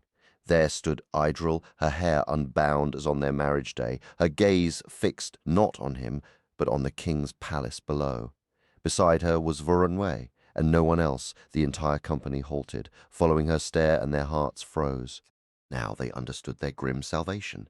The enemy's focus had shifted. A great drake was coiled on the palace steps, defiling the white stone while orcs swarmed within, dragging out captives and cutting down lone defenders. The golden tree Glingol stood withered. The silver tree Bansil was blackened, and the king's tower was besieged. High above they could make out the figure of the king, while below a serpent of iron lashed its fiery tail, surrounded by balrogs. Anguished cries carried up the hill. The royal house was making its last stand. Drawing the enemy's wrath and buying Tuor's company this desperate breath, Idril, distraught, cried out, "Woe is me, for my father awaits his doom upon that pinnacle. Yet 7 times woe, for my lord has fallen to Melko and will never stride home again." In that moment, Tuor's own grief sharpened into a reckless fury. "Idril, I live!" he shouted, "and by all the hells of Melko, I will bring your father hence." He moved to charge down the slope alone, but Idril, shaken from her despair by a storm of tears, clasped his knees. My lord," she pleaded, holding him back. Even as she spoke, a terrible roar erupted from below. The tower flared into sudden flame, then collapsed in a crash of fire and stone as dragons crushed its foundations. In that cataclysm fell Turgon, king of the Gondolin, and for that dark hour victory belonged wholly to Melko. Idril spoke with a heavy heart. How sorrowful it is when the wise cannot see. Yet Tuor replied, "And how grievous is the stubbornness of those we hold dear, though it was a fault born of courage." He bent to lift her, kissing her gently, for she meant more to him than all the people of Gondolin. Still, she wept bitterly for her father. Turning to the captains, Tuor urged, "We must leave this place with haste before we are surrounded." They moved onward swiftly, putting distance between themselves and the palace, where the orcs still revelled in their plunder and celebrated the fall of Turgon's tower. Now in the southern part of the city they encountered only scattered bands of looters who fled at their approach. Fire and ruin were everywhere, a testament to the enemy's cruelty. They came upon women, some carrying infants and others burdened with belongings, but Tuor allowed them to take only a little food, nothing more. As they reached a quieter area, Tuor turned to Voronway for news, since Idril remained silent, nearly overcome. Voronway recounted how he and Idril had waited by the house doors, hearts shaken by the growing battle sounds, while Idril wept for word from Tuor. Eventually, she had sent most of her guard down the secret passage with Eärendil, compelling them with stern words, though her grief at that parting was immense. She declared she would stay, refusing to live without her lord, and then moved through the city, gathering women and stragglers, guiding them to the tunnel, and fighting off raiders with her small band. None could persuade her to lay aside her sword. At last, they faced a band too numerous, and Voronway dragged her away only by divine luck, for all others with them perished, and the enemy burned Tuor's house without finding the hidden path. After that, Voronway said, "Your lady," worn by exhaustion and sorrow, wandered wildly into the city to my great dread. I could not convince her to flee the flames. As these words were spoken, they arrived near the southern walls and Tuor's house, only to find it demolished. Its wreckage still smoking, Tuor's anger flared hotly at the sight, but the noise of approaching orcs spurred him to dispatch the company quickly down the secret way.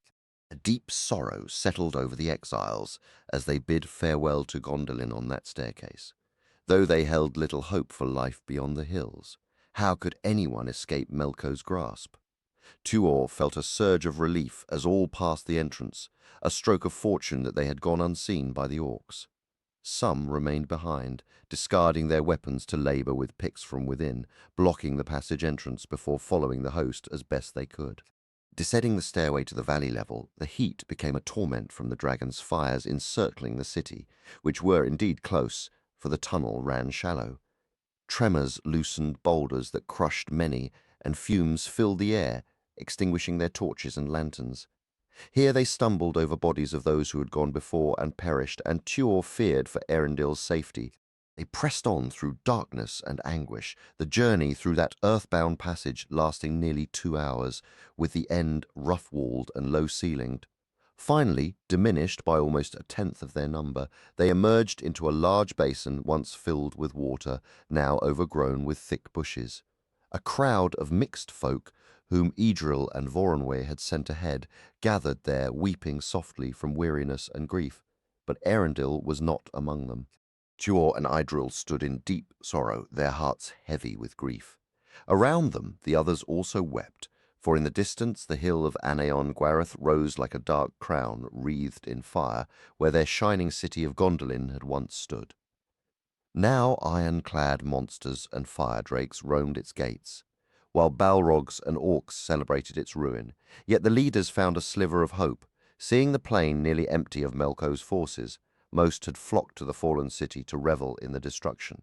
"We must move quickly," urged Goldor, "and reach the encircling mountains before dawn. Summer is here, and the night gives us little time." But disagreements split the group. Many argued it was madness to aim for Cristhorn as Tuor wished. "The sun will catch us long before we reach the foothills," they said, "and we'll be overrun by drakes and demons on the open plain. Let us head instead to Bad Uthwin, the way of escape. It's only half the distance, and our wounded might at least make it that far." Idril spoke firmly against this, warning the lords not to trust in old magic that once hid that path. "What enchantment remains?" she asked, "now that Gondolin has fallen?" Still, a large group broke away and made for Bad Uthwin, only to meet a grim fate. A monster, placed there by Melko's cunning on Meglin's advice, waited at the exit, allowing none to pass. The rest pressed on, guided by Legolas Greenleaf of the Tree, who knew every inch of the land, day or night, and possessed keen sight in the dark. They moved swiftly across the valley, despite their exhaustion, not stopping until they had covered great ground. As they paused, a grey, sorrowful dawn spread over the earth, a dawn that would never again see Gondolin's beauty. Strangely, the plain lay shrouded in mist, something never seen before, perhaps linked to the fate of the King's Fountain. Shrouded by those vapours, they travelled safely well past sunrise, now too distant to be spotted from the hill or broken walls. The mountains loomed about 7 leagues from Gondolin, with Cristhorn, the Cleft of Eagles, another 2 leagues upward from their base. They still faced over 2 leagues through the rugged foothills, and weariness weighed on them like stone. The sun, large and blood-red, now hung above the eastern hills. The mists nearby thinned, though Gondolin's ruins stayed veiled as if by a cloud. Then, as the air cleared, they spotted a band of men fleeing on foot just a few furlongs away, pursued by a strange cavalry, orcs riding great wolves, brandishing spears. Tuor's eyes narrowed. "Look, there is Eärendil, my son," he said. "His face shines like a star in this desolation, and my winged guards are around him, but they are hard pressed." Without delay, he chose 50 of the least weary men and raced ahead, leaving the main company to follow as best they could. As they drew near, Tuor shouted to the men around Eärendil to stand firm and not scatter, for the wolf riders were picking them off one by one. The child was carried on the shoulders of Hendor, a loyal servant of Idril's, who seemed in danger of being left behind. Quickly, the men formed a tight circle back to back, with Hendor and Eärendil sheltered at the centre. Though breathless, Tuor and his troop finally reached them, ready to make a stand. A score of wolf riders had been met by Eärendil and his 6 remaining men. To prevent any from escaping to alert the main enemy force, Tuor had arranged his warriors into a thin crescent, a single rank, hoping to encircle the riders. The tactic worked. Only 2 riders escaped, and they were wounded and on foot, their warning reaching the city far too late. Eärendil was overjoyed to see Tuor, and Tuor was most relieved to find his son. "I am thirsty, father," Eärendil said, "for I have run a long way. Hendor did not need to carry me." Tuor said nothing, having no water, and thinking of the needs of all those he led. Eärendil spoke again. "It was good to see Meglin die like that. He was always trying to put his arms around my mother, and I never liked him, but I would not travel in any more tunnels, not for all of Melko's wolf riders." Tuor smiled at this and lifted the boy onto his shoulders. Soon the main group of exiles caught up, and Tuor gave Eärendil to his mother Idril, whose joy was immense. Yet Eärendil refused to be carried. "Mother Eardril, you are tired," he said. "Warriors in mail do not ride among the Gondolin unless it is old Sulgant." His mother managed to laugh despite her grief. Speaking of which, Eärendil asked, "Where is Sulgant?" The old gnome had often visited their home, drawn by the good wine and fine meals, and he would tell the boy whimsical tales or play amusing games, bringing much laughter in happier days. No one knew his fate then, nor do they know it now. Perhaps he perished in fire as he slept.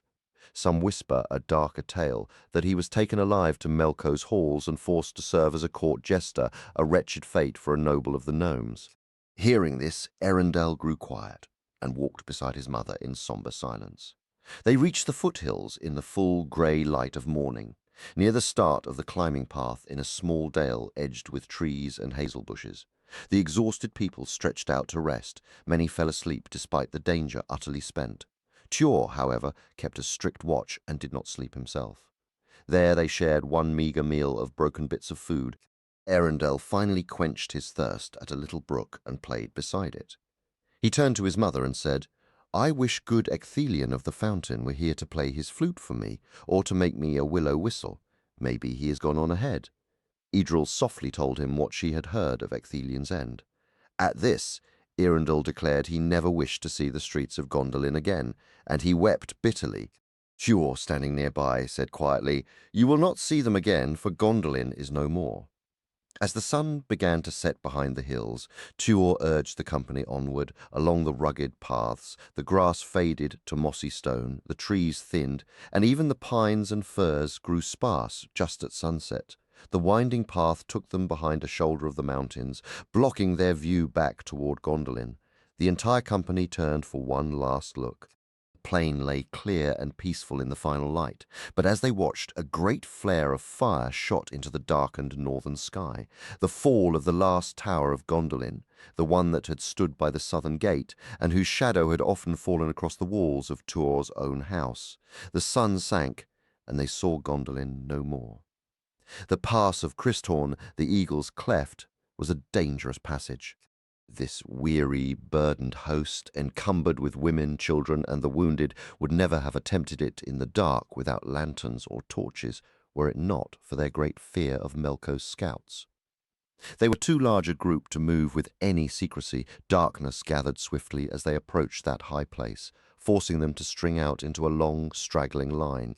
Galdor led a vanguard of spearmen, with Legolas beside them, his vision piercing the shadows like a creature of the night, seeing farther than any man. Behind them came the strongest of the women, aiding those who were ill or wounded but could still walk. Idril was among them, and young Eärendil, who bore the hardship with surprising fortitude. Tuor commanded the centre with his winged guard, carrying the most severely injured. Eaglemoth at his side, though nursing a wound from the earlier fighting. The rear was a slow-moving column of women with infants, young girls, and men who could barely hobble, all shepherded by a large company of unwounded warriors under Glorfindel of the Golden Hair.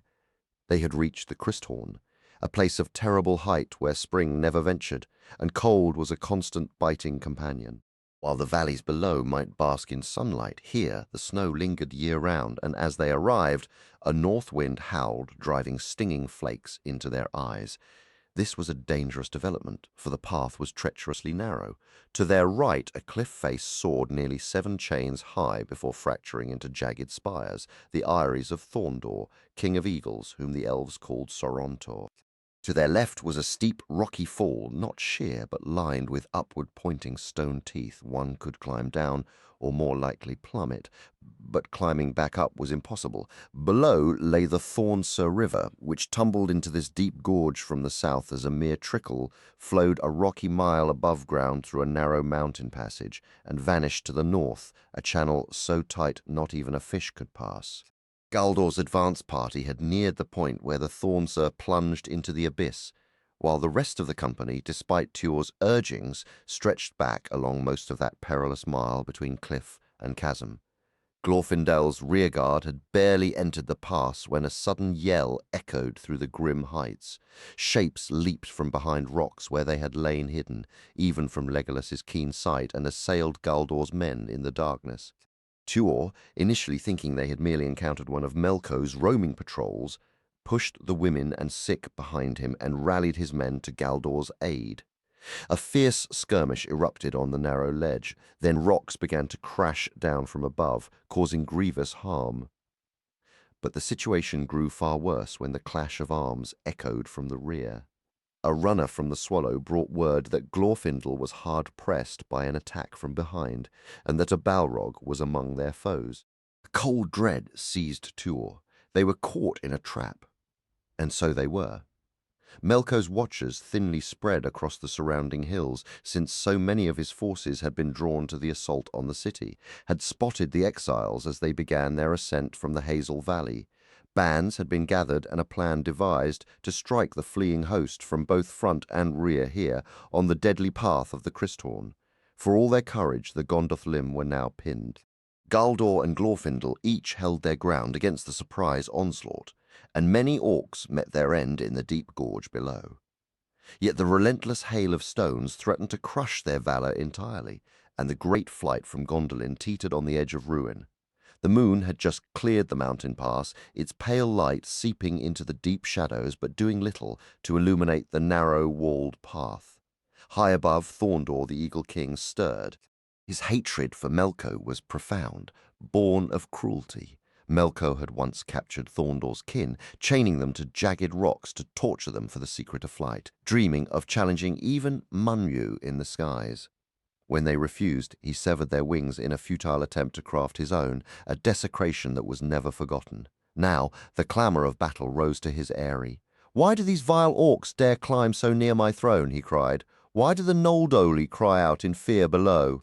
Arise, Thornhoth, let your beaks be steel, and your talons swords." A sound like a great wind through stone followed as the Thornhoth. The host of eagles descended upon the orcs, scaling the cliffs above the path.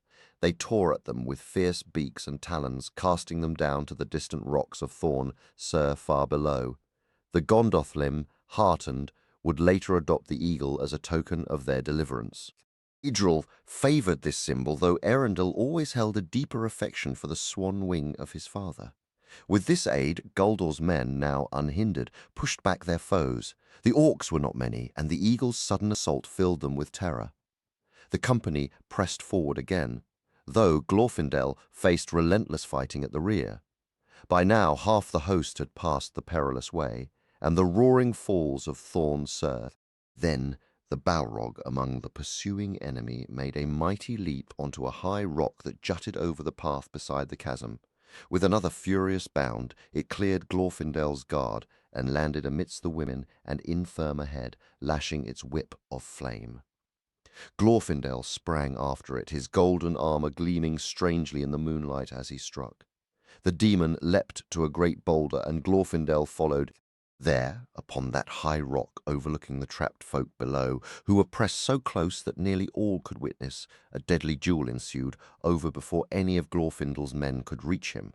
Glorfindel's fury drove the Balrog back, his mail shielding him from whip and claw. He landed a heavy blow upon its iron helm, then hewed its whip-arm clean off at the elbow. In its pain and fear, the Balrog lunged. Glorfindel stabbed like a serpent's strike, but found only its shoulder, and was seized in a grapple. They swayed upon the crag's edge. With his left hand, Glorfindel drew a dirk and drove it upward, piercing the demon's belly near his own face, for the Balrog stood twice his height. It shrieked, fell backward from the rock, and as it fell, clutched Glorfindel's golden hair beneath his helm, and both plunged into the abyss. This was a grievous loss, for Glorfindel was dearly beloved. The crash of their fall echoed through the hills, and the gorge of Thorn Sur seemed to cry out. At the Balrog's death shriek, the orcs before and behind wavered, were slain, or fled. Then Thorndor himself, a mighty bird, descended into the depths and brought up Glorfindel's body, but the Balrog lay where it fell, and the waters of Thorn Sur ran black for many days in the valley of Tumladin far below.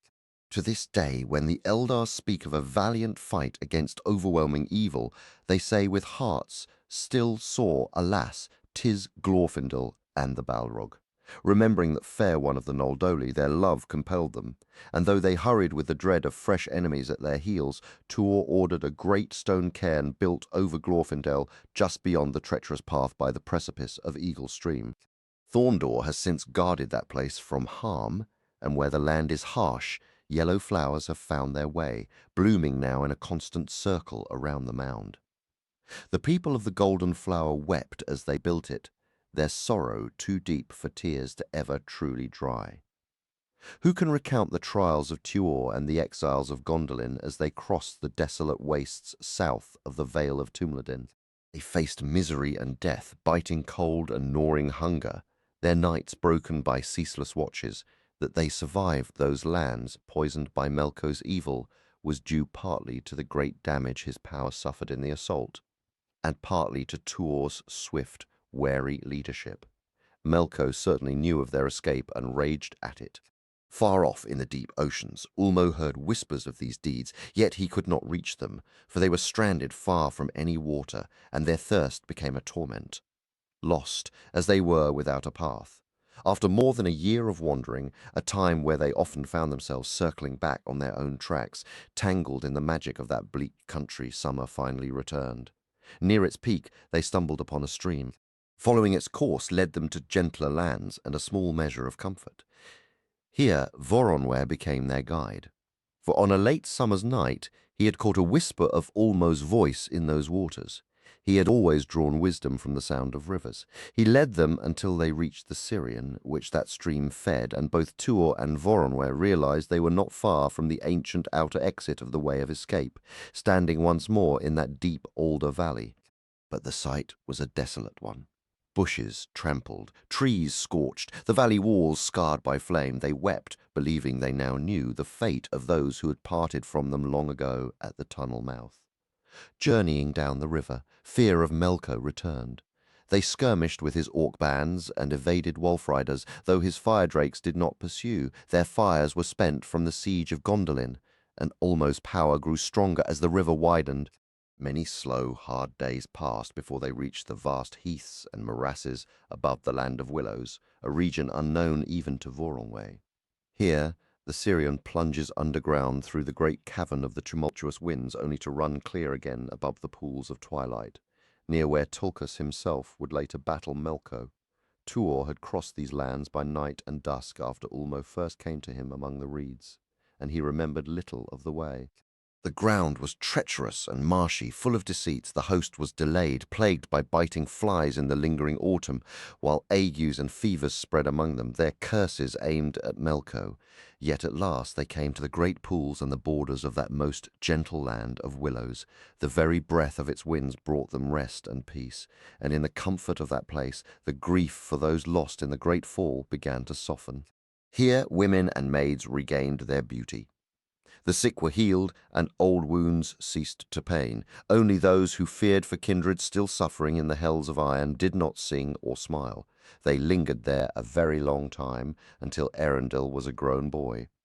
Then the sound of Ulmo's conches stirred Tuor's heart once more, his sea-longing returning, with a thirst made fiercer by years of stifling.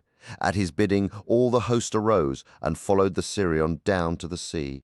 Now, the company that had made it through the Eagle's Cleft and witnessed the fall of Glorfindel had been nearly 800 strong, a sizable host for travellers, yet it was a sorrowful remnant of a city once so fair and populous. But those who later rose from the grasses of the Land of Willows and journeyed to the sea after holding a solemn festival in memory of Glorfindel when spring adorned the meadows with celandine. These numbered only 320 men and boys and 260 women and girls.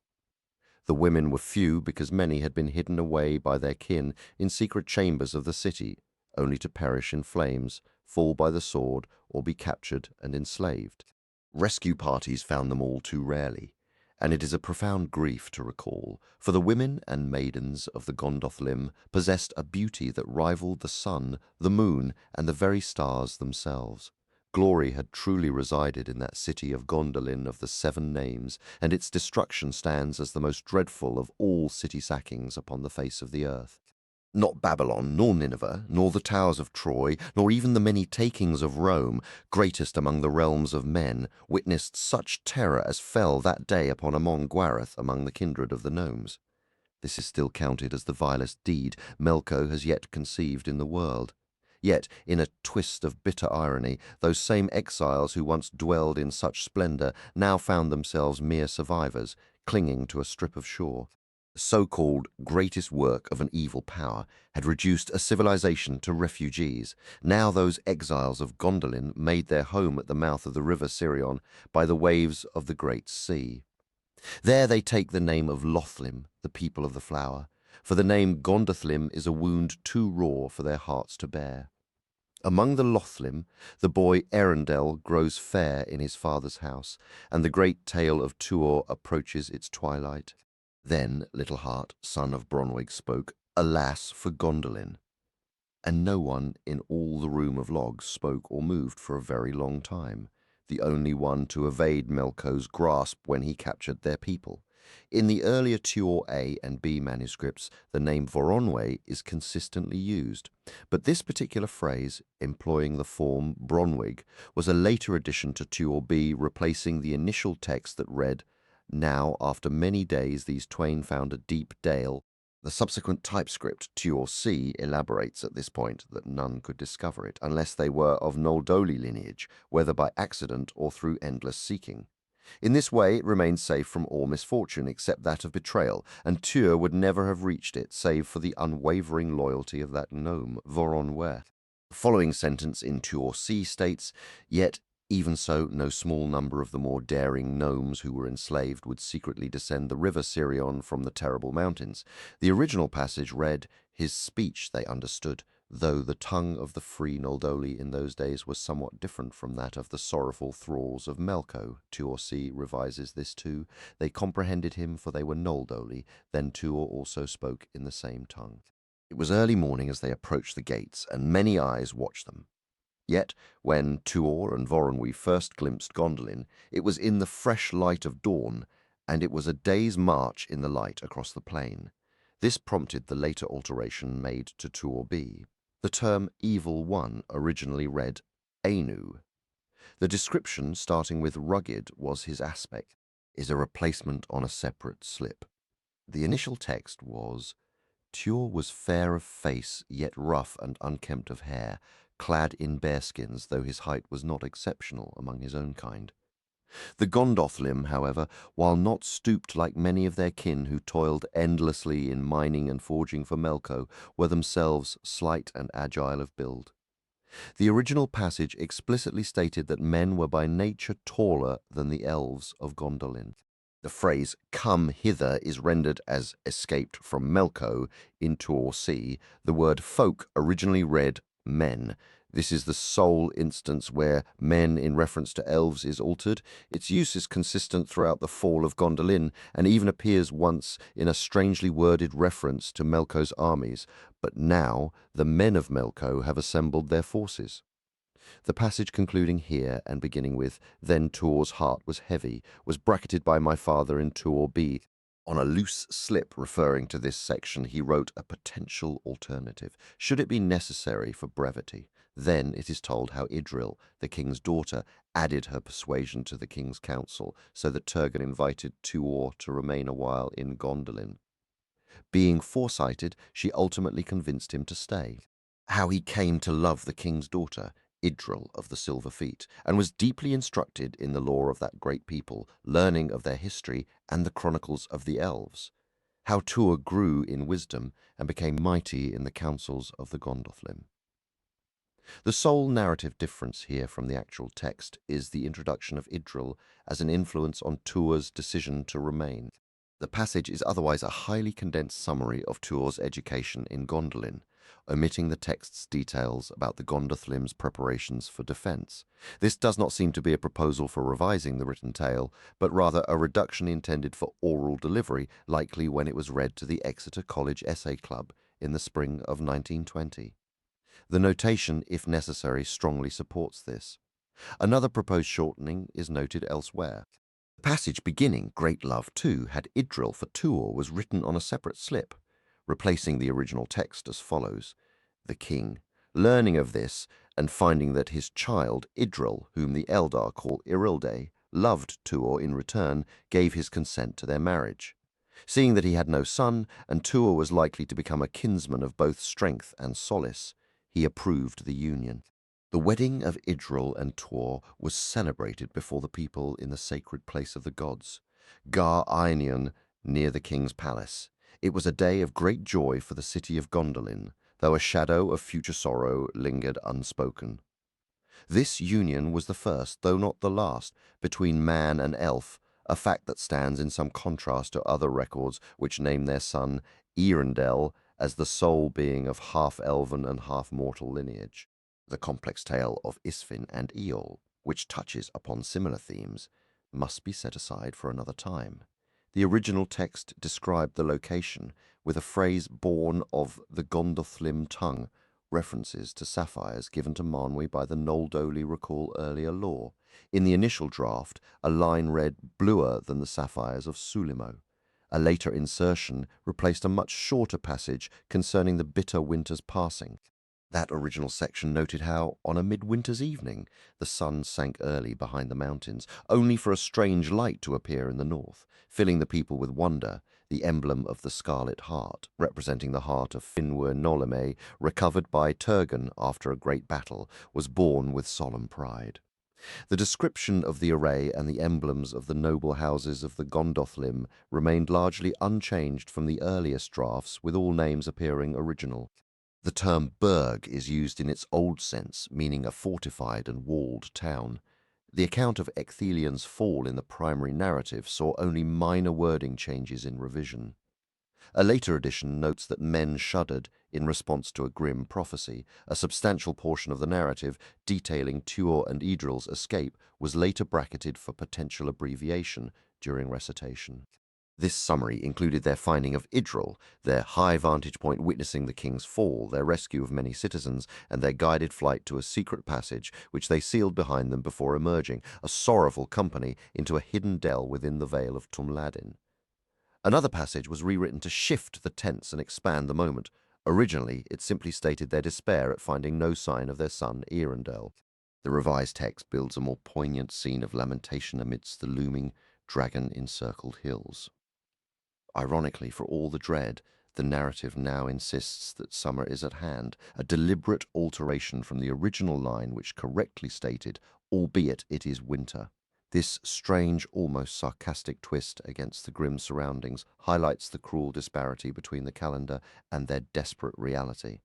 Now the mountains stood on that side, a distance of about 7 leagues less a mile from Gondolin, with Christhorn, the Cleft of Eagles, lying another league upward from the base of the range.